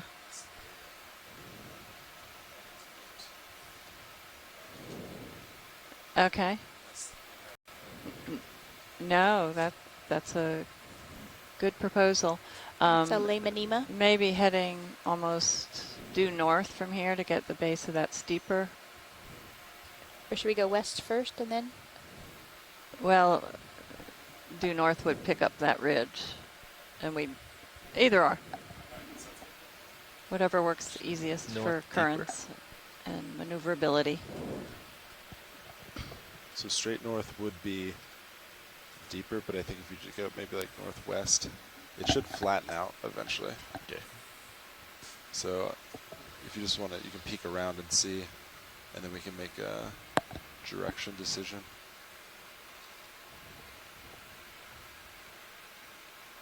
But yeah, currently ship's moving 245, a small bump. So we can do one move that way and then go from there. Are you looking at like a 315 as far as north? Is that a rock? It's very West, square. See what the slope We've is. but looked yeah, at those. roughly. There are a few of them. Okay. It's hard to say what they are. There are several very squared. My first thought is no, it's not a rock because so many of the others are so angular, but very hard to tell. Even we looked on the side of it.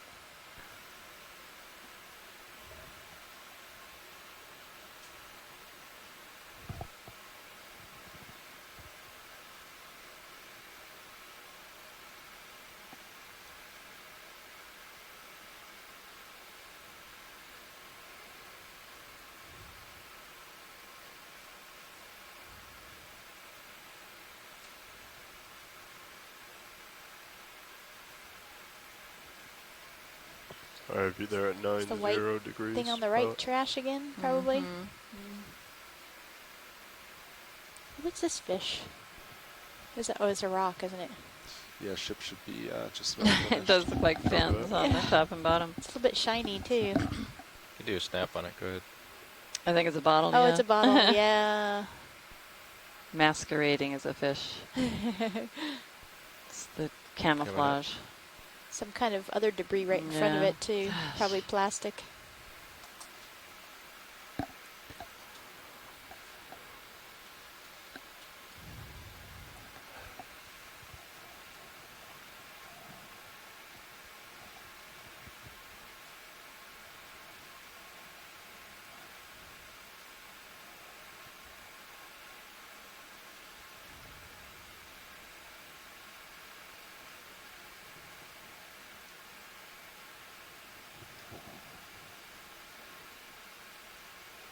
Look at that hard substrate there. You're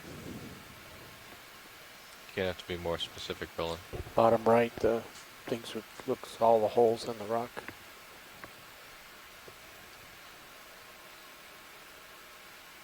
Yeah, so these are some of those more angular pieces of rock. Copy. 101. No, we haven't seen anything with quite those squared off edges before. I was talking about the stuff on the left with all the holes. Just above the anemones. I got to back up, Roland. Copy. Yeah, probably that's pretty much where we came from too. So that's shouldn't be a new track. Pilot, can you take a quick zoom right in center, just to the right of that? Go ahead. The squat lobster, and up just a little where there's a little bit of rock underneath exposed. I was wondering if that was. No, it isn't. I was thinking that might be part of the underlying rock, but it's not.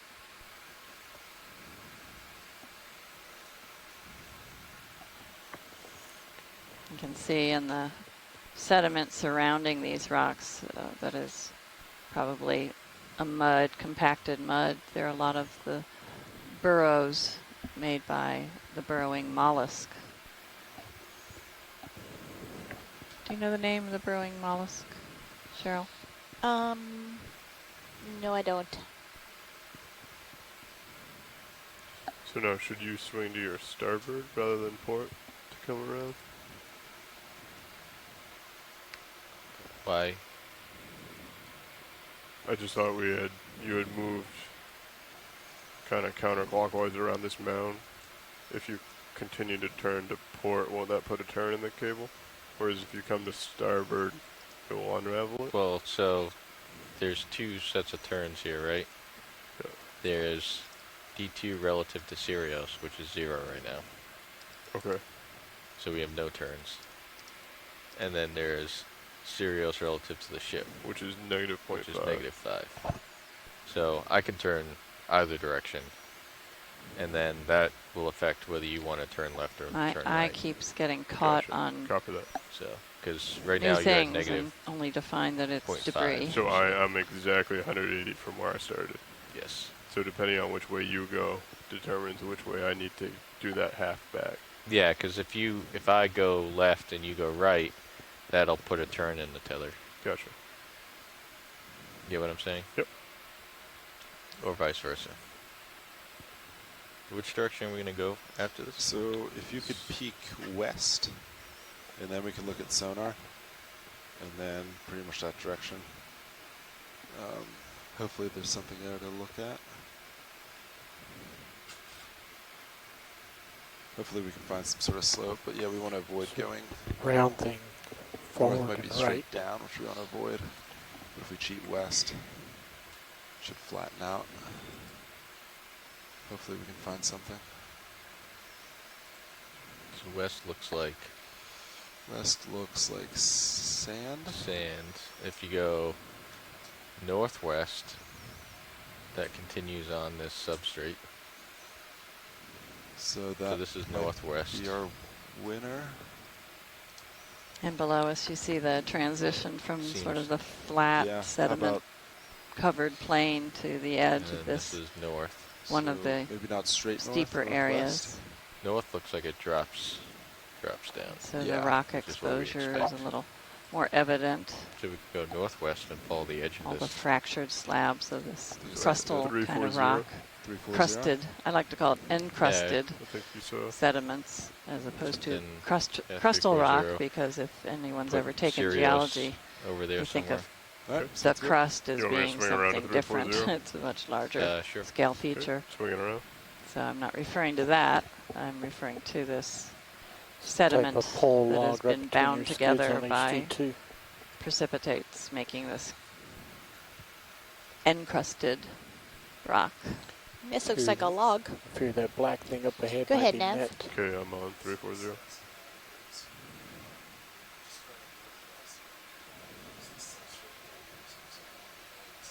Go ahead and roll. That sounds fine. Thanks, Nav. Hose. Is that another piece of debris there? I don't know.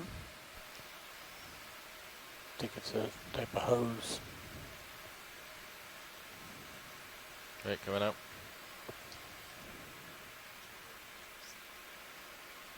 So just for my reference now, if we were to come off the bottom, you would go to port and I would go to starboard. So we have to a line up log with the and a ship. bottle, it looks like. Yeah, if you went to starboard, then that would take my turn out. Okay. And then you would just A go piece of to fabric. port and then line Push up. out. Gotcha. Can we Okay. look at the lower end of this pole? So how would a log get way out here? It just floats down a river and gets caught in coastal currents?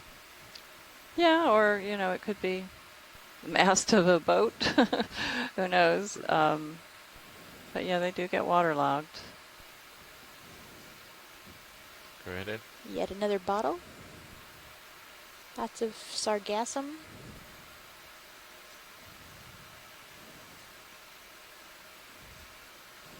Almost looks like bamboo.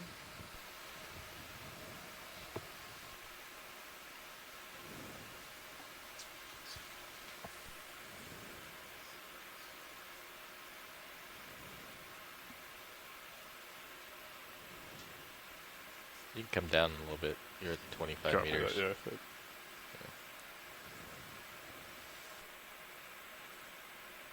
If you had coral attached to this, would it be considered bamboo coral? I think that actually might be bamboo. You can see the rings. I don't know if that was for the public to hear, Yeah, I but was I'm just going to thinking repeat that. it just in case they didn't. Roland, our video lead, suggested that if this is bamboo and there's a coral living on it instead Looks of like bamboo it's deep coral. waterlogged too. Cheryl hadn't heard it, so No, sorry. I thought I had to repeat that. Quite literally, I guess it would Yep. be a bamboo coral. Scott France is probably cringing right now. Or if he wasn't listening, he's thinking we found bamboo coral and he is rushing to his teleprompter, to his phone to call in. Single stock. Let's push it. I guess those are non-branching. Let's push barnacles it partial as on you that? go along. Yes, yeah.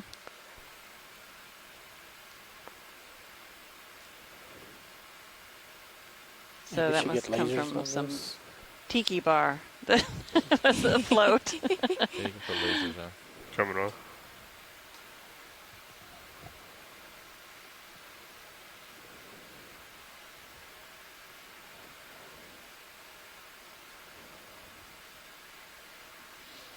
Guess it's been here a little while.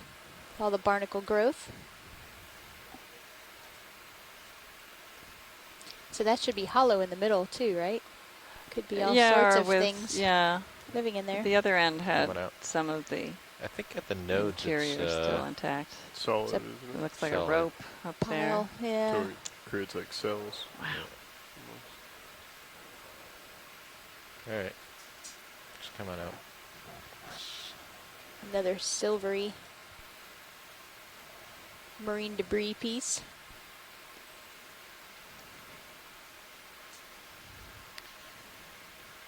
All this So Cheryl, line. it's been an interesting dive today. We started out with great suspense, thinking that we were heading toward It's the a orange target lower right. that had been identified from the sonar as a very prominent take the lasers feature off. Right. that had a lot of reflection to the sound, meaning that it was hard in some way, and it had a huge scour mark behind it, That's and all definitely those it. pointed to the possibility of being a shipwreck. And we approached it and started to see in our sonar view from Possible the coconut ROV, next to the net. started to see a large object in front of us. But sadly, it turned out to be not a shipwreck, but a wall face or a scarp of a lot of slabs of rock. And those slabs of rock have turned out to be, oh, there's a coconut. A coconut. Actually, Amanda Demopoulos said that what we were looking at might have been a coconut palm instead of a piece of bamboo. Oh, that's funny. So well, maybe there's some reality to that. Or someone was having a tropical themed All right, Pots, ready for another move? party on their boat. Right. All right, I'll bump you. But yeah, so we wound up meters, finding 330. a rocky habitat, the first one that we've visited this whole cruise. It's a more shallow habitat and very different than anything we've seen before on this expedition. Okay, and it's a great fish habitat. We have seen lots and lots of fish and anemones, and we've actually seen a stony coral and an octocoral species. So, and there's another coconut. So yeah, I mean, you look for one thing, but that's part of exploration. Whatever you were going to find that was this big feature that was very obvious compared to everything around it, it must be something exciting. And so this is a different habitat, but it's definitely an important one for fishes, it looks like. And a lot of crabs, too. We've And seen a lot of at crabs. least 3 different crab species, or even groups of crabs, probably more species than that. Yeah, so this information will be important for the habitat suitability models, and this is an important set of data to add to what we know about where corals and fishes and sensitive habitats are. And it's also very important for the archaeologists to know that one with his head features straight that may above. look like a shipwreck may not be shipwrecks. So that kind of adds another puzzle to their, or what is this? Piece, Purple an thing I was extra looking piece at to their before. puzzle.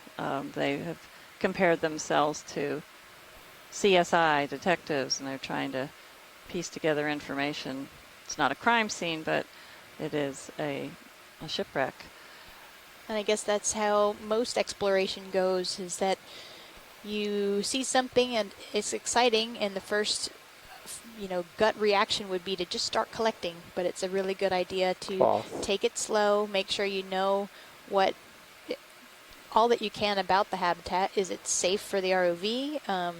Is this an extensive habitat or just one little patch of life? Yeah, so both of those aspects require a kind of carefully thought out plan to survey and then get a better idea of what you're looking at.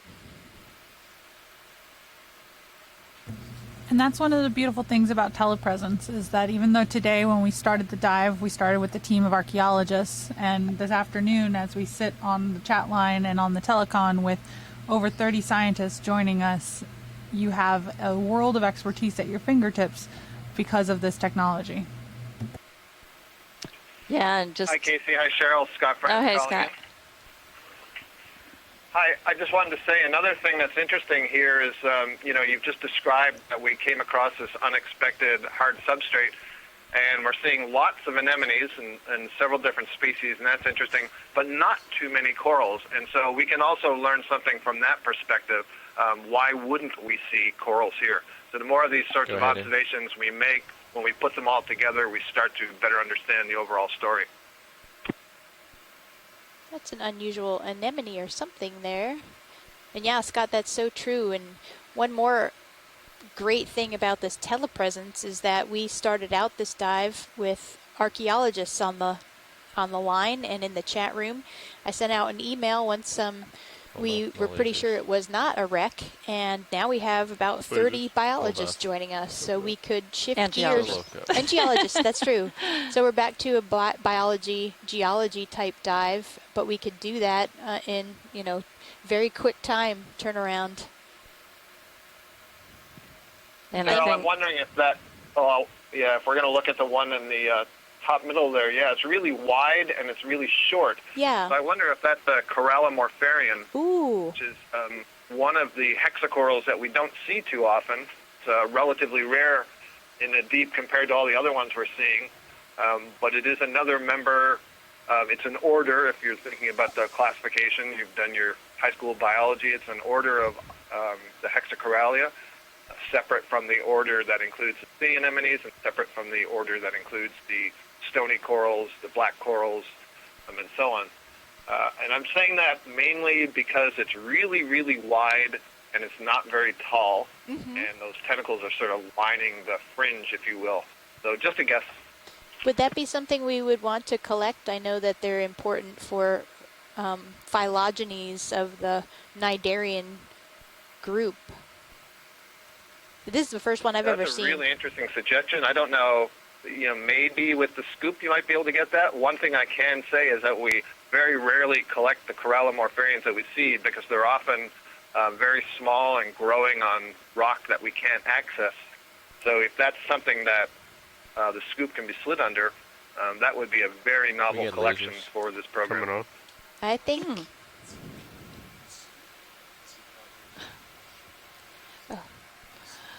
Okay. We could try with the claw.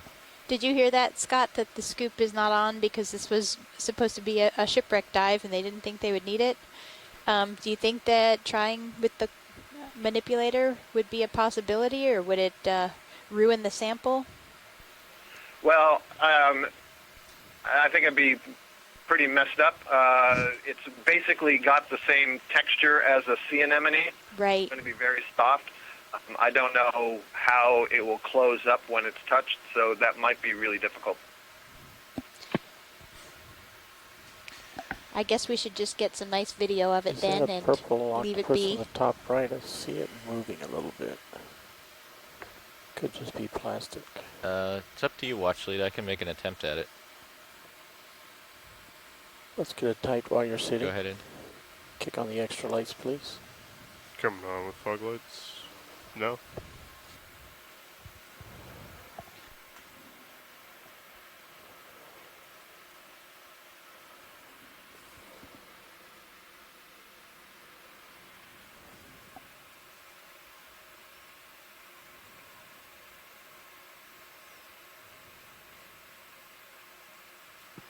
And, I may be wrong. It may be an anemone, just one that I'm not familiar seeing.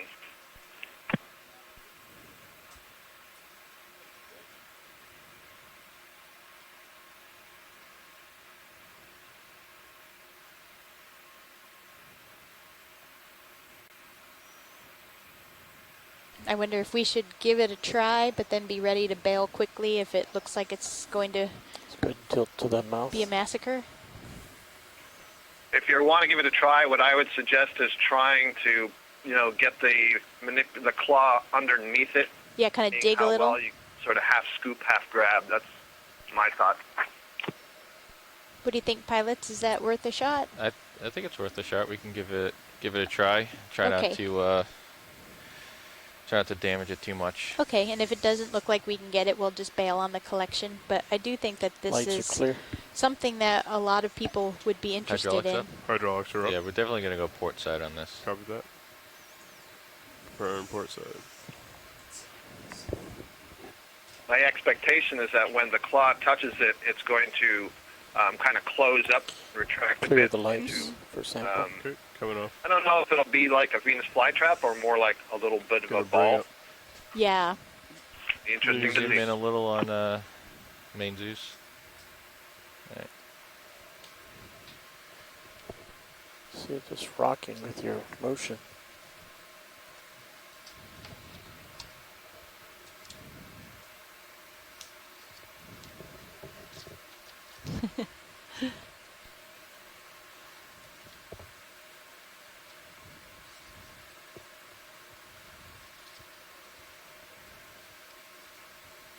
It's amazing it hasn't You closed wanna up. open, Yeah, it's not open the closing drawer very here? much. Copy that. All right, come wide, Roland. Extending drawer. It's not easily intimidated. I guess. All right, hold that. Stop in there. Yeah, come back out with the drawer. Come out as far as come in. Or yeah, come in. Come back in. Okay. All right, so I'm going to try to give it a gentle cradle here. And when I do that, I'm going to lift it up. I'm not going to be able to index. So I'm just going to try to lift it and put it in the box in one motion. As soon as you get underneath it, I'll push the drawer out. Yep, once the arm is clear. Copy that. Do you want me to track with the camera? Can you take my Zeus? Me? Pilot? Yep. Yes. Got it. All right.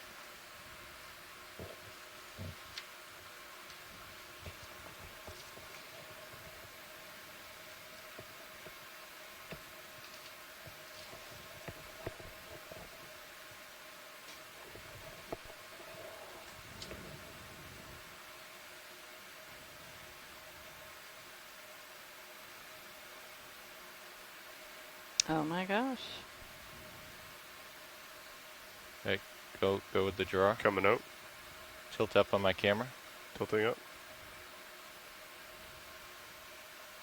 If it had been Drawer's any fully out. smaller. It would have slipped right through. Yeah. Got you on mini Zeus. There you go. Samples Close in the box. Bravo. That's awesome. That ain't Thanks no so thing. much. So, Lars, that's how we do soft. That is just truly incredible and Delicate stuff. not easy, and I'm really impressed, and thank you for that. Excellent. So Excellent. gentle you had to be with those big metal Oh, you did claws. 5? Nice. That's absolutely amazing.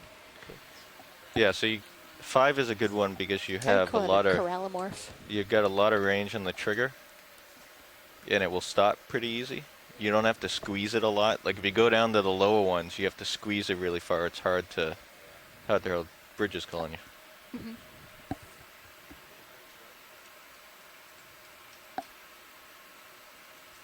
Oh, did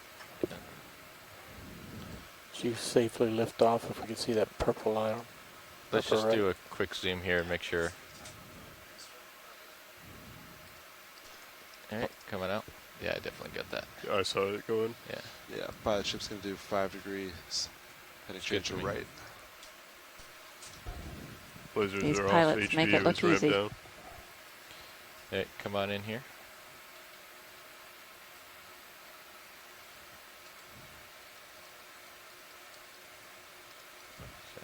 Is that a balloon? Debris. I wonder if that's one of our rubber gloves. Looks Not like ours, I hope not. but somebody's. Looks like a balloon. I was with a thinking a balloon. balloon, yeah. coming out. Oh, Oh, yeah, yeah. there's the string. Yes. Think of all those thousands of balloons that are released. Where do those plastic covers end up? Unfortunately, a lot end up in the bellies of creatures. Yes, a That's lot why of we sea don't turtles. dispose of those in the ocean. Yep, sea turtles. So we Think were they're also- jellyfish, But I saw something which is their favorite food. after this. If you want to turn, I guess it was southwest. You want to look? Yeah, go ahead and. I don't think that's a shark. You snap in.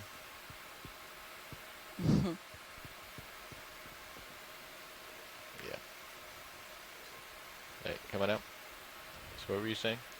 I think I saw southwest. I might have saw nothing big, but a couple tiny sonar targets. Did you see how he just Might just be floated more down substrate to than land on the sand? He didn't swim to it. Might be worth a look.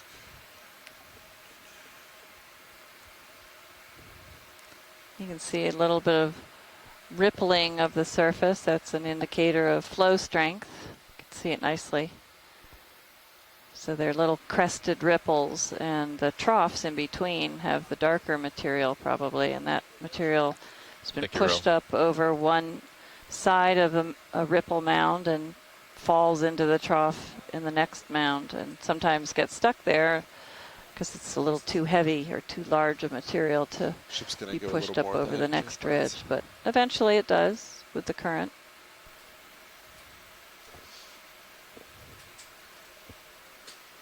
Do you want me to follow you around to the west? Sure. So Yeah, not at all moving right surprising now. to see ripples Yeah. in this Just trying area to see with what this the is next west. these best currents from the Gulf Stream. direction is.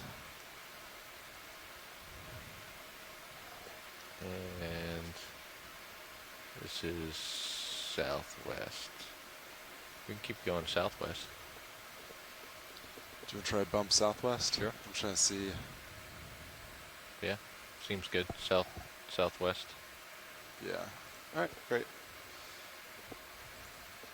So, yeah, when ship's done, I'll put a move towards there. Okay.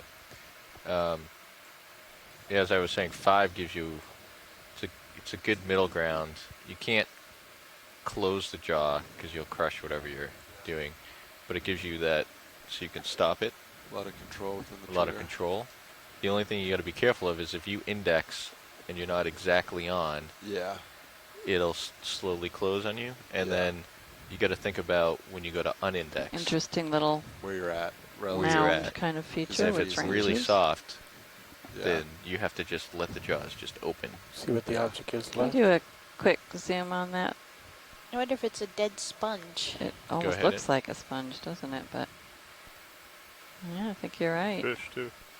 Oh, look at the fish right in front of it. Oh, geez, look at that. Oh my goodness. That was some good camo. He's part buried. He's moving his eye, so he's alive.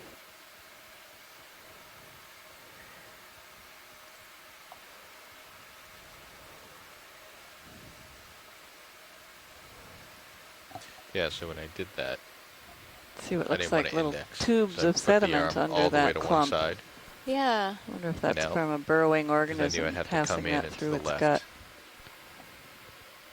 So that I have enough swing. 'Cause Yeah, you can, if you're sediment not material. like that, What is this Then you substrate won't all have enough sargassum? degrees That's left. It decaying? almost looks like it, doesn't it? Maybe it Motion's just got correct. stuck in the depression Because here. if you Yeah. didn't do that, then you wouldn't have enough degrees in your motions to get all the way Yeah, over. just built up, sediments Gotcha. on top of it. I've never seen this fish before. Scott was thinking it might be a type of cod.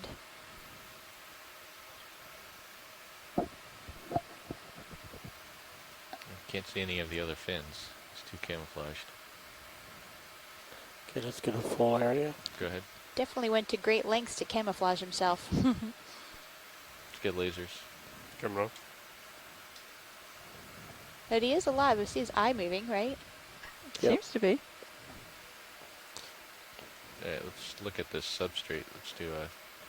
I think he'd look different if he were dead.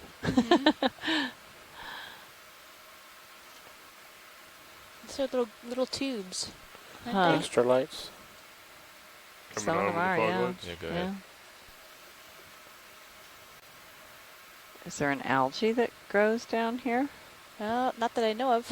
Wouldn't be much light for it. Look at all the little... There are other tubes there, too. I wonder if there's some type of mini tube worm, because there's lots of what Yeah, looks look like at- excrement from Yeah. it. I mean, pogonophrans are tiny tube worms, but that would mean, I think they usually are only around places where there's methane or something seeping from the seafloor.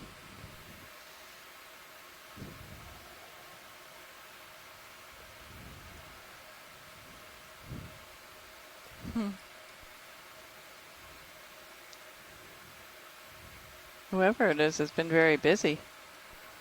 A lot of those little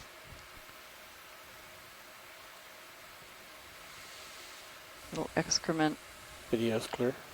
tubes. It's coming out. I don't know what to call them.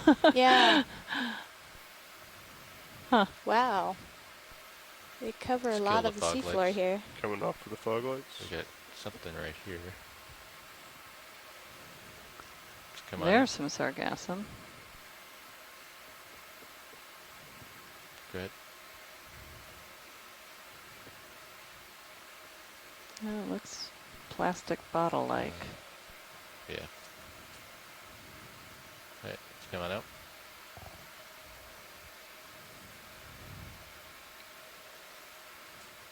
Up to left, red stripe. This is quite strange.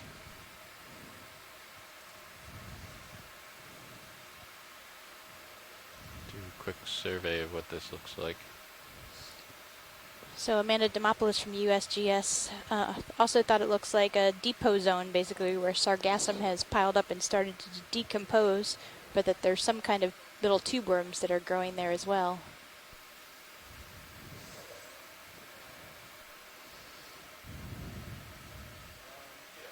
Another one of those sponges up ahead.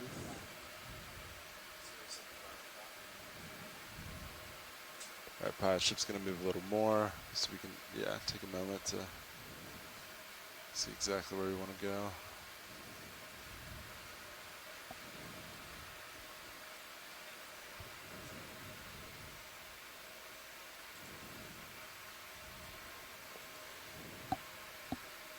Come on in. More dead sponge.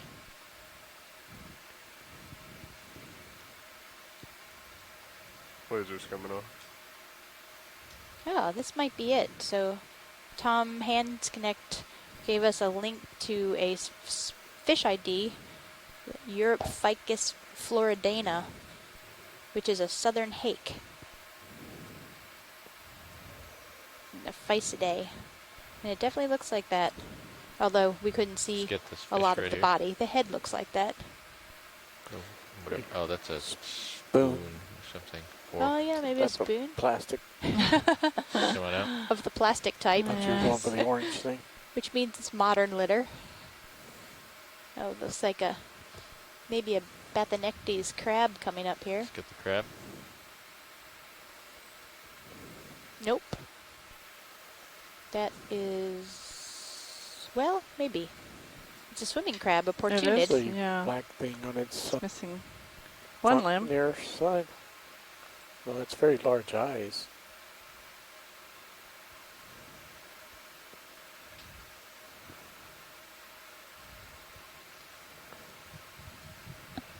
Is that a blue crab? No. No. It looks different to me than the Bathanectes, though. That carapace shape is different. So. Yeah, and those spines are different also.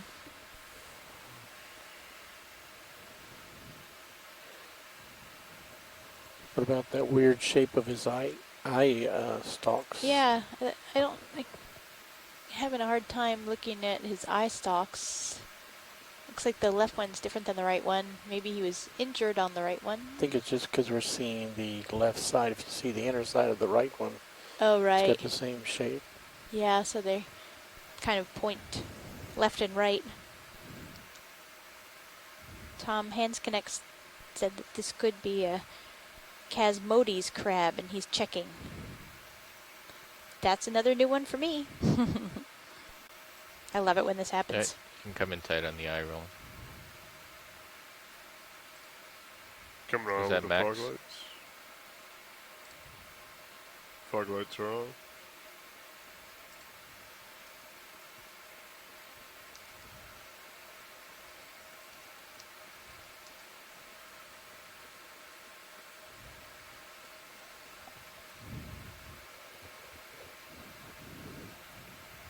Let's kill the fog lights. Coming off with lights.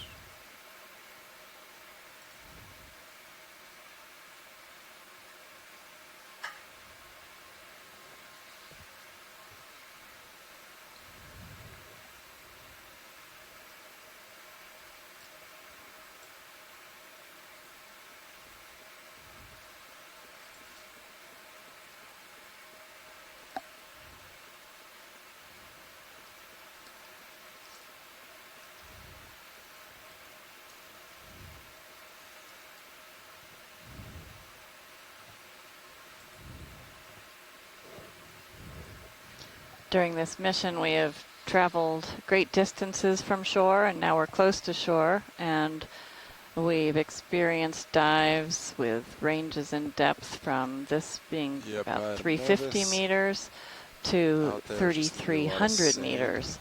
And so we've seen so many different types of deep sea environments.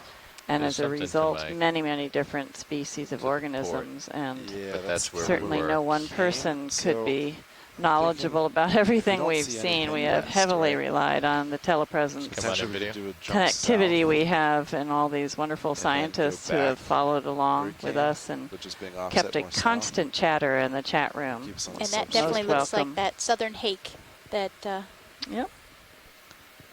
Tom Hands Connect sent us the link for. It's great. It's got that diagnostic fin, doesn't it? All the way down the back. Yeah, and these white spots along his lateral line. And what are the tentacle-like things that... Barbels? Barbels, yes.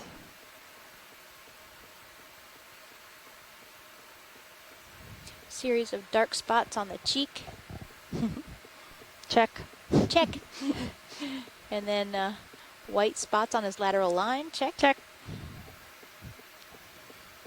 And a dark line from below eye to apical. Check.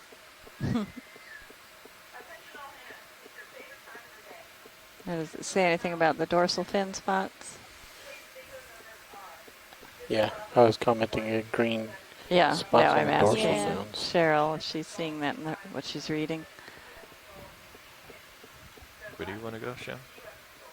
So we could look west again, make sure there's nothing there.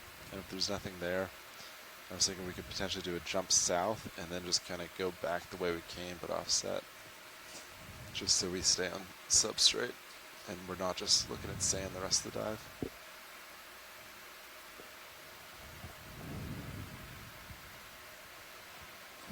So that's south.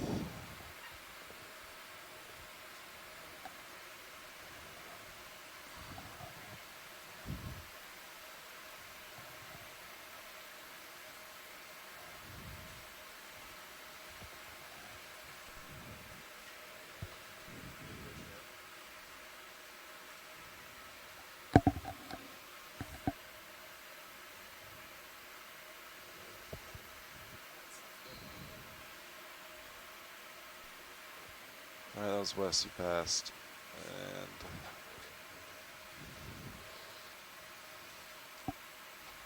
Europhycus regia is what Andrea Quattrini ID'd that hake as. Thank you, Andrea. I was just reading that there were several closely related species and that the link that Tom sent us was actually from the Gulf of Mexico. Do you want me to follow you around, pilot? No, I'm just looking. yeah. Doesn't look too promising that way. I mean, there's a little bit, but... I mean, that's the way we just came, isn't it? And that's interesting. Yeah. Andrea has seen and looked at the fish in this region more than just about anybody. Well, talked her to and a handful of Washington for a people. But she says she's never seen the behavior of burying like that. Go ahead, Nav.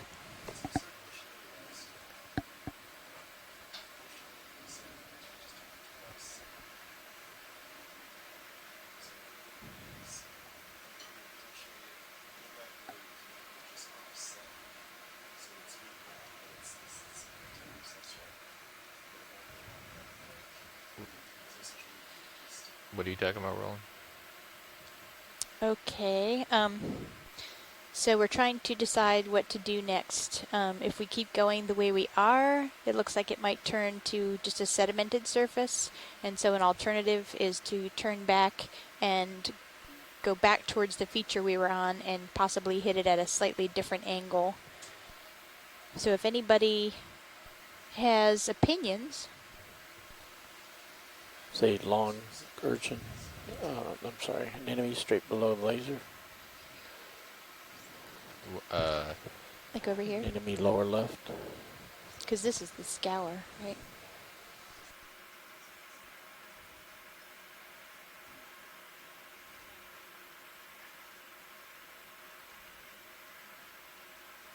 Go ahead, Ed.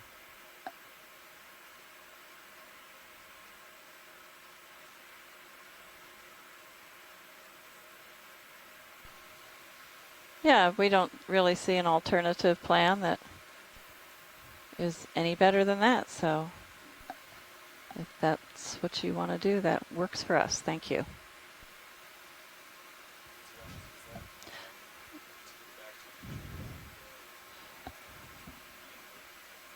Oh, sorry. No, it was to go back to the feature where we know there's some topography, but maybe approach it from a different angle, as you suggested.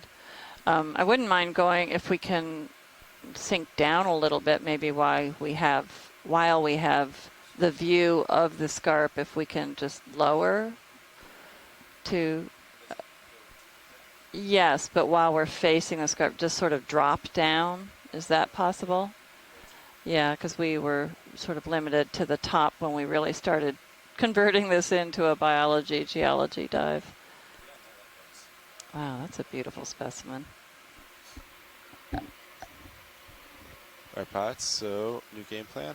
Kind of want to go back to that edge. Yeah, it looks, the topography looks pretty flat in the other direction. So what we could do is potentially move northeast. Beautiful little fish. I'm wondering if it's a kind of a juvenile Lamanima. Explore it at a lower depth. Or if it's something else. Sound like a plan? Copy that. All right. So whenever you're ready, you can line up northeastus. And that's a Serianthid tube anemone that fish is hanging around. So it would be better if I lined up by going starboard. That's fine. I can just get underneath you and then.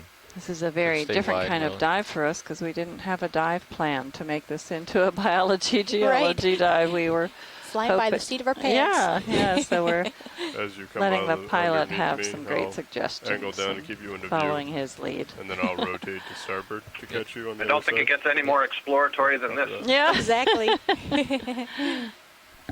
And Andrea Quattrini said that, yes, that is a Lamanima barbatulum. So we were seeing Lamanima melanurum in our other dives. So barbatulum, I believe, is the first time we've seen it, although yes, please. I might have missed it previously.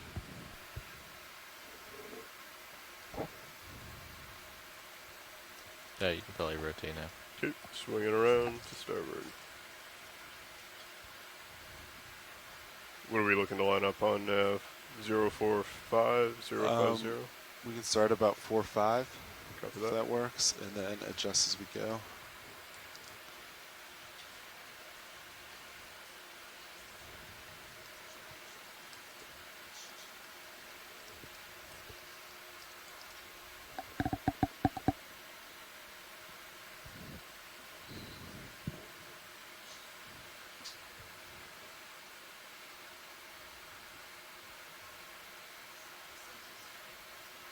Okay.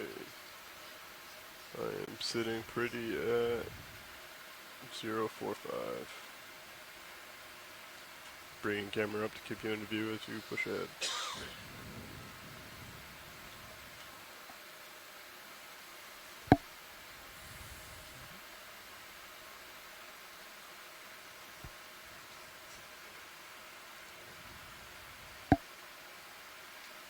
So now, if lose like a Lophelia on the far left and another rotate. octocoral. You can lose the skids now. In the foreground here. Maybe not. If we were to just come up now, you would rotate half a turn to starboard, correct? Yeah, I mean, I would just our turn to marker. starboard. Yep. You're pretty much lined up. Gotcha. Cool.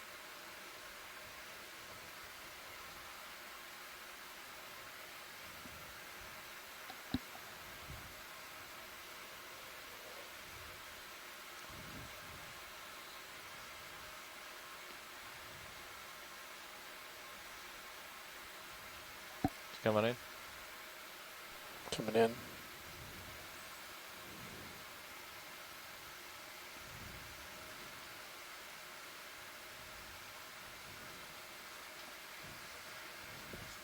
This looks like the same Line type that we skids. collected earlier, or just a snip of one.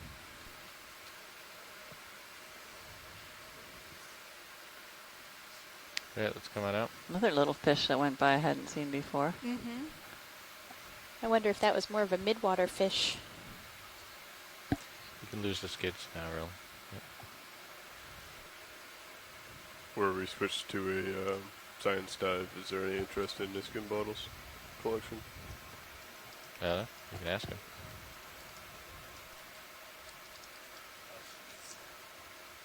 Go ahead.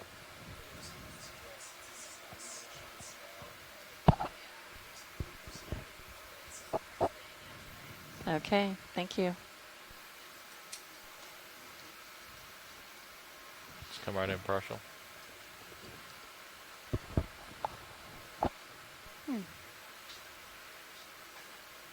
Plastic bag and something circular.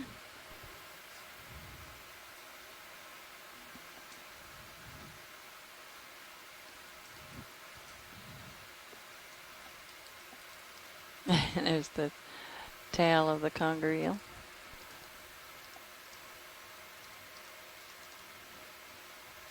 It's coming out.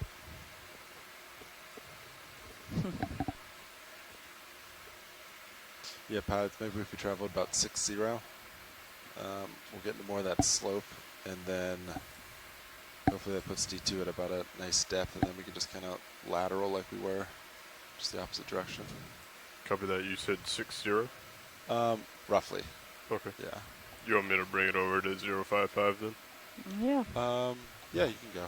Just come on in. Copy that. Probably, can we take a look right in front of that fish? Yeah, see if that's the same thing that we just collected.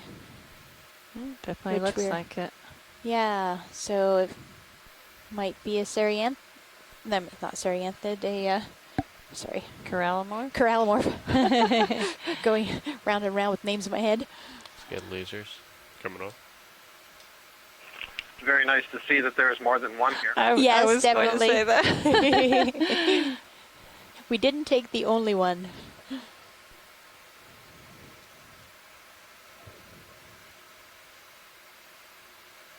And Tina said also that it looks like Corallimorphus.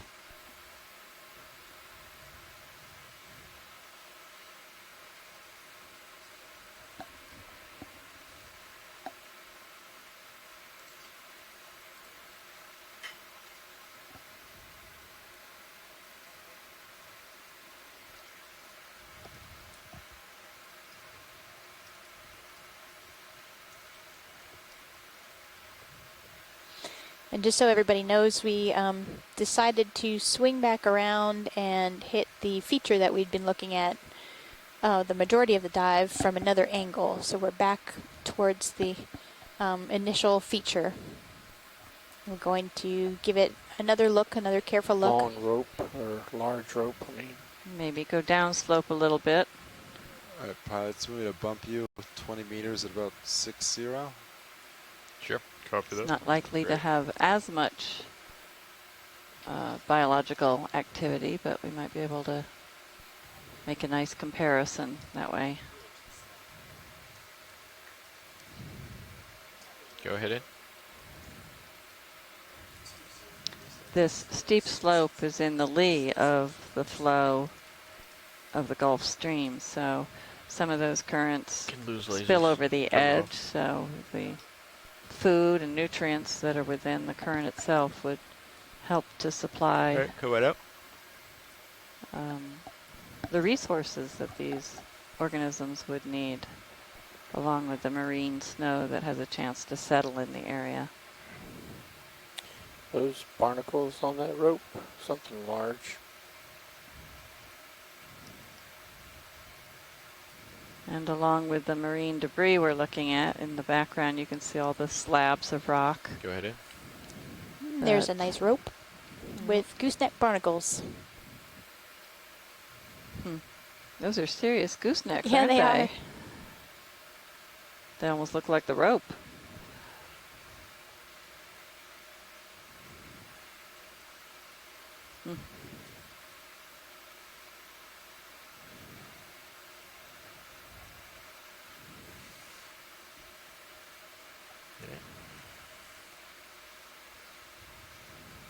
Let's get lasers. Coming on.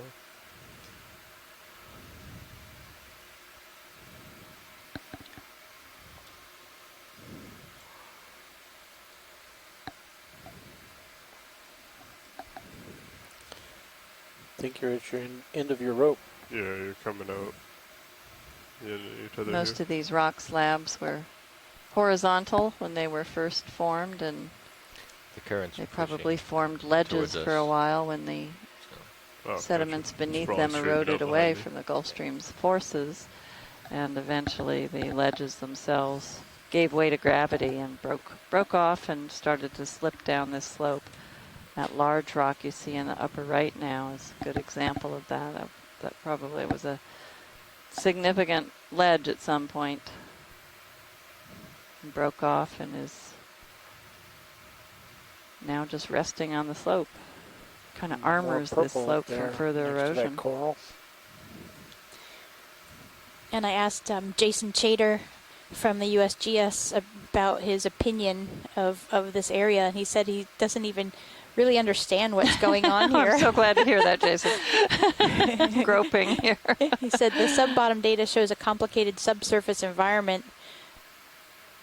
Let's see, with rough paleotopography truncated and overlain by a somewhat acoustically transparent sediment mass. We would normally call such a mass a landslide deposit. But I just don't have a good handle on the morphology of the area to say anything more coherent. This is definitely an unusual feature when you look at back up and you look at the map topology of this whole area, which is flat around here for the most case. I guess that there's a little bit more of a feature just north of us. Is that right? Isn't there a little bit of a canyon structure? Your skid is sort of a nearby. Yes, dove into nearby. Right between your skids. Yeah, we are nearby, but the scour that they found on the multi-beam really doesn't connect to it in any way, at least on the surface. It may, if it was a paleo feature, and I think, Jason, you had mentioned over 10,000 years ago that event occurred for the submarine landslide, that maybe 10,000 years ago this did connect, and it has since filled in parts and been maintained in other parts where we are by the Gulf Stream.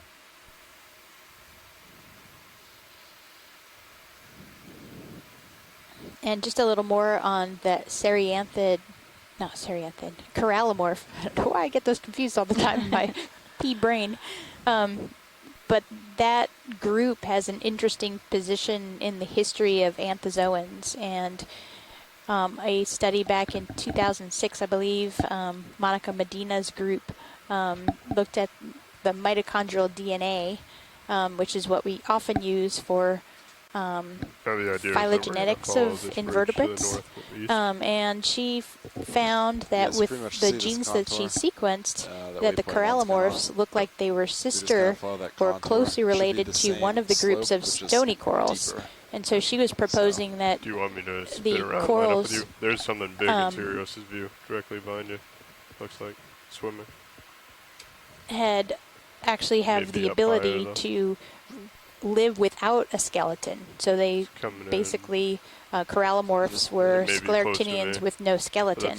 But then other molecular work has come around since then. Oh, Mola. Oh my goodness, this is so exciting. Wow. It is great to see it at depth. Once in a while you see these at the surface and it's very exciting, but this is even better. I didn't mean to hit you. That's all right. That's all right. So excited. That is. Oh, aren't we lucky? Wow.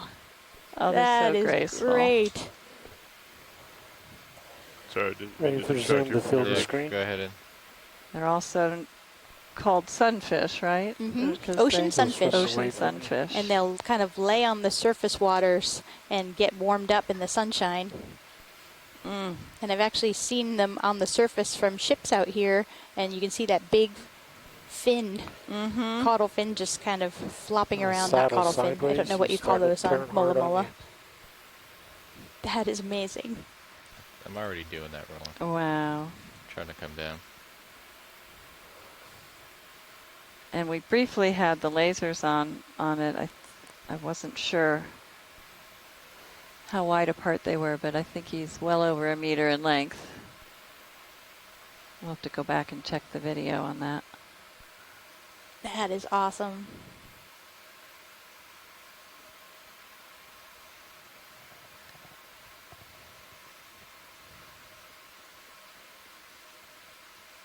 So I do believe that these are the biggest fish as far as weight.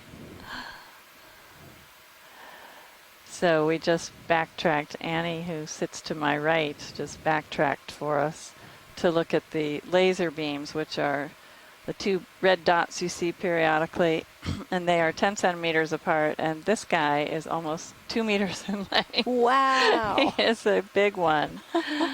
That is great. So Tom Hanskinick said that molas are loaded with specialized trematodes. Yeah, I feel the same way, Megan McCullough. She said, I've always wanted to see a mola in person, and this is pretty close. It's a virtual reality, Megan. I've been on cruises where other people have seen them, but I was never one. So now you can say you've been there. Cool. Yeah, and Zach said this is the biggest bony fish on the planet. That's what I thought I was remembering. With you, even though we're moving. Well, that was parallel to what a treat. That was a ray of sunshine. So we're moving to our day where we are a little disappointed. We set out to find a shipwreck, and 20 meters we did find some cool geology, lots of biota. Roughly. We did not expect to see that. And so it's been very interesting for sure, but we are a little disappointed not to have found the ship we were seeking. He was moving. So but obviously this is good habitat for all sorts of fishes.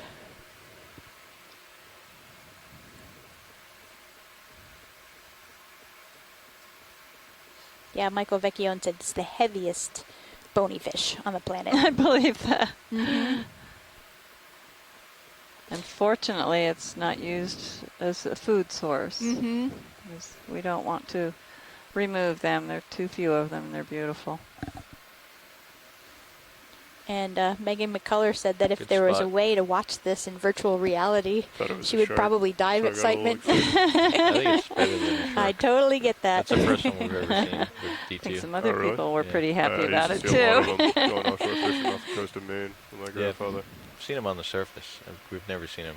Yeah. Well, they're normally pretty scarred up. Yeah. The ones I've seen getting hit by boats when they're on the surface. It was nice to see one that didn't. That wasn't covered in scars. I was trying to get closer to him, Roland, but he was moving fast. This is definitely prime habitat for black belly rosefish. Mm-hmm. Right, Bats, ready for another move? They just have taken advantage of almost down a little bit. Yeah, I'm coming down now. Every cave that these rocks have made, and the conger eels, and those beautiful swallowtail bass. Anthias. Wood's eye, possibly. Wood's eye.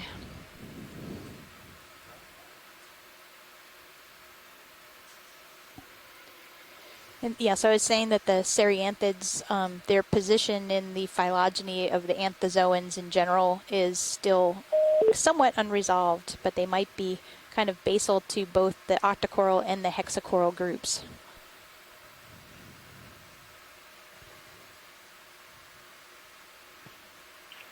Cheryl, you said Cereanthid, and I know you mean Corallimorph. I did it again? I don't know what is wrong with me. Yes, the Cereanthids. I'll hit her every time she says it wrong. We'll train her. Bad No, dog. you just said it again. You said, yes, the Cereanthid. Oh, that's right. So I'm looking at Cereanthid on... I didn't hit her. Sorry. I'm looking at the wrong paper. No, you were describing it perfectly well before, the Corallimorphs being the sort of the naked corals. You're starting to get to the end of your tether. Yep, and then somehow I opened up another paper that was about Cereanthids. So I must have a very big switch in my mind that's not turned on correctly for those two.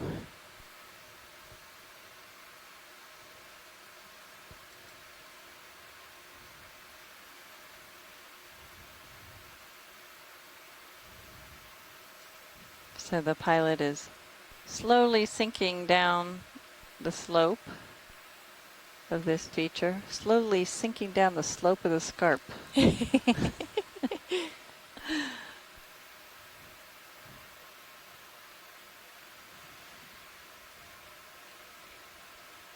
And we are still seeing lots of anemones. They're definitely a species that's doing very well on these rocks. Yes.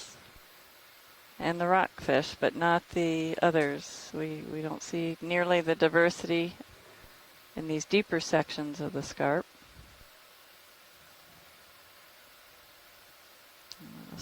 Still have our squat lobsters.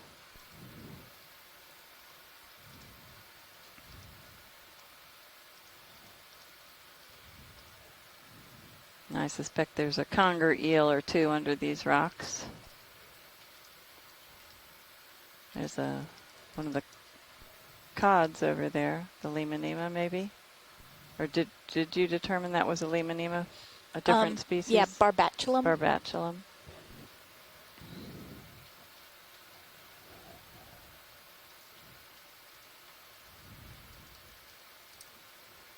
Can we zoom in on that lower rock there, just at 5 o'clock, or I mean 7 o'clock from your lasers? Yeah, just to the growth. I guess they're hydroids. What are those? It looks like more sargassum. There's nothing growing on it though. It looks like that grayer part is it's starting to disintegrate or be broken down. It's all sargassum. Yeah, I think so. Rock. There's something. Rosefish.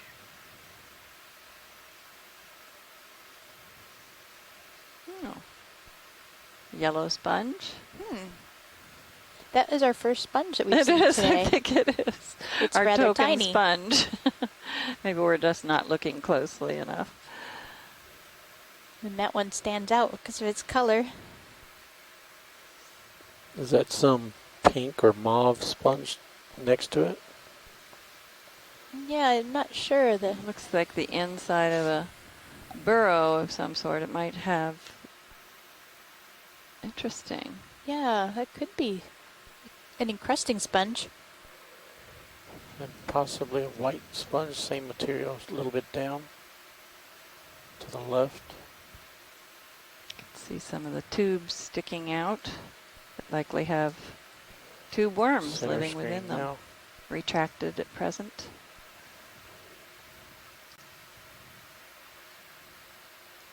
Nolan Barrett suggests that's a demo sponge, but can't say much more. Yeah, with Beautiful it being shot. that tiny.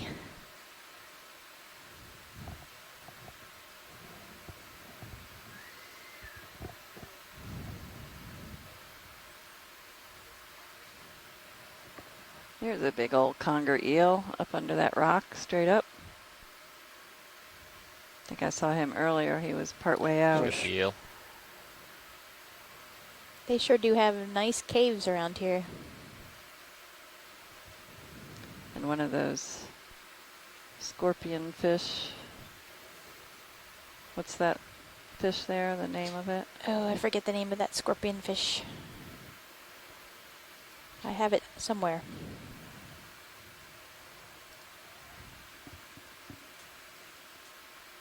Trachoscorpia cristulata, or was that from deeper dives? We encountered one at some point, but I don't think it was in these shallow waters. The scorpion fish's mouth. Almost looks like a spearhead. Those look round and cylindrical on the end.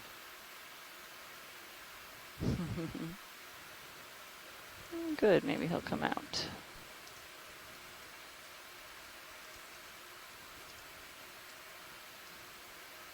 Nope.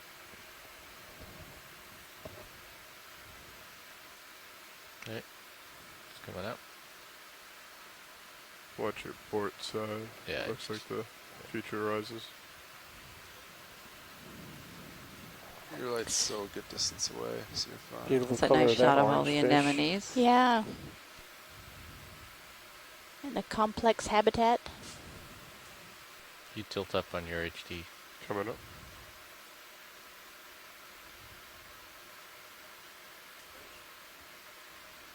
Can we also tilt up a little bit on ROV HD2?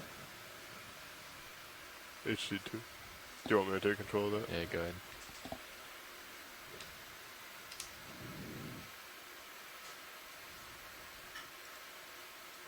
Is that enough video? Or? Yeah, that's good, thanks. Andrea said, Give yes, that control was back. Trachyscorpia and Conger oceanicus.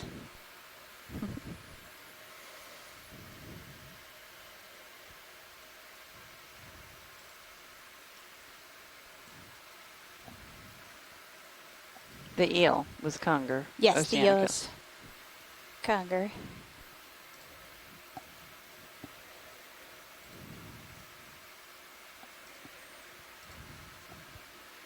Thank you, Andrea.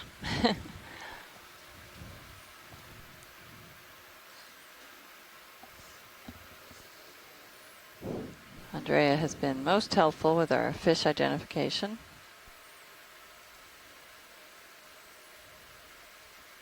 She hails from Harvey Mudd College. It's on the West Coast. Is that correct? Yeah. California? Close to LA, or in LA.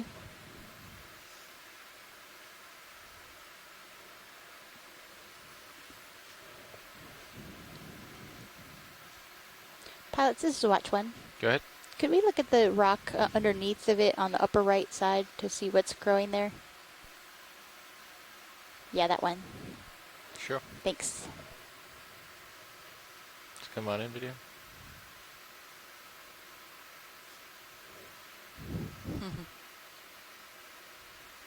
Pilots ready for another move? Sure. Great. Bump another 20 meters. I think 6-0 still works Those aren't pretty cup good. corals, are they? Or Well, are that's they? what I was wondering, but I don't. They're all closed up. I if don't they really are. see Oh, cup they corals. just. Did you see that? They all moved. I think they're maybe anemones. I think they might be because they all closed.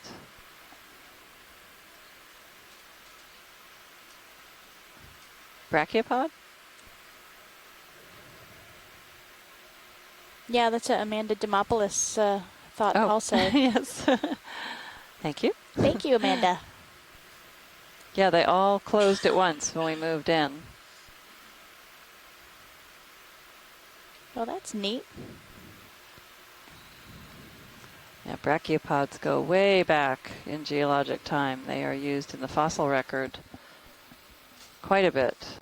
We've pieced together their different age ranges so that when we find a species that we can recognize, we can pin down at least a range of time that that rock might have been formed.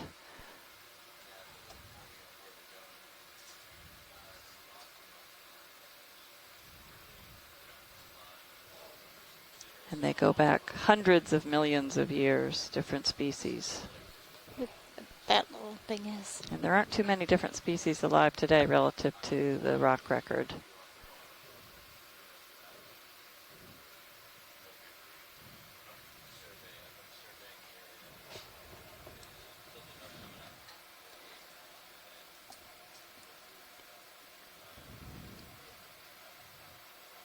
Hey, pilot, this is watch one. Oh. Be great if we got a little rock with some of those brachiopods on it. Yeah, it looks like the rocks with brachiopods are quite large. Well, but around them, see all the little white dotted rocks? Mm-hmm. Pilot. This piece over here. Hey. I can tell you real quick what we're trying to do. Give me an update on everything. Yeah, so we're pretty much just moving northeast. See these Bob two Carney contours? says, yes, they're brachiopods. They're oyster-like and have a flat there. valve Back and against forth? the substrate. No, Wow, just that's great. east, pretty much looking at the slope. Okay. You're just kind of lateral. Okay. Eastward. Sound good? Yeah. Great. And then wash leads are hailing you. Okay. Have they been calling out things that they want to look at? Yeah, just like normal. Okay. Yep.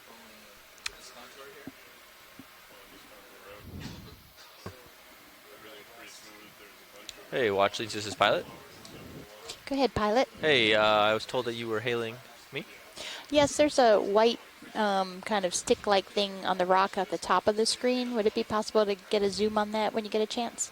Yes. Let me get my lasers on so you can kind of guide me. 'Cause I see a bunch of white. Is it the one that's to the left of? Just to the left of center and yeah, on the back rock there. On the back rock, correct. Okay. Yeah, I'll go ahead and pull on over there, and we'll take a look. Thanks.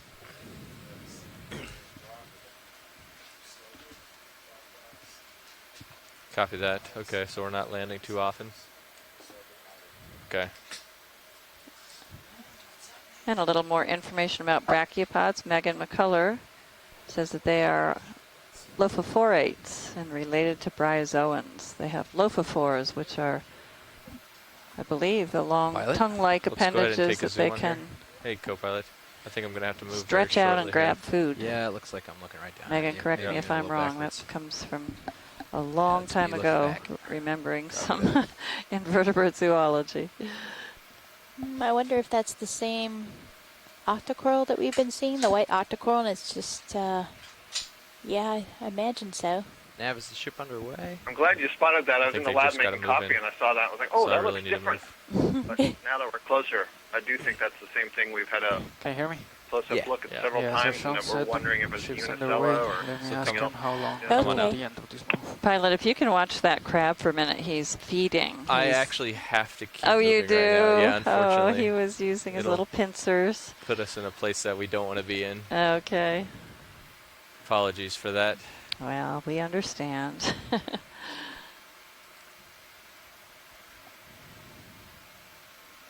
And when you get settled, we'd love to have an introduction from the new watch on the front row.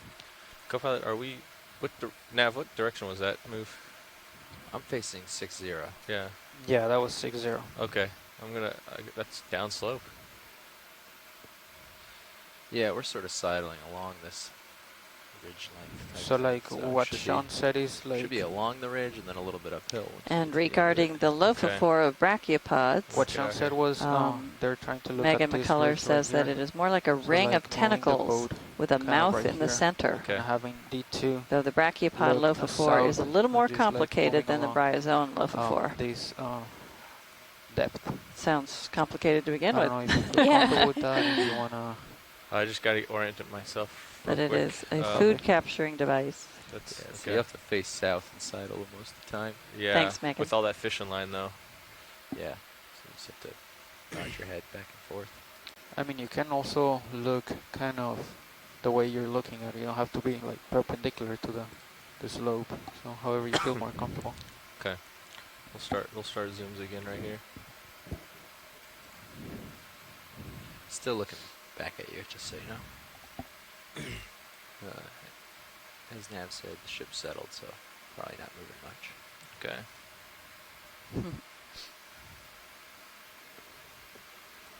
So I guess I'll be doing quite a bit of that. There's some trash down there again.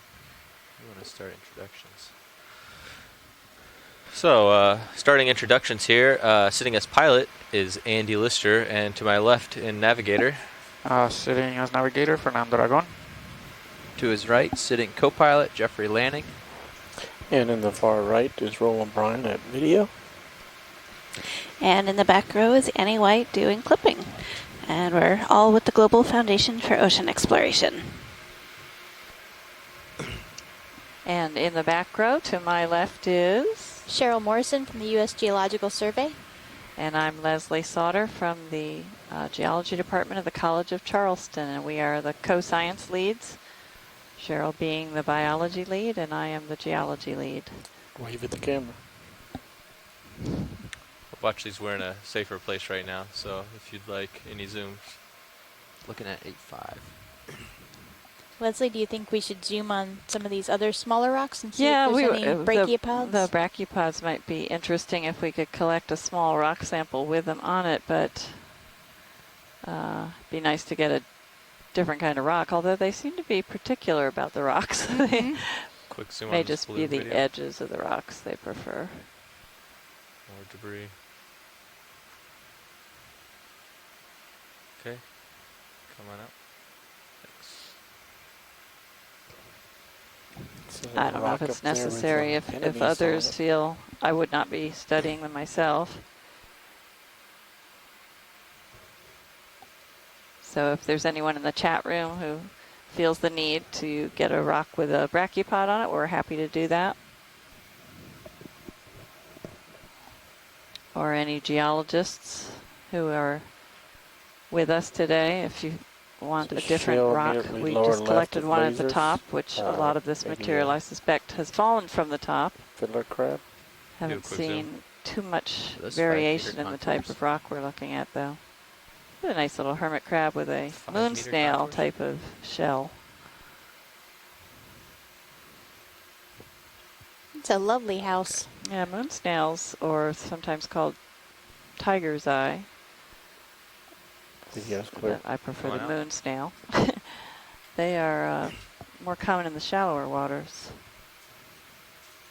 What's better for you, pilot? For me to face you looking south and we both sidle? They're cannibalistic. Keep this view for you. More facing me, I think. Drill on each other and... I'll split it, see how that goes. Okay, that'd be great. I feel a lot more comfortable there. Eat the insides out of their neighbors. You mean they eat their neighbors out of house and home? Yeah, I like that. So yeah, so the direction of travel is... Is that a sea star in the upper center? Crab on the, yeah. Underneath the rock to the right. Exactly. Watches, did you say you want to see a sea star? I think there's one just coming into center now. Maybe. Okay, let's go ahead for a zoom video. Yep.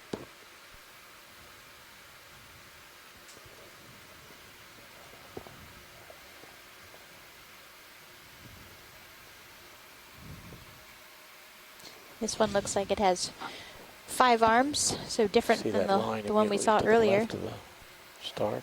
Yep. Quite a bit of it. There's another yoga pose for us. One of the officers on board wants to have marine animal yoga sessions. Okay. Well, the interesting poses we've seen. We haven't done it yet. We're just talking about it. Yeah. If we can contort like the other species do. There's a crab under the ledge to the right. White crab. Oh, right over there. Yep, that's it.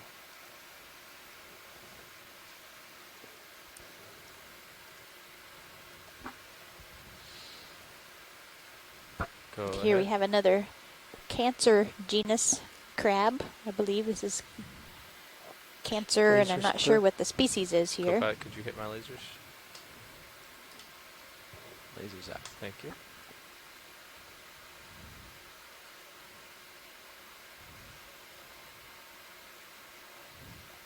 Lead it a little bit down.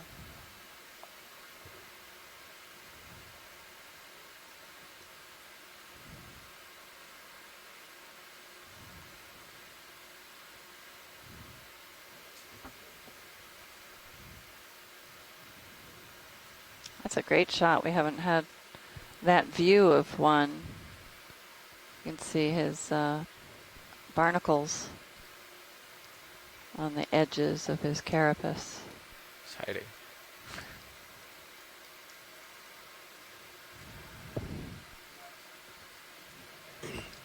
Go Let ahead, me know Nev. when you're clear video. Just wondering what that thing immediately to his right is. You see it? The snail? Maybe. Oh, on the rock here? Yeah. I could be able to tell probably from this. I am drifting away. Yes, you are. I think that platey-looking thing might be a sea cucumber.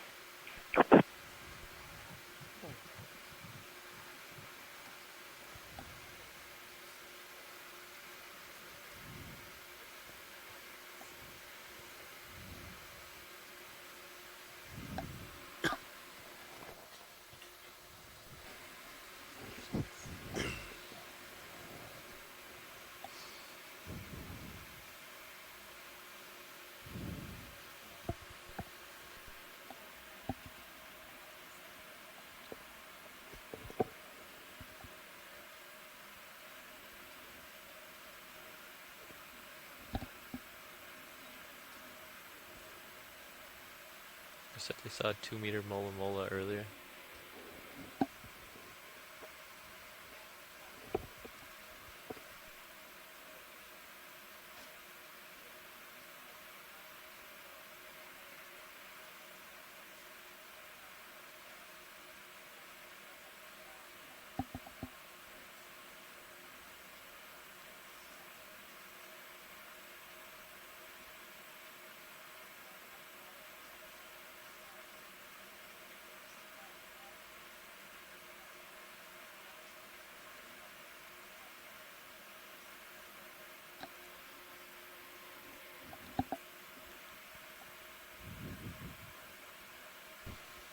We see a conger eel.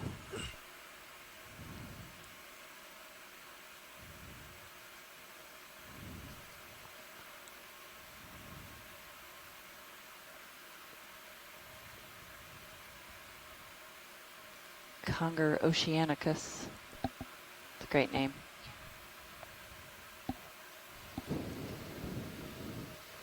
So it looks like there's 2 different cancer crabs that this could be, either Irroratus or Pagurus.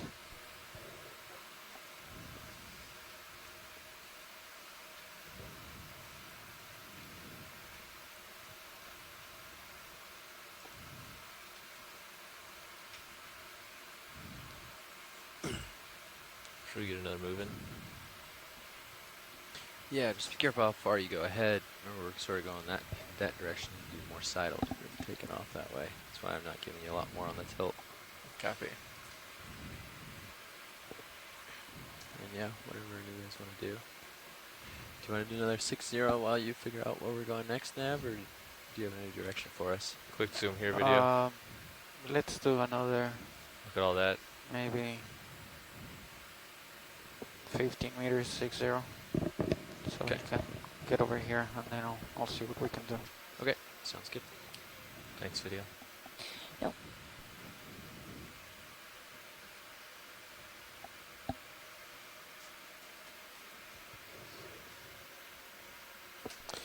Be a real nice view of that fish to the lower left. Been trying to get a real close-up nice shot, but we haven't quite gotten it. What kind of lighting do you want, Roland? With that one? Just what Probably we've got? with the extra lights on. Huh? With this shot, probably with the extra lights on. The general lighting has been pretty good. Go ahead, video. This is the one you're talking about, right? Yeah, might need to drop down a little bit closer. Okay. Turn the extra lights on. It should go Looks down like there. that black belly rosefish has spines, but I guess he's sitting on Pilot, top you ready of an for it? urchin. Yeah, go ahead. Show lights. Yeah. Or maybe he's got one stuck in his jaw.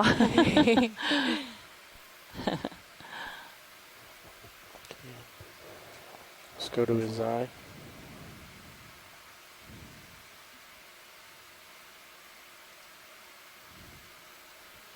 So I guess we went over an unusual sea cucumber that I didn't see. Did you see it, Leslie? No, I didn't. I wonder if it was too far back that we couldn't go back. I wouldn't know where to look. To where we moved, but it would be on the rock. It won't be on the sediment. And I only saw one of them. And I'll certainly keep an eye out. How big was it? It was about the size of your pinky nail. Okay, so tiny. Oh, okay. Where the cancer crab was. Mm-hmm. Yeah, I think it was around there. Yeah, Annie's just shown me the Drifting away clip, pretty so quick. it might be easy to find again if the cancer crab hasn't moved.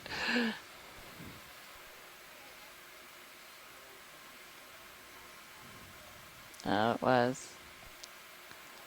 Some large No, it was a tube long worms ways back, apparently. under the anemones to the right. Lights out, Roland? It's out. Lights out.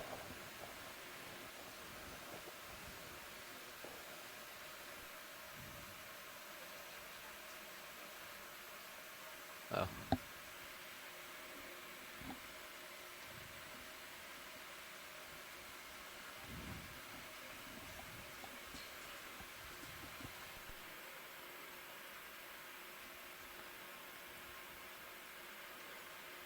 How far away was it? 400 meters? 400. What's 400 at 3/10? An anomaly. I thought that yellow thing was a sponge, but I think it's a bottle. Yeah, Quick zoom video. Or a can. Not a sponge. It is not a Sprite. sponge. Sprite. 43. It's the Sprite sponge. Oh, it's just sand, right? It's like And fishing Maybe line. one of those down there. holothurians right below the can, in front of the can. Ooh, okay. Is that safe? Could we do another quick zoom? Just below that can, there might be one of the sea cucumbers that Sure, go ahead. we've had questions about. We don't have to. Oh yeah, there's several of them. Or whatever that is. Those The round brownish orange things. discs to the right of that anemone. I still don't see them. Oh. Looking at the one that's in a pit on the very low. Oh yeah, that's it. Wow. Yeah. Co-pilot? Looks like an anemone at one end. Yeah. The tube feet. They're suspension feeders. Wow. Sort of and down part is the body that you would more typically associate with a sea cucumber. And one of the things that's really interesting is you see it's very platy looking, and that's a perfect example of why the name for the phylum, Echinodermata, spiny skin, exists. They have all these what are called ossicles embedded in their tissue. Yeah, there's another couple. This one down here? Yeah, the one hanging down might be a better view of it. Well, certainly one end of it. Why, that's hard to believe that's a holothurian. It really is. It looks like an anemone. Thanks for pointing that out, Bob Carney.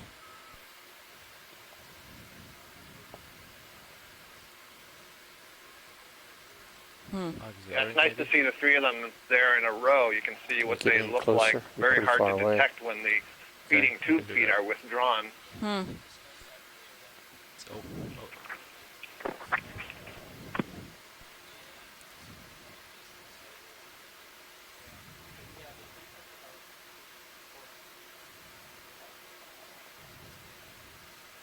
Well, that's another new one for me today. Tilt your camera down and look more straight down at it. I thought it was above me. It is. It's only because your camera is tilted up. Okay. Oh, are you talking about this one that's down here? No, I was talking the same one, but we can look at that. Okay. The one you just spotted. Yeah, go ahead. Roland's trying to get it between your toes. Instead of telling you that. That's an enemy. Trying to lead you by the camera angle. He just wants you to That one might be actually a sedimented anemone instead.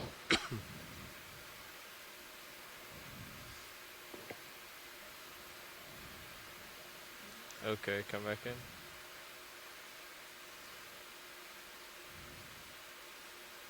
Oh, that's great. There's another one, wow. Huh. It's got its polyps out.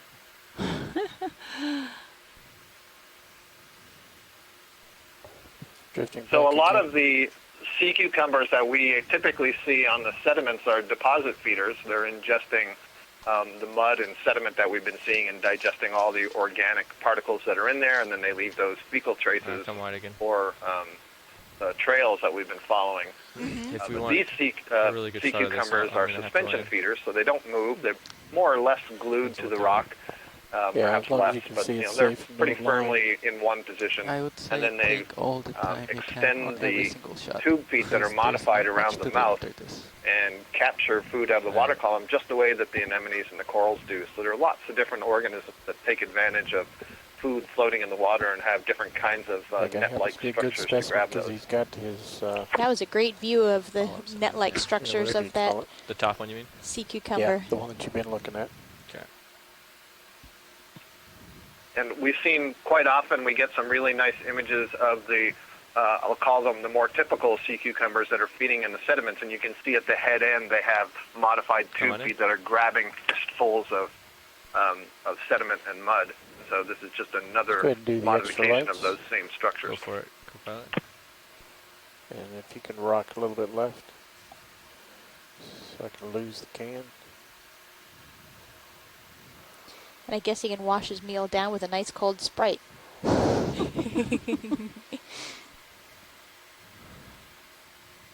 frozen Sprite.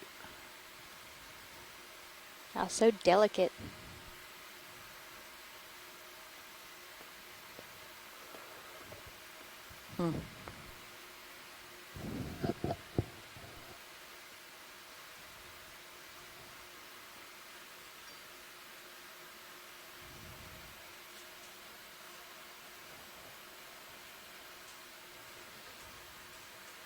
So Bob Carney said that the tentacles of these solids and other let's try it now without the dendrochirides are actually spiraled, Okay, but go it's back. hard to see the spiral. Lights coming off in 5 seconds. One more. Slight tilt. You're drifting back. I'm just turning a little bit. Hold.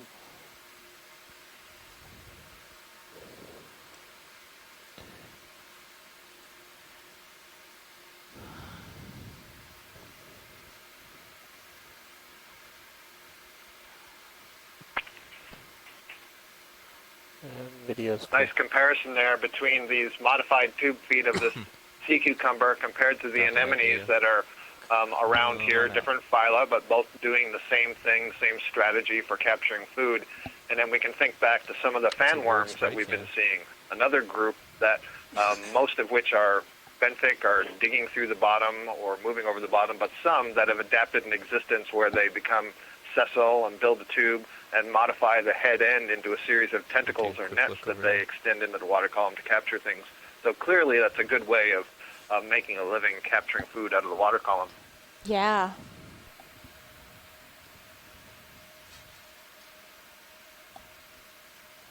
Very different groups of organisms kind of coming to the same conclusion about how to make a living down here.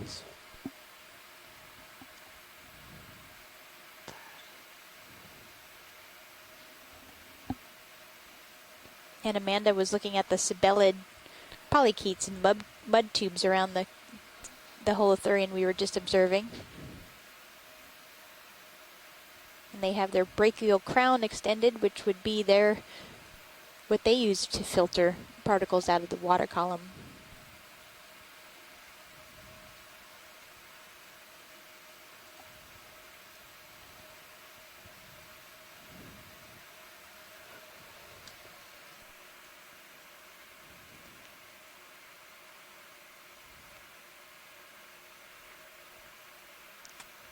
Is this that same fish that you wanted to zoom on earlier?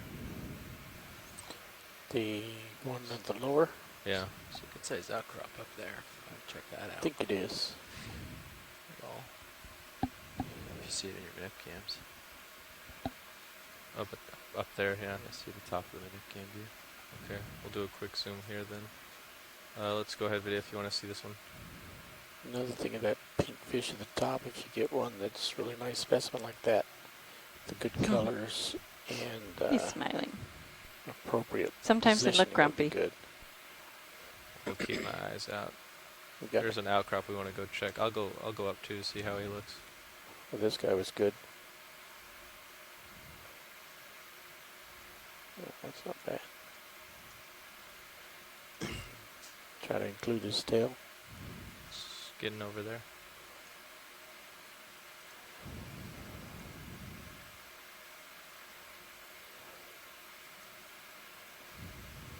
Yeah.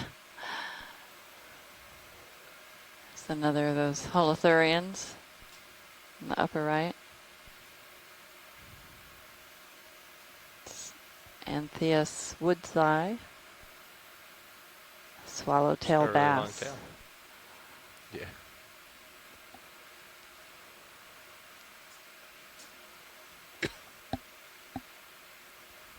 I think that wins the prettiest fish award for the entire mission. Very beautiful.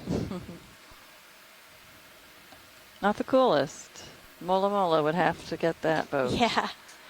You want one more view on the one below this too, video? Before I go check out that. Yes, but let's Oh, give is it that few a more tiny sea seconds star? to this. Just above I just saw the a sea fish. star above the fish's eye. Above his that eye. one, I see it, yeah. We'll take a look at that as well. Yep.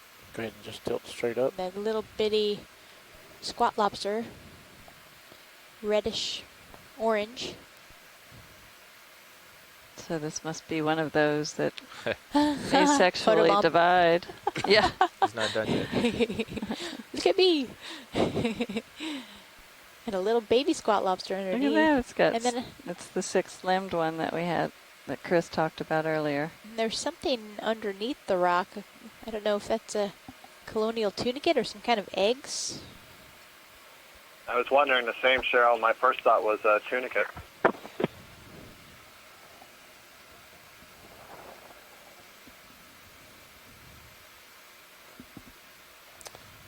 What is that on the right? It looks like it's got some breathing holes. Pink on the upper right.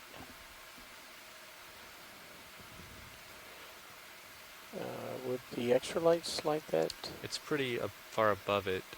It'd be minimal. Well, we can try it, but it's Yeah, not, it does. It's going to be minimal. I agree. It's a little hermit crab on the lower left. So has that rock been kind of bored into on the right? Yeah. Yeah, it looks like it has been. What's the reddish thing? Okay. Oh, yeah. That looks like another of the Holothurians in shape, because you can see the... Well, on the, by the squat lobster, but then there's... Underneath. But Underneath, see how there's a hole. Yeah. See those tubes in that pink thing? Like water tubes? Oops. Those? Yep.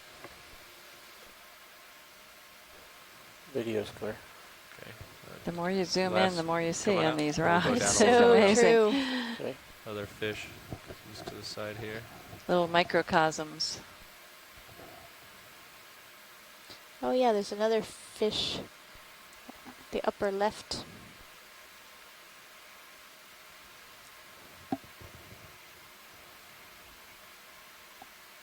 See how the organisms are all clustered on the edges of the rock where there isn't sediment cover, so they're just avoiding that burial.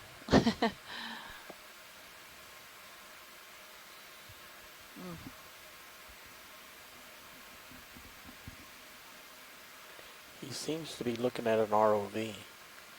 Well, you can see it in his eye. Oh gosh, look at the reflection in his eye. You can see D2's lights. Wow, that's amazing. That's great. Wow. Wave the manipulator arm, see if we... That was good eyes, pilot. I would have missed that. That was video.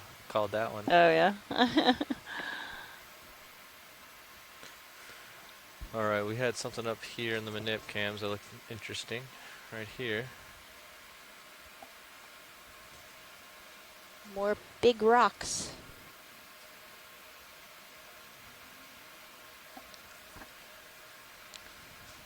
I have a lot. It's got a lot of tether. Yeah. Get out there. I have plenty of room. And I was gonna Look at all sidle the left a little. anemones, the Venus flytrap type. They're all in a band. I bet you that might be a That's cool. Rochinia and maybe some more Lophelia.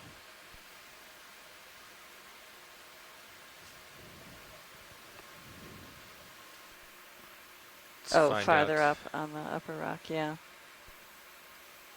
Goosefish. Go ahead, watch one. Straight down.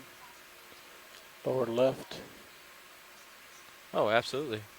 I'll let my co-pilot do that. Pilot, you see the goosefish below the Stand by. anemones? Watch the. Sorry, stand by video. Yeah, we'll get that for you right now. Okay. Sorry, I was talking to Watchley's video. What is it? Goosefish below those anemones. Left. Oh, that guy. He's Oh, well a blended in. goosefish. Another goosefish. He I didn't looks see it. just like the rock. See, that was Annie Three with of the them? good eye this time. Yeah, 3 of them. This guy's got a nice smile. Yeah, we're fine. Wow, that's a face only a mother could love. Tilt down to the jaw.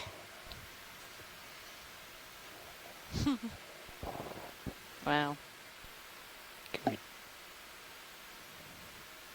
Look at the beard on it. 3 successful closures. Tilt down to the Are those mouth. hydroids, or is that his own? No, that's him. That's him. Look at that. Wow. we've seen in the fish, Beauty and the Beast today. Again, these are angler fish. They have a little lure right between their eyes. Looks like And they'll flick it out in front of their mouth, and it would be pretty hard to see that fish if you were another one swimming by. You might be enticed by his lure, and then if you got too close, Lights on. it'll suck you in. Yeah, that's 1, 2, and 3. 2, 3. Yeah, we have 2 left. Tilt down.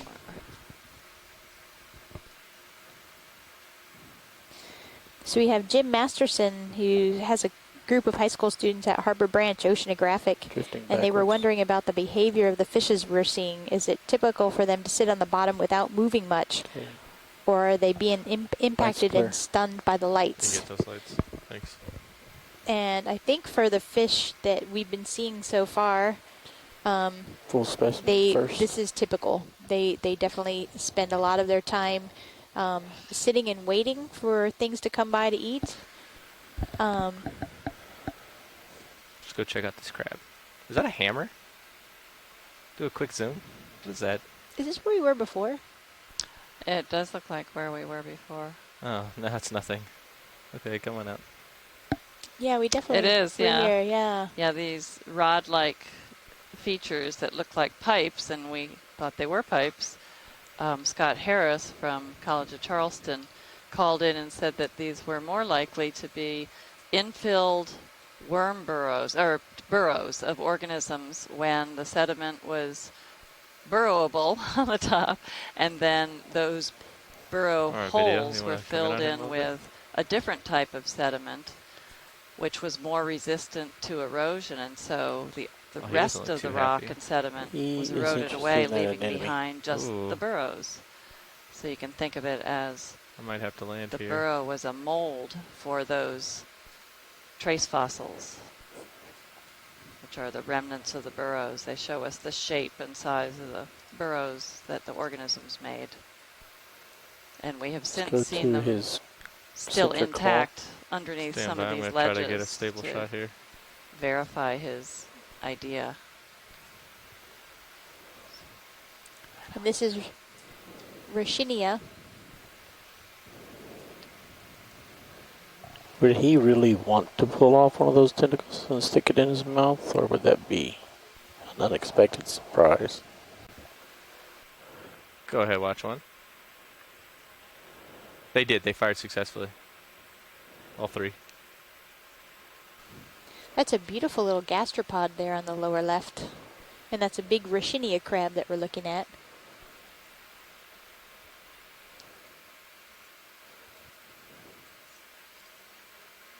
I think he might just be poking it. I don't remember ever seeing them feed on anemones, so this, I don't know if he's really going to eat anything, or...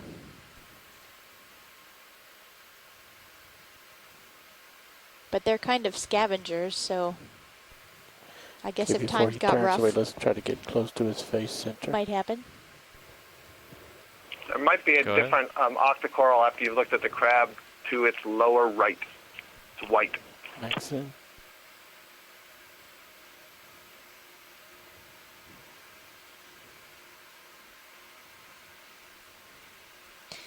And Andrew Quattrini had some more information to share about fishes and what they're doing when we're not sitting here with a big noisy ROV. And she said that different species react differently to the lights, and some are actually attracted, and the wreck fish that we were seeing the other day are probably those that are attracted. Just hold this shot for a second. And then some of them are scared off. And even some individuals within the same species can react differently. All right. Mentioned coral. Just like people. They're on the right edge. And other organisms. Oh, with all the other crab? Yep, with and the then other we have crab. another cancer type crab close to the Lophelia that you see.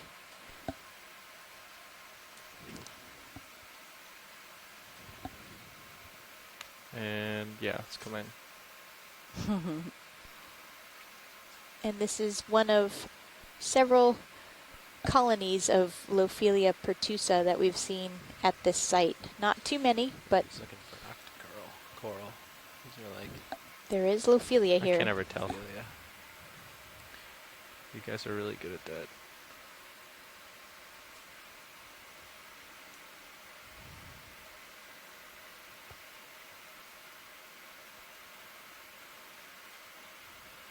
And there's a little squat lobster, Humida picta. You can see in the bottom right.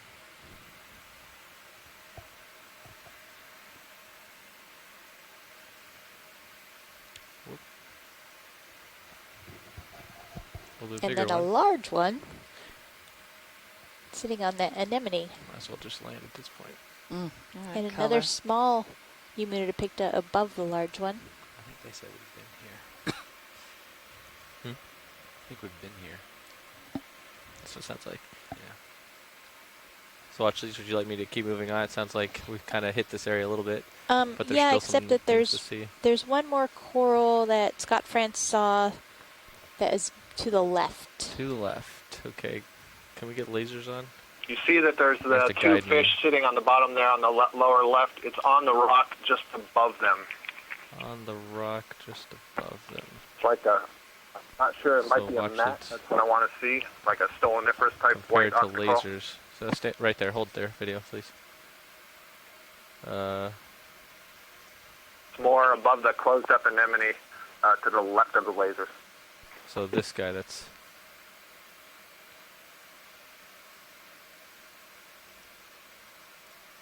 Oh.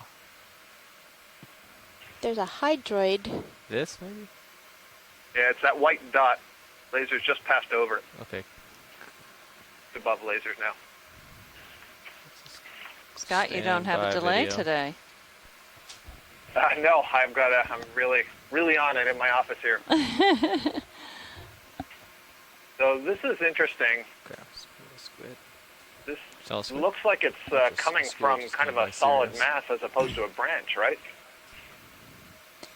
Yeah, it does look like that.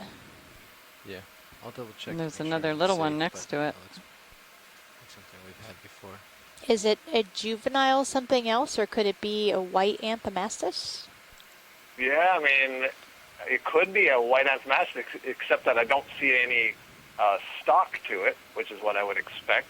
It could be like a very early growing stage of Anthothela, which can grow kind of like mat-like before it grows into upright branches. The thing that's so odd to me is how big the polyps are. They're really, really tall, and that's much more What was happening Anthomastus-like. this morning? So I'm at a bit of a loss, but I'm glad that we got a view of it. I imagine it would be really hard to sample because it's so tiny, right? Oh, that's yeah, sure. very, very No, you would small. have to sample. It'd have to be on a rock that was easily picked up. Yeah, you'd have to pick up the whole rock. This does? That would, yeah. That's all liquid. Break off a chunk, and I don't think that's super breakable. Try bumping we can find another one though. Yeah, hopefully as we move along, we might find another. It's a gorgeous view of the polyp, though. One of the things I could see is there's a pharynx, so the mouth, which is on the top of the oral disc, there's a small tube, the pharynx, equivalent to our throat, that then opens up, and you can see the transition from the end of the pharynx into the main cavity where the gut is. So that was just beautiful. Yeah.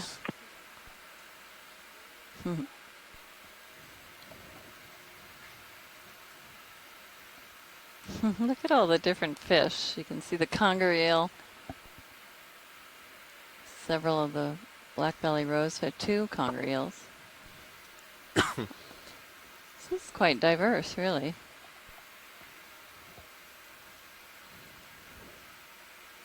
And that gastropod that we were looking at before, little tiny one, was a slit shell. I didn't even see it. I must have been typing. I'm sorry I missed that. Just have a look there, I think. I'm not sure exactly what the thought was. Pleurotomariaceae, slit shell. Probably murdered that, but...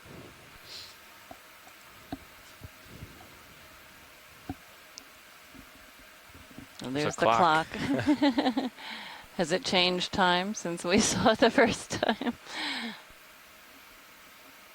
I didn't see it the first time. I must have been at lunch or something. Yep, you may have been. It was lunchtime.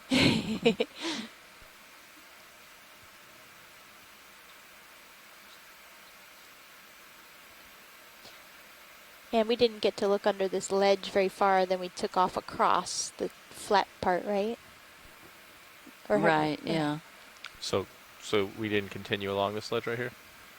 I don't believe we did continue along here. I think we went straight across. Yeah, I think this will be more interesting than the flats. Yeah, I think we need to get a little closer to him. Unless others would Tug, I think. prefer to go across.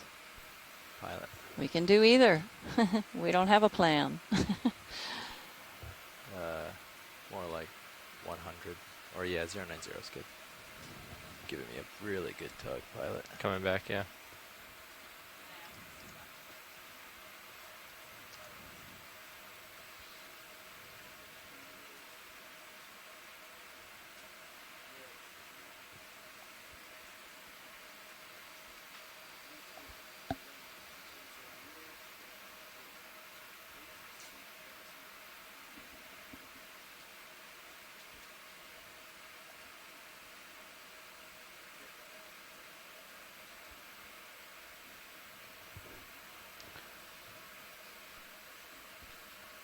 Go ahead, watch loop. This is nav.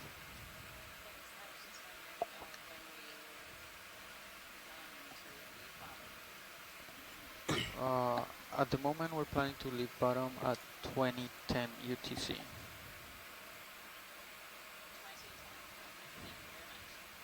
You're welcome. So we have about an hour left on the seafloor. We're at 331 meters.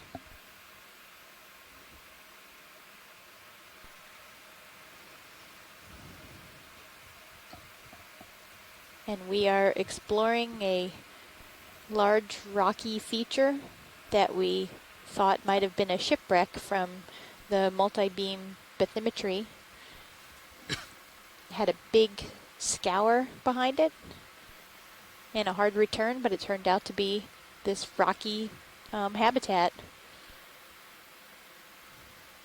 Bit of an anomaly out here on somewhat flat substrate. And it turns out that it's a very good fish habitat and habitat for a lot of other invertebrates. So it's an interesting contrast to what we've been seeing.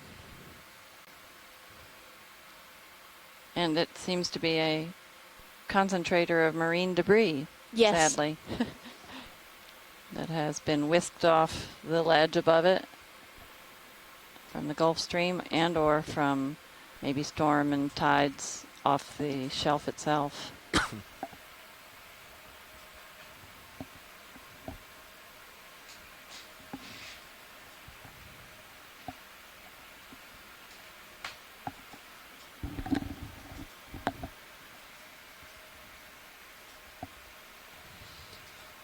And we've collected a rock sample, so maybe we'll be able to get a better idea of what this rock is made out of.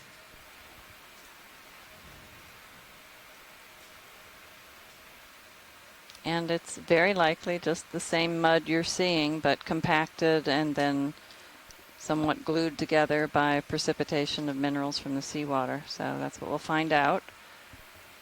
And it's formed sort of a crust at the top, and as the scarp that we're looking at has eroded back, those overhanging ledges have given way to gravity and broken off and been sliding down the slope, but providing great habitat.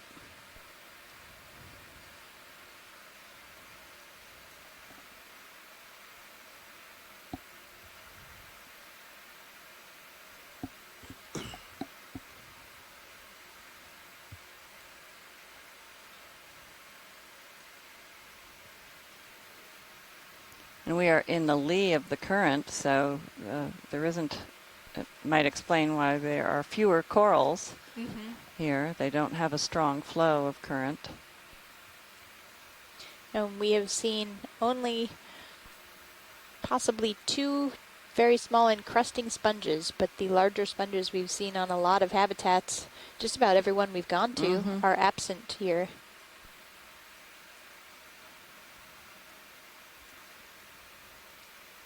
So even though we did not discover a shipwreck, much to the dismay of many archaeologists who were on the line at the beginning. We were really quite hopeful, I will say. Despite that disappointment, we found a really, really interesting habitat. It's kept us busy looking all day. This is a fairly wispy line below. Copy that video.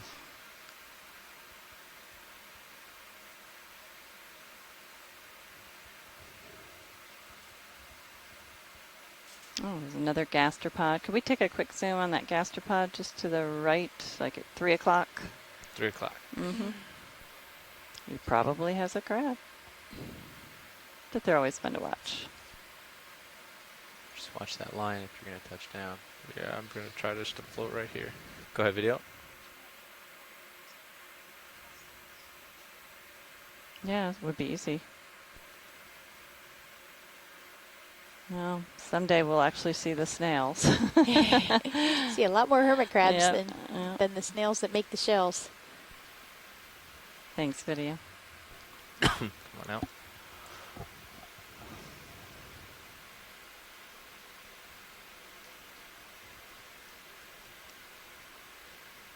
It's like another really good cave for a conger eel.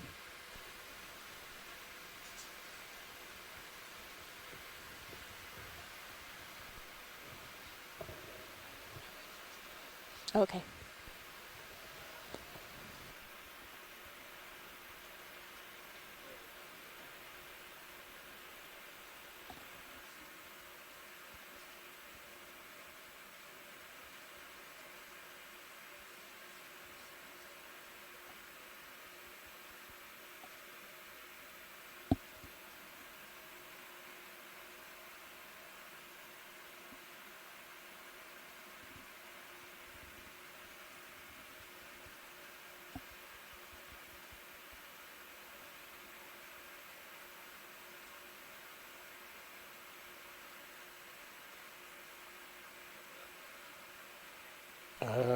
Going to look at that And Jenna Hill of the USGS commented that there's a lot of phosphorite deposits offshore of the Carolinas, so maybe that's what's contributing to the rocky substrate. And yeah, certainly, Jenna, thanks for mentioning the phosphorite. We've seen a lot of that at the Charleston Bump. We've collected a lot of material out here. We had what is probably manganese nodules that might also have phosphorite farther out. And even on the Blake Ridge, we found this encrusted type of mudstone. And so it'll be really interesting to see how much phosphorite is in these rocks, especially now that we'll have an inshore or nearshore collection as well as something that is in 3,000 meters of water, to see how the compositional changes, or to see how their composition changes in these encrusting oxides. And this is another one of the large hydroids that we've seen very often. Some coral rubble there.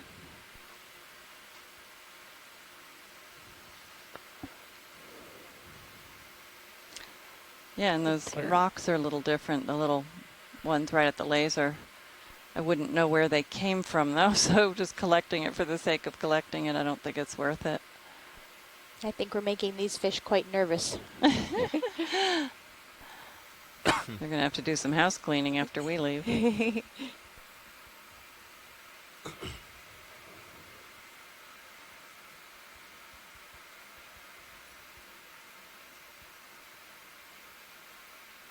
There's another Lamanema Brachiopod.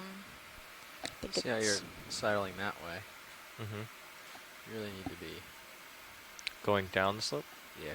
Well, you went way up, so you need to come back down to where you were. We were following along a contour, so you're trying to keep a certain depth, keep nosing. And we sort of went up there a ways.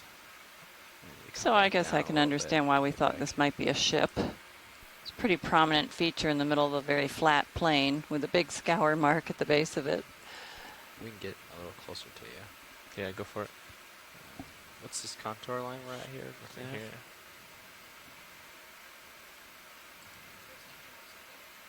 Yeah, what is that? 340 or yeah, what's the strike of it? Sorry.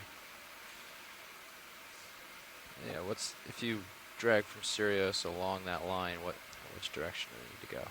75. You can see that these sediments are somewhat cohesive. Otherwise, they'd be streaming down this very steep slope. Yeah, 075, 30 meters. That indicates there's a fair amount of clay in those clay-sized particles that might make the sediment a little more stiff than if it were just silts and sands.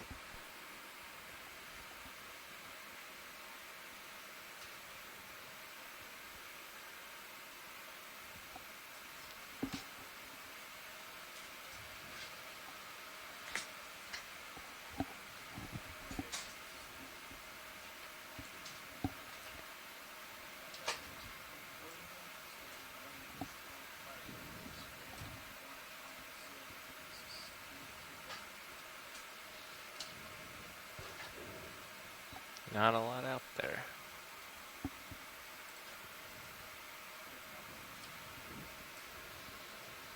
We can up that to 30 meters. He's really stretched. That thing just behind that white anemone, below the fish that moved. Yeah, back there by the lasers. Right next to lasers, underneath. Probably don't have enough right now, but we'll go right here. Little nose of the conger eel just below above the lasers. The conger seal. They have so many hiding places in this type of habitat. We also find them on the Lophelia mounds, and they often have a little tunnel underneath the dead coral skeleton. You want to snap to see if it's anything? These look extra large to me compared to many that we've seen. Oh, what's that? Oh, it's trash. All right, video swapping out.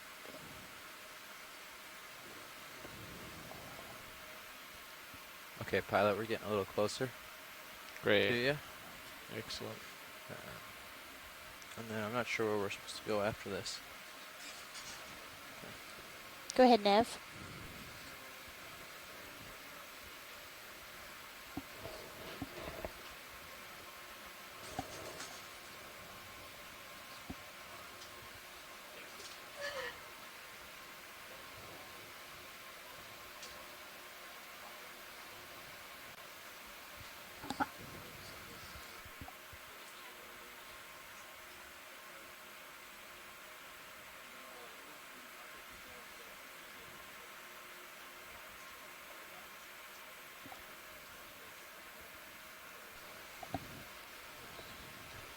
Did you guys copy that? Yeah, so I'm coming We're east just going to towards spin you. around it. I'm coming east towards you. We just go up and over it towards the south, I think, right? We're gonna. Thought me to swing around, right? No, you're good right where you are. Just hang tight. When I catch up, we can go up. They don't want me to swing around it? I don't know what that means. I thought they said they wanted to do that. Go like that. Is that not it? I don't think you want to do that. Imagine taking the whole ship. Yeah, we were hoping that we could see that other side of the mound to keep going around to the south, I think it is. So they just want to see this side. Okay. I'll catch up to you, then we can do ship move south. What's the, Nav, how far is it from where D2 is now out to the end of the lobe on the most eastern end? Right here? East, sorry, not west. Oh, yeah, right here. Yeah. 30 meters. 30, okay. So they want to see it over here. I don't think they care about going around or just going over and coming down, so it's up to you guys what you want to do. Just jump across? Yeah, looks like it. Okay. I'm getting close to you so I can start turning my head around towards the south. I don't know which way you're looking now. Almost south. Okay.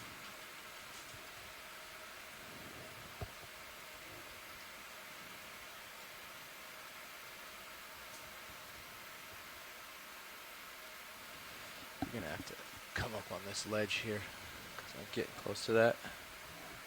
See what I'm talking about? Just straight ahead of me, yeah. Yeah, see that ledge? Just go up on top of that. Yeah, that's what I'm headed for. Great.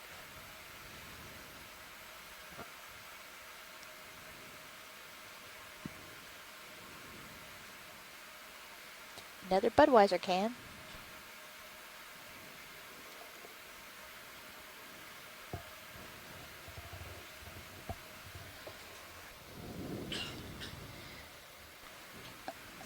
So Megan McCullough, who's at the North Carolina Museum of Natural Sciences, is talking with Nolan Barrett about a technology that they're working with at the museum, where they're trying to do 3D models of some of their samples or specimens, and if that works, they could share these specimens with other folks kind of virtually, so you wouldn't have to worry about a specimen being damaged when you send it. Instead, it could be a 3D model of the species. That's really amazing.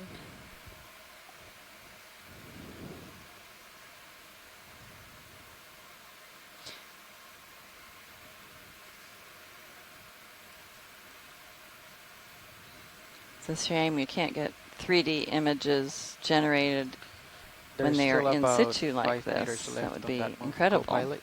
Okay. Maybe that's something that Sure, the next taking right generation south can and develop. Right. Guide him in the right direction as we get lined up here. We're definitely scaring the fish here.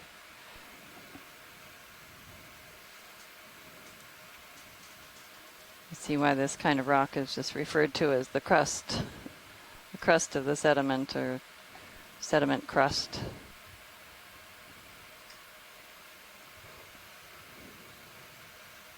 Okay, there's south. Next move will be roughly this direction. I was Copy. Settle this one out. I was talking earlier about the phosphorite, and the reason I'm not sure these are phosphorites is almost because reach they as are far as so the southern tip of fractured. this. Phosphorite or manganese phosphorites are extremely durable and resistant to erosion, and where I've seen them at least, they are giant slabs. They don't break easily.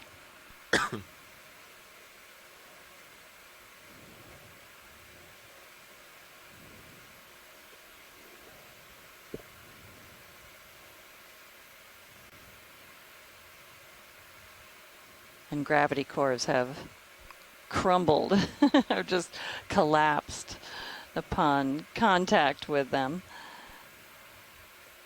Looks like we have another small white octocoral on the left by the big rock. Do you want a closer zoom? Yeah, that'd be great. Thanks.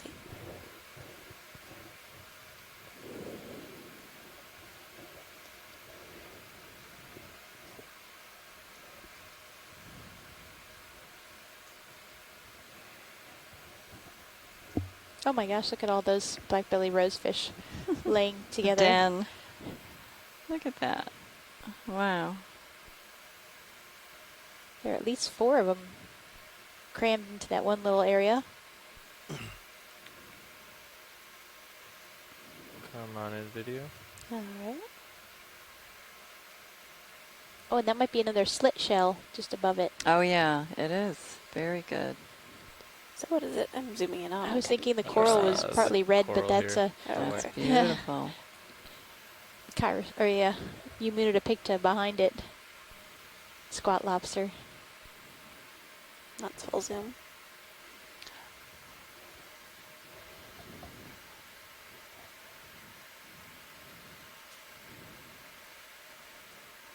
So that's the same one that we collected, you think? I think so.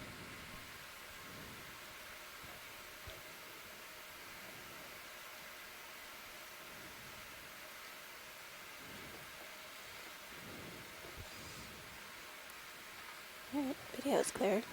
Okay. Watch leads, are you happy with this? Yeah, if we could just take a quick zoom on the group of fish to the left too. Sure. But also, before we go right there, the slit shell slit just shell, above yeah. it. Yeah, the gastropod. These are beautiful organisms. Go ahead, video. That's full And zoom. you can't quite see the slit, but it would be at the top. Yeah, you can, just a little bit. That last coil, there's an opening, a slit, and when it gets upset, it ejects this slime. That's cool. Yeah. And the interior of the shell is just opalescent. It is just beautiful. Yeah, this is a shell collector's dream, isn't it? Yeah. We collected one at the Charleston bump that was the size of a hand. It was just massive. And it was sent to the Smithsonian. It was the first, I think it was only the second collection of that particular species. Oh, you can see the antennae coming out. Mm-hmm. Yeah, we're looking at the foot, the anterior end. Well, we haven't disrupted him. That's good, because he would have ejected his slime. And these are in the family Pleurotomeraceae. Something like that. That's great. Thanks, Pilot. Okay, video when you're clear. Yep.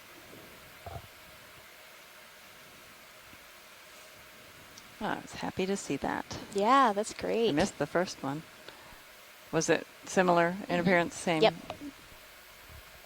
This one might be a little bit bigger than the other one we saw. Come on in, video. I think we lost a couple. I think there were Oh, more yeah. here before. But there are 3 there now. You can kill laser scope pilot. It's the parking garage. They're all lined up. Thanks.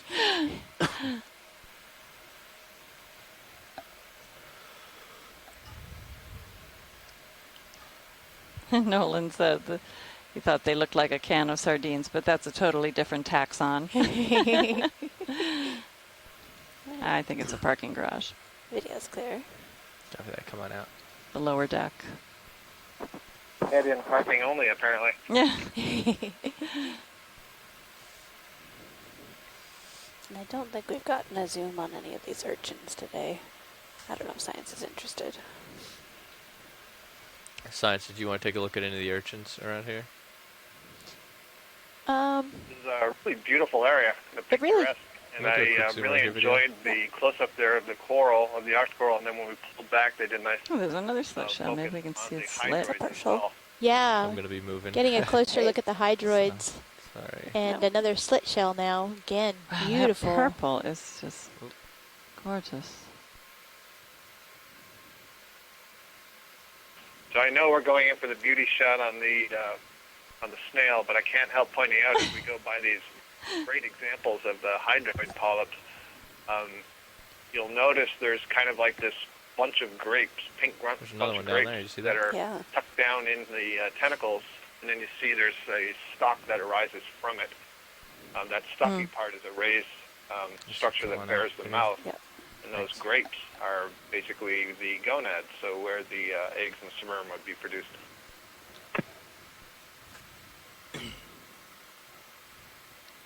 I never knew that. Thank you, Scott.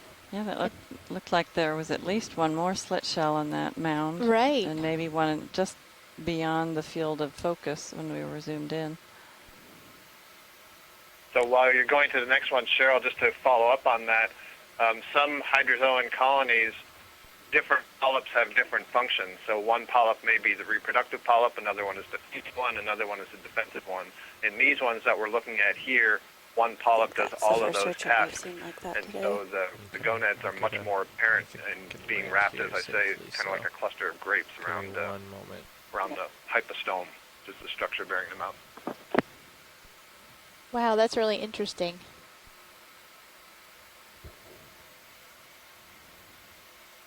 Okay, come on in. Oh, here's an urchin. We can kill lasers as well. We have not seen many urchins today. This one is green instead of pink, as we've been seeing before.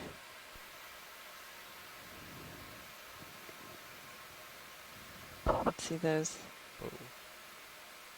tube feet on the underside. Should come out for just a second. And we have several different species of squat lobster there. Full-eyed. On a rock back there.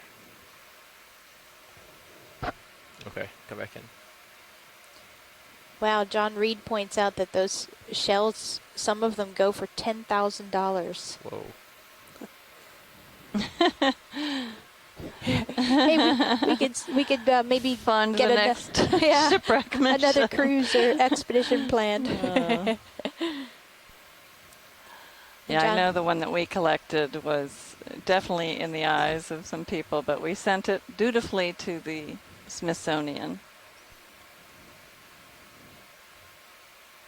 And John Reed said that one looks like Paratrocus mauri. I think the video's clear.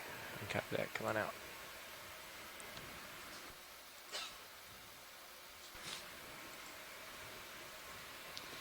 Well, I think they're safe from deep sea divers collecting them. Yeah. 330 meters would be way out of diving range. I think so.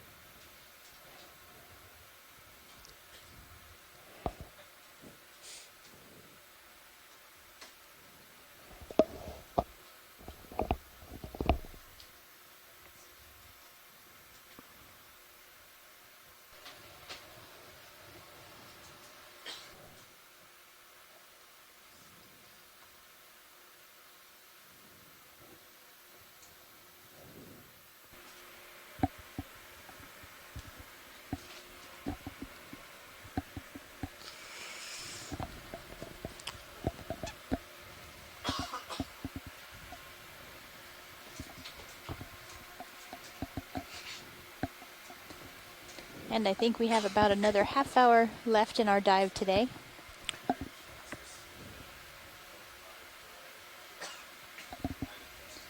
We're doing another pilot change.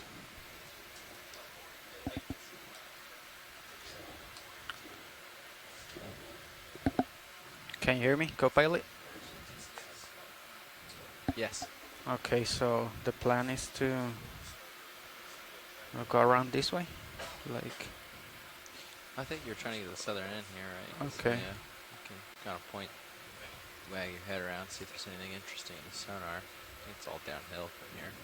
Okay, but turn to my port side or my starboard side? Starboard, I think. Starboard, okay. Not sure.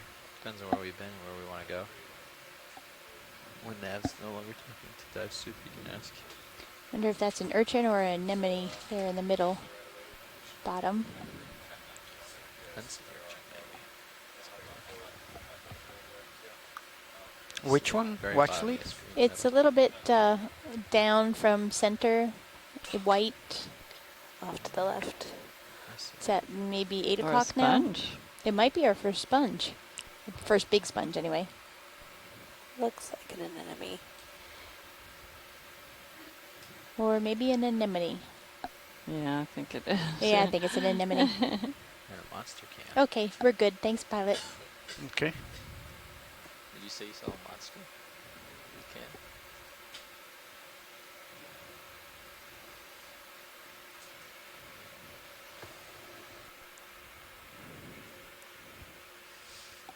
Pilot, if you tilt up a little bit, I can zoom in past the skids. Go ahead, video. Tricky part is he's looking downhill right now. Pilot, I'm sure you're aware there's a lot of lines down there. Copy that.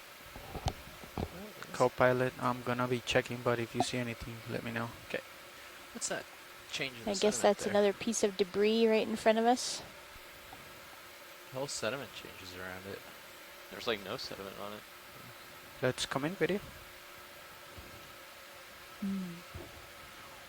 Hold right there. Ow. What is going on? Gatorade bottle.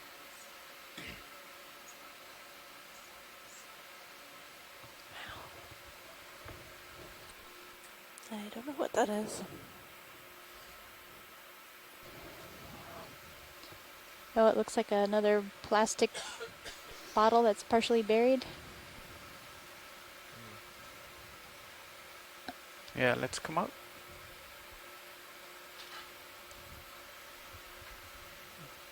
Tilting up.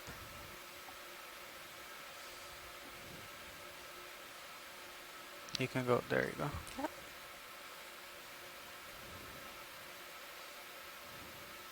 What about this right here in the center of the screen? Have we seen that before? I'm not sure. You might as well take a look. Okay, Oh, it let's looks come like in an partially. anemone that's Oh yeah, pulled in. All right. And another can.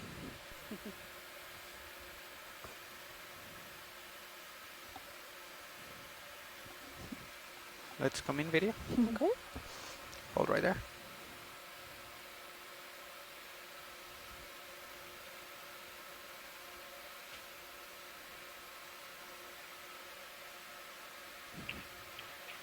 That's a nice example of what an anemone looks like when it's contracted and retracting the tentacles. And sorry. At least for me, it shows more of the relationship to when we look at the corals and all the polyps and the corals and how they retract. They're all very closely related and built a very similar structure, have very similar musculature in them that allows them to get squat like that.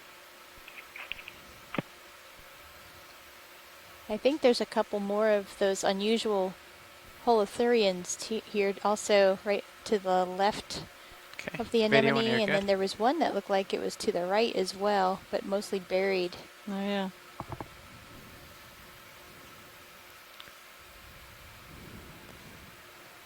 Tilting up.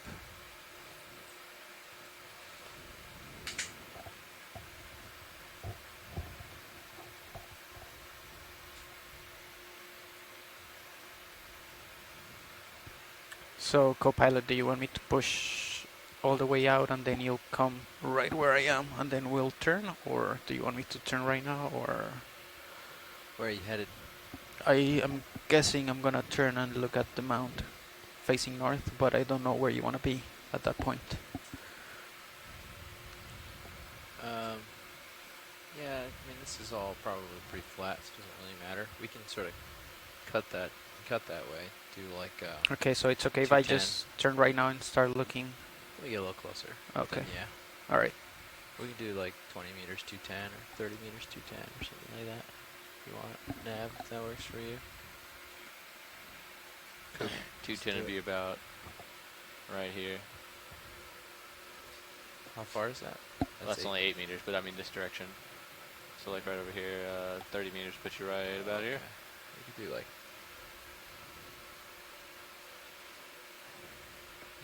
215 then, yeah, that looks good. Okay, 215. 30 meters.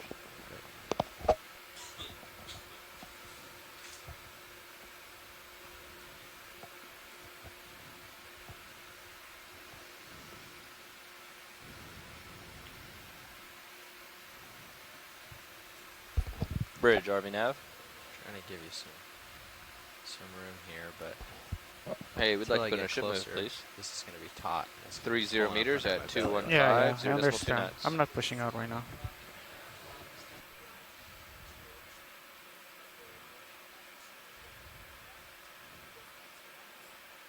Good copy. I don't think we've zoomed on any of the pencil urchins either. So there's one in the lower right, or two of them, if you're looking for something.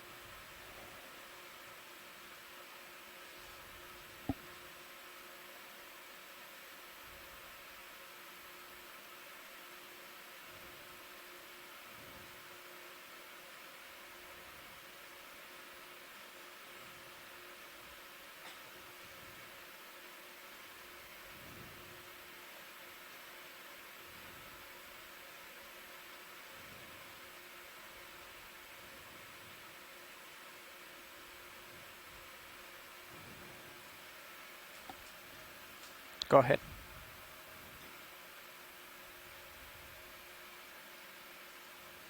Another one of the white octocorals that we've seen quite a few times. Tilting down slowly. And a Sedaris pencil urchin. Is that Maxim? Nope, that's partial.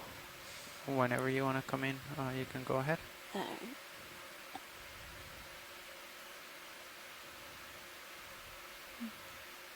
Looks like there are little worm tubes, white worm tubes on several of the spines of this pencil urchin. That's whole zoom.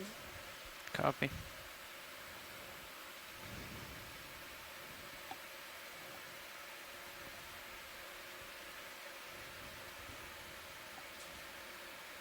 Well, looks like we have several people in the chat room who think it might be a good idea to get a rock collection if the rock has plenty of invertebrates on it, and I would agree. All right, video is clear. Okay. So we're going to... Yeah, Leslie, just to sort of confirm what you're saying. So I mentioned the rock, but if you already have rock, it's not the rock itself. It's right. We've seen a number of things that we don't often see that are difficult to otherwise collect unless they're on a rock that's loose and easy to get. But I'm not necessarily saying that we should just indiscriminately grab anything. There are some particular things that we've seen that would be quite useful as collections. And I take your point that we don't have a lot of time left. So I would say if we saw a rock that had some really interesting things on it, find out what people in the chat room think. And it would have to be quite small because the rock we have is in the larger of the rock boxes. Coming partially. But is there any specific thing? I see you mentioned the white-red lipstick actinaria. Is that what we're seeing right now? That one looks more pink than a lot of them that we've seen. Oops. Yeah, that might be the lighting, but I think that's it. Especially, is there a solid cucumber on the rock lower left? There is. I think so. Okay, that's perfect. That might be a really good collection. Okay. Copy. Yep. FYI. Yep. I so wish it had that squat octocoral on it, but we'll take what we can get. All right. Another Video, one do here. you want any other shots? Do you want to come in, or should I set up for the rock? I would say set up I think for the you rock. can just set up Okay, for the let's come out rock. then. Thank you, Yeah, pilot. and that rock I think has at least How two much do we different have left in species that of anemone on it as well. Okay. Checking right now. Well, good. We'll call it a bio We collection still have 10 instead of a meters geo. left. And then the rock. Yeah, it's definitely a driving bio out. collection. Yep. Is this the Cheryl, rock yeah, you're I see what talking you mean. about? It's much more red-orange, isn't it? The than one easy with stop here the one just with the orange anemone mouth. on it. Scott, so are you saying the one that's at the lasers right now, or the one? Yeah. Okay. Yes. Yes. That's the one. Is yeah, that a good it looks like it distance, has at co-pilot? least two solids on it. You might Okay. want to be a little Sea closer. cucumbers. Yes, Careful that okay. crab. And Copy that. I think there's a different anemone at the base of that. There. Yep. One Great. in the center. Okay. There's a good view on mini zoos of how close we are Just to the what the crab. doctor ordered. A rock thing that would fit easily into the bio box. Does pilot agree with that? Okay. I think that's us. There it goes. There it goes. That's Is this good enough? Yeah. All right. Be able to reach. Okay, so So, pilot, just to Starboard. confirm, we'd like this in the bio box, not the rock box. So Copy that. Okay, great. Thanks. Can you press joy lock for me, co-pilot? Sure I can. You're joy locked. Okay. We should probably Lock get a your good heading zoom to of it. it first. Just your heading. It's auto heading. There you go. Oh, cool. so you have the port outer available to you. Copy. How big is that? That's action. big. Does that fit in one of the bio boxes? That's what I'm wondering. Take a look real quick. If you want to just frame it. And Go ahead. get a Come. little better. Do you want on the main camera? Yeah. There you go. So that's what, That's probably like 10 by 20. 10 inches by 20 inches? No, centimeters. Centimeters. 10 or 15 centimeters, yeah. centimeters by 20 centimeters. Probably like this by this. Okay. Yeah, it'll probably. 20 is this. 10 is this. Okay. I think it's a little longer than 10 because it goes back there. Yeah, we were saying 20 long. 20 long, 20 by 20? Maybe 20 by 20, yeah. So I'll try it, and then if it doesn't fit, I just. You want to look at it with the mini Zeus? Bio. Better We're going to put idea? this in a bio box and call it a bio sample. And then you said which bio boxes are open? Is it alright to get a good zoom of it before we You have the port collect it? outer. Sure. You also have the starboard inner, but Starboard That can be inner is tricky open. too. That can be tricky. What is going on? There's Port at And least port outer. at least 3 of these unusual Oh, sorry. Wait, yeah. sea cucumbers, Look and at that one that. has It's a its, beauty. its Look at there's a net little one out next was on to it. it. Loose. It's a be a great sample. If you capture the crab, we can have a good dinner. And who knows what lives underneath So it? yeah, it is more They're square. pulid So worms. it's maybe 20 by 20 square, which That is might be too what, big. 8 inches wide? How wide Like is 10 the bottom? almost. 2.2 per one.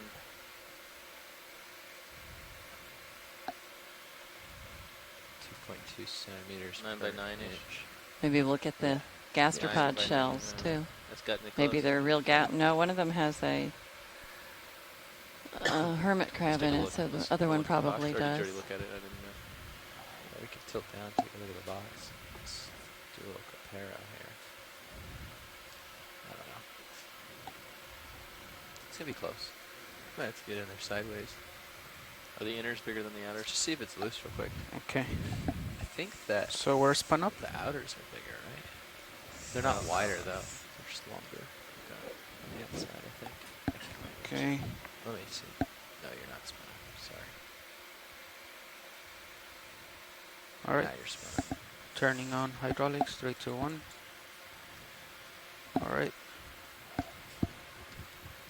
Indexing in. We're going port side with this, yeah? Yeah, port outer, I think, right? It's 7. Correct. Okay. And that's still a partial zoom on Zeus. I think it'll fit. Maybe.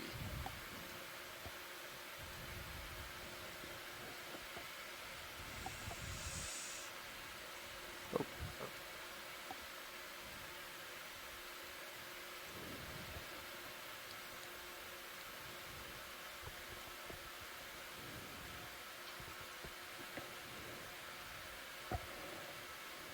It's loose. Definitely loose. It's coming apart in a couple pieces, actually. Oh, yeah. Perfect. Actually, that's It not broke right there. Watch lead. not So as big as we thought. But so we it's have a actually smaller good section now, size, so yeah. it might be good to go. It's got everything they want on it. The rock broke. yeah, I think Oh, that's okay. If broke in half. So we still want. what grip force do you think is good? 2 or 3, probably. 2 or Yeah, 3. 2 or 3. If you want to be able to grip lock. If we can still try. Nothing. You can't ever go below 2, really. If you want to. Okay, If grip you want force to 3. keep something. All right.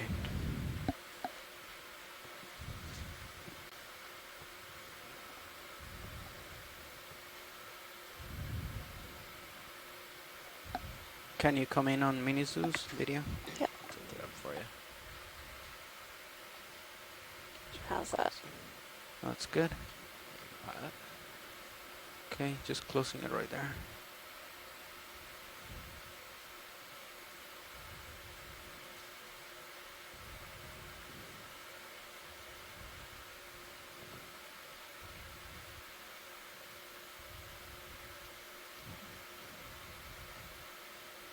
Okay, grip locked in. Let me know when you want me to open the drawer for you.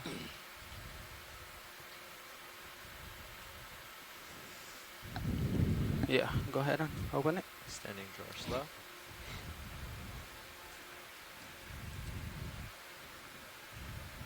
Port side's open.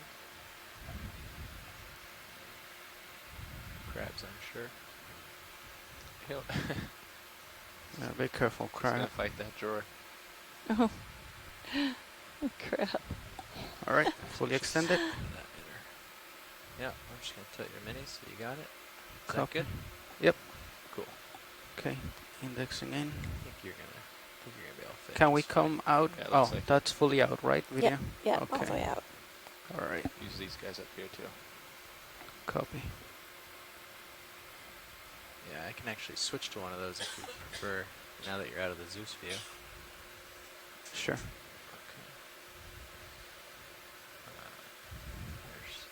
There's Oh, that's beautiful right there. great.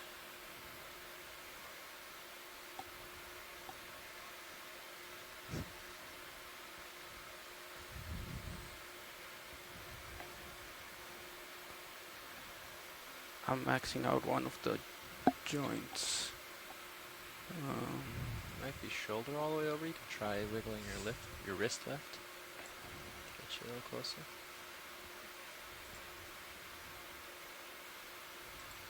Yeah, see your wrist is sort of off to the side there, so you can wiggle it, bring it inward.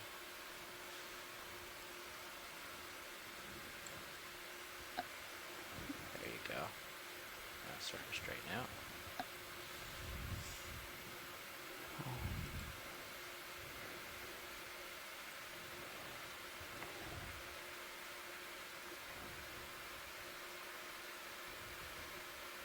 Very nice work.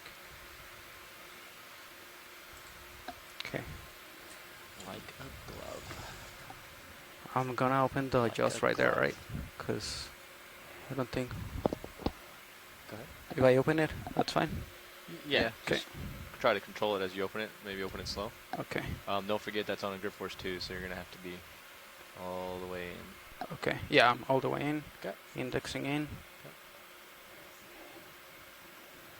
There you go. So opening slowly. Still in currently. Yep. Just drop down. Okay. Closing jaw. Locking the jaw and coming out. Looking good. Okay. Well done. Nice job, pilot. Nicely done. Thank you, pilot. That was some So that pro is piloting right there. bio number 7 Probably the most difficult sample with today. You rocked associates. Okay.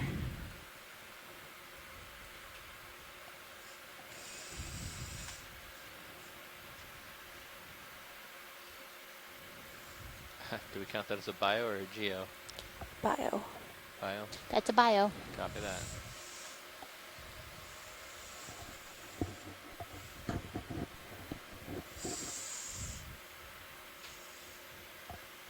What should you call nav?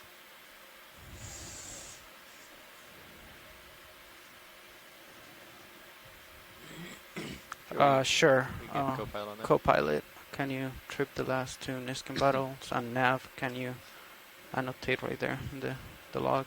Please. Fire. Fire.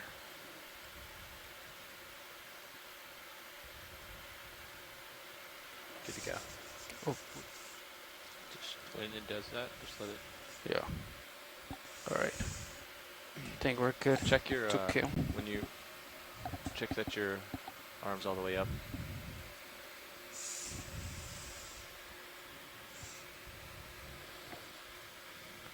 Yeah, it's not going up anymore.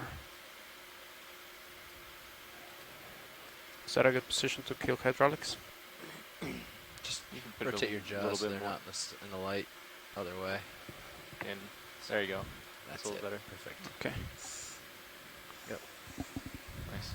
Okay, I'm gonna drop 3 more targets here. Okay, killing the arm. Okay. We can go back. HD. There you go. Give him a second to drop his other targets before you run off too far. Copy.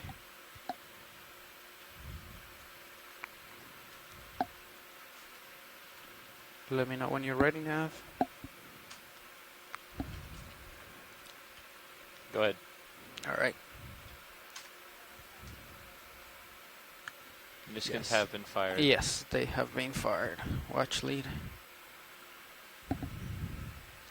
You're welcome.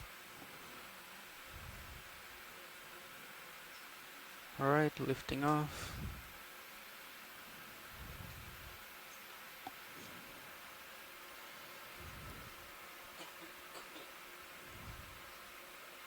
Look at that bucket. Is that a bucket? Where? Next to the crab. I don't think so. Oh. Looks like a black rock. I don't know. Okay. I'll allow your pan tilt back. Your mini Zeus back where it was. No, it does kind of look like a bucket. Oh, I see it now. Okay. Yeah, I think it is. Come in. Hold right there. Or a can. A can, yep. A pretty small bucket. It's a crab-sized bucket. Okay, yeah, let's come out. Okay. Okay, mini Zeus back center. You got about 15 minutes left. Control. Oh, sorry, you got about 15 minutes left. Yeah. come up maybe in 8 minutes, so we have time to. I have stuff built in. You got 15 minutes left. I'll let you know. What did Dive Soup say? Are we recovering in this heading? Yeah, they like this. It may turn around a little bit. There's not, because of the waves coming in, but there's no real wind to speak of. Copy. Currents behaving quite well. We're going to go ahead And and get a half we knot are through in water our as soon as we last come few up. minutes of this dive. Copy. Do you want to recover? Do you feel comfortable doing About it? 7 more minutes, I did believe. it once before. Why don't you do it again? Sure. Yeah, Fernando, you should do it. All right. We've made a rock collection and 4 bio collections, or 3 bio collections, excuse me. And we have another octocoral on the upper part of the There's a viewing area. fish right above lasers. Okay, come in on the oarfish and then we'll go for the coral. Oh, look. It's a Stop right there. Chonax. Chonax. He's not as pink as the ones we've seen. Sorry. There's an Coming octocoral. up. Oh, and that was another little octocoral Yeah. in front of it.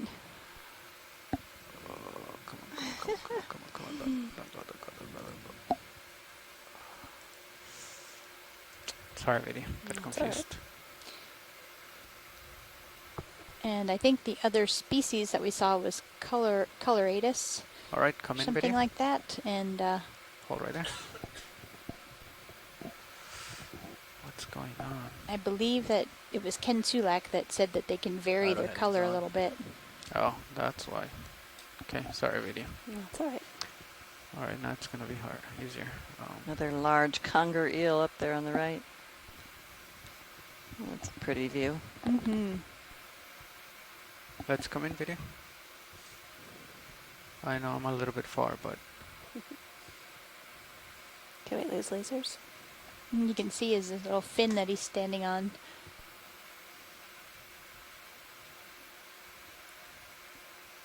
Little You are back foot just fins. a little bit, pilots, be aware. I said he was backing up just a little bit, be aware. okay. All right, they're holding.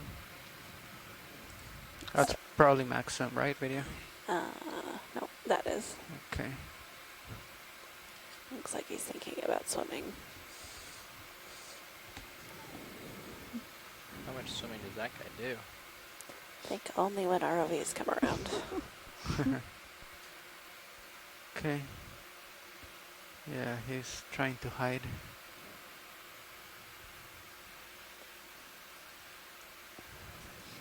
I'm actually going to be giving the 15-minute call up before we're off bottom.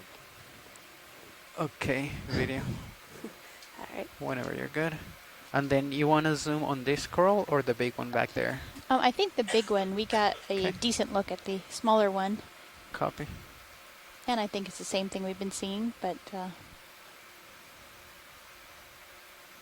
Oh, look, there's another fish up ahead. Oh no, same one as always. A lot of these spider crabs. mm-hmm. Some more of the pencil urchins.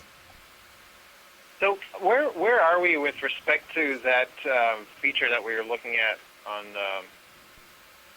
the bathymetry yesterday? Are we at the top of it, on the slope of it? I think we're kind of on the top of it now. Yeah, pretty very close near to the top. Looking at the high pack. Okay, come in, video.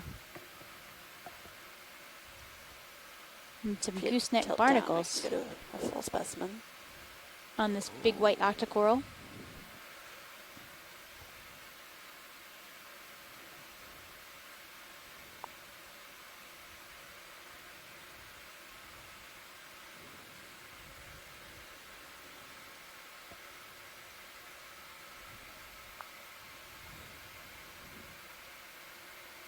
Okay, you can come in if you want. And this looks like the same octocoral species that we've been seeing. Copy.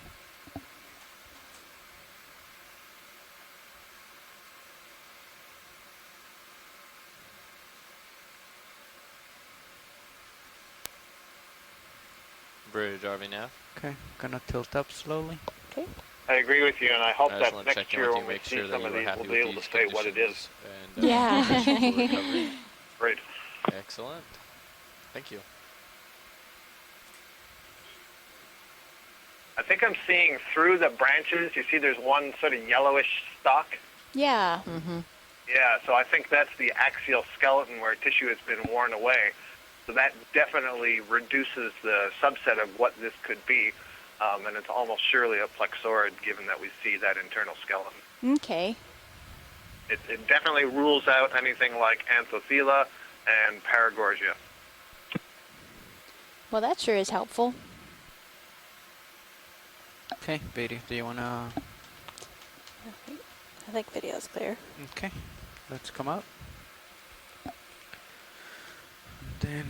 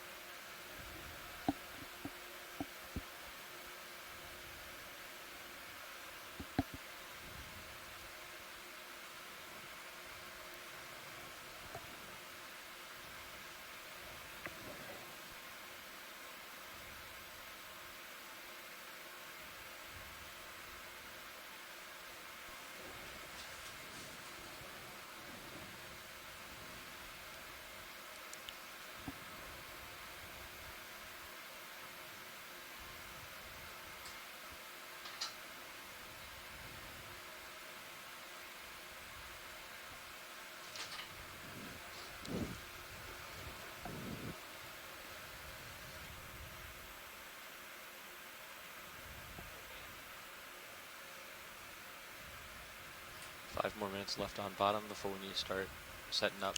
Copy. Come in video. This blue, is it just line? Yeah. Yeah, looks like it. Okay, let's come up. Make sure Looks to like fly a another little bit above balloon. that, okay? With a Okay. streamer. Copy, pilot? Yep. And another can. Head off Maybe. towards the west a little instead of north.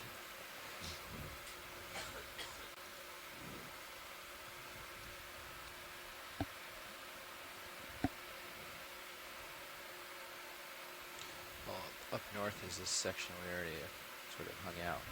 Okay. So coming over this way, we'll sort of see a little something different.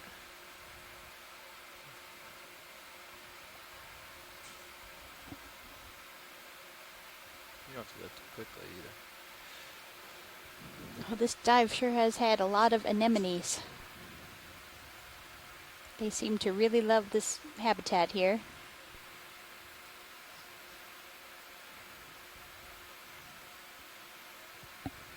And lots of fish.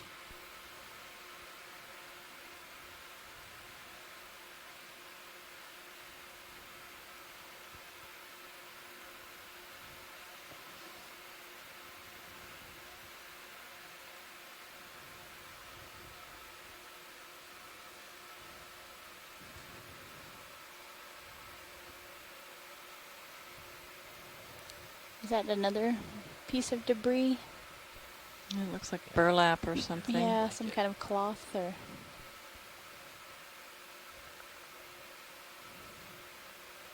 Squid.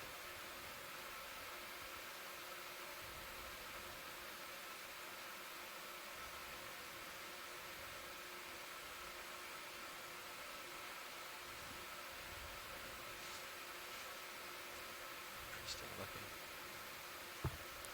Can you come in video? What is that in the distance right here? That's just more... More It looks like the face Okay. of a fish. It does. Let's come out.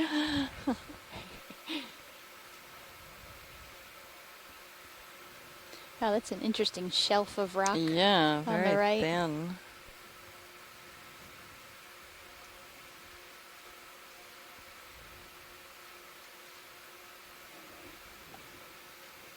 Come in right there. That yellow, another can. Okay. Can come up.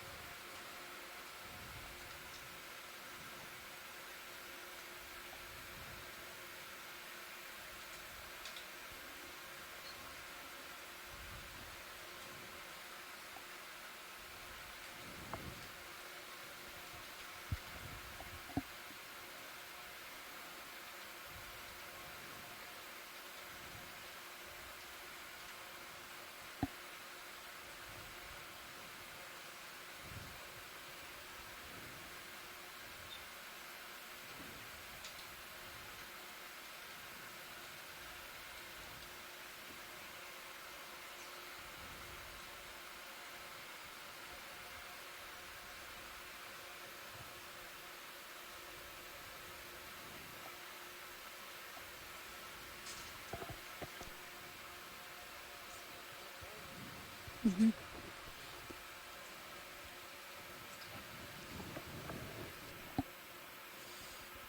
We could always zoom on one of the squat lobsters.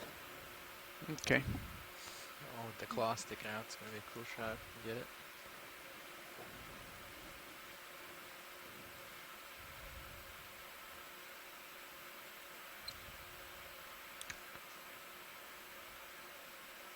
Go ahead and come in. Hold right there.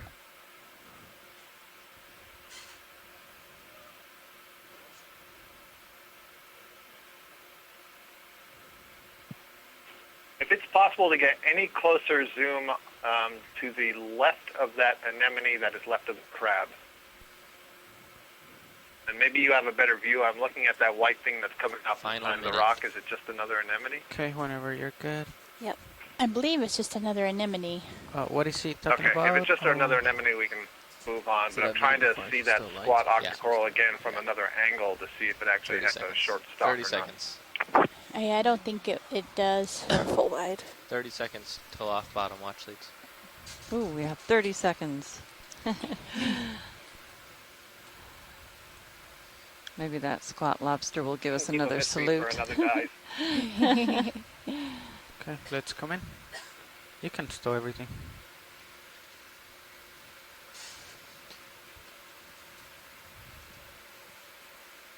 Just a There's little bit another left. slit shell. Oh no, that's a holothurian right on the top of that rock. All right, guys.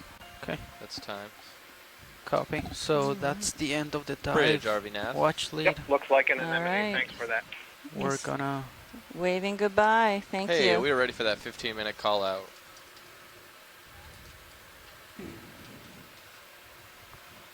Let's come out video. Full wide. Oh, and Bridge, can you go ahead and latch deck A as well? Copy. Yeah. And we'd like to thank all those of you on the chat room who have been with us for almost all of the dive. Adrian Copeland from OER, Alan Leonardi from the Department of Commerce, NOAA, Amanda Demopoulos from U.S. Geological Survey, Andrea Quattrini from Harvey Mudd, Asako Matsumoto from Planetary Exploration Research Center in Japan. Let's see who else. We have Irv Garrison from University of Georgia, Heather Judkins from University of South Florida, St. Pete. Okay. If you want to stretch west, then I can... Jenna look Hill around from east. the U.S. Geological Copy. Survey. Does that sound good to you? Jim Masterson from Florida Atlantic University and Harbor Branch Oceanographic Institution. John Reed, also from Harbor Branch. Kate Rose from NOAA NCEI. Okay. Megan McCullough from North Carolina Museum of Natural Sciences.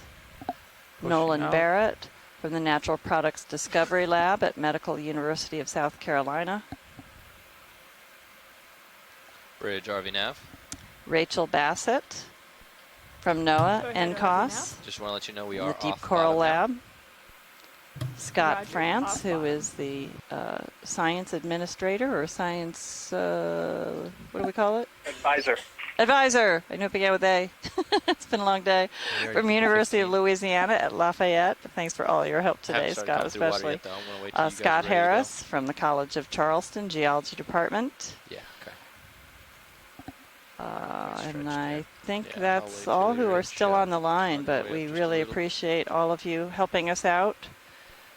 And again, we're sorry we didn't find a shipwreck, but we are pleased that we found something of such interest with a lot of really beautiful organisms, all concentrated on those rock slabs. So we'll have to give a nickname for this feature so we can refer back to it, because Yeah. it's not what we thought. We didn't really have a name for it, Yeah. so. Kylie, just FYI, you are still But not heading. so this ends dive 13. We are Save off up the mine. coast of North Carolina in one of our shallow dives, and the next several days we will be exploring different portions All right, of some of the so- submarine canyons north of here. At this point, we're ready to come up, right? You stowed everything? One of the dives, we hope to find some seeps, and other dives, we will continue our exploration of deep-sea coral and sponge habitat. Okay, it looks like we are above everything in IPAC. Starting to come up. As soon as you get dialed in, I'm going to go ahead and call up and get us half an hour through water. Okay. Type Soup said to go ahead with that. Yeah. I just want to make sure you guys are on board. You guys are aware of what's happening. Yeah. I understand it's pretty So thanks again, and hope that you'll join us tomorrow. And this is Leslie Sauter from the College of Charleston, and my colleague Cheryl Morrison from the U.S. Geological Survey in Leetown, West Virginia. Okay, I'm spun up. Copy that. Doing 30 to 31. Bridge, RV Nav. Go ahead, RV Nav. Hey, we'd like to go ahead and prepare for recovery right now, so disable port prop, port rudder, change center of rotation to midship, and go ahead and bring the ship to 0.5 knots through the water. Hi, everyone. We're going to go ahead with the dive planning call. We just got to secure the Roger. line, so just give us a minute. Center to midships, disabling port prop and rudder, disabling auto surge, and coming ahead half a knot through the water. Great copy.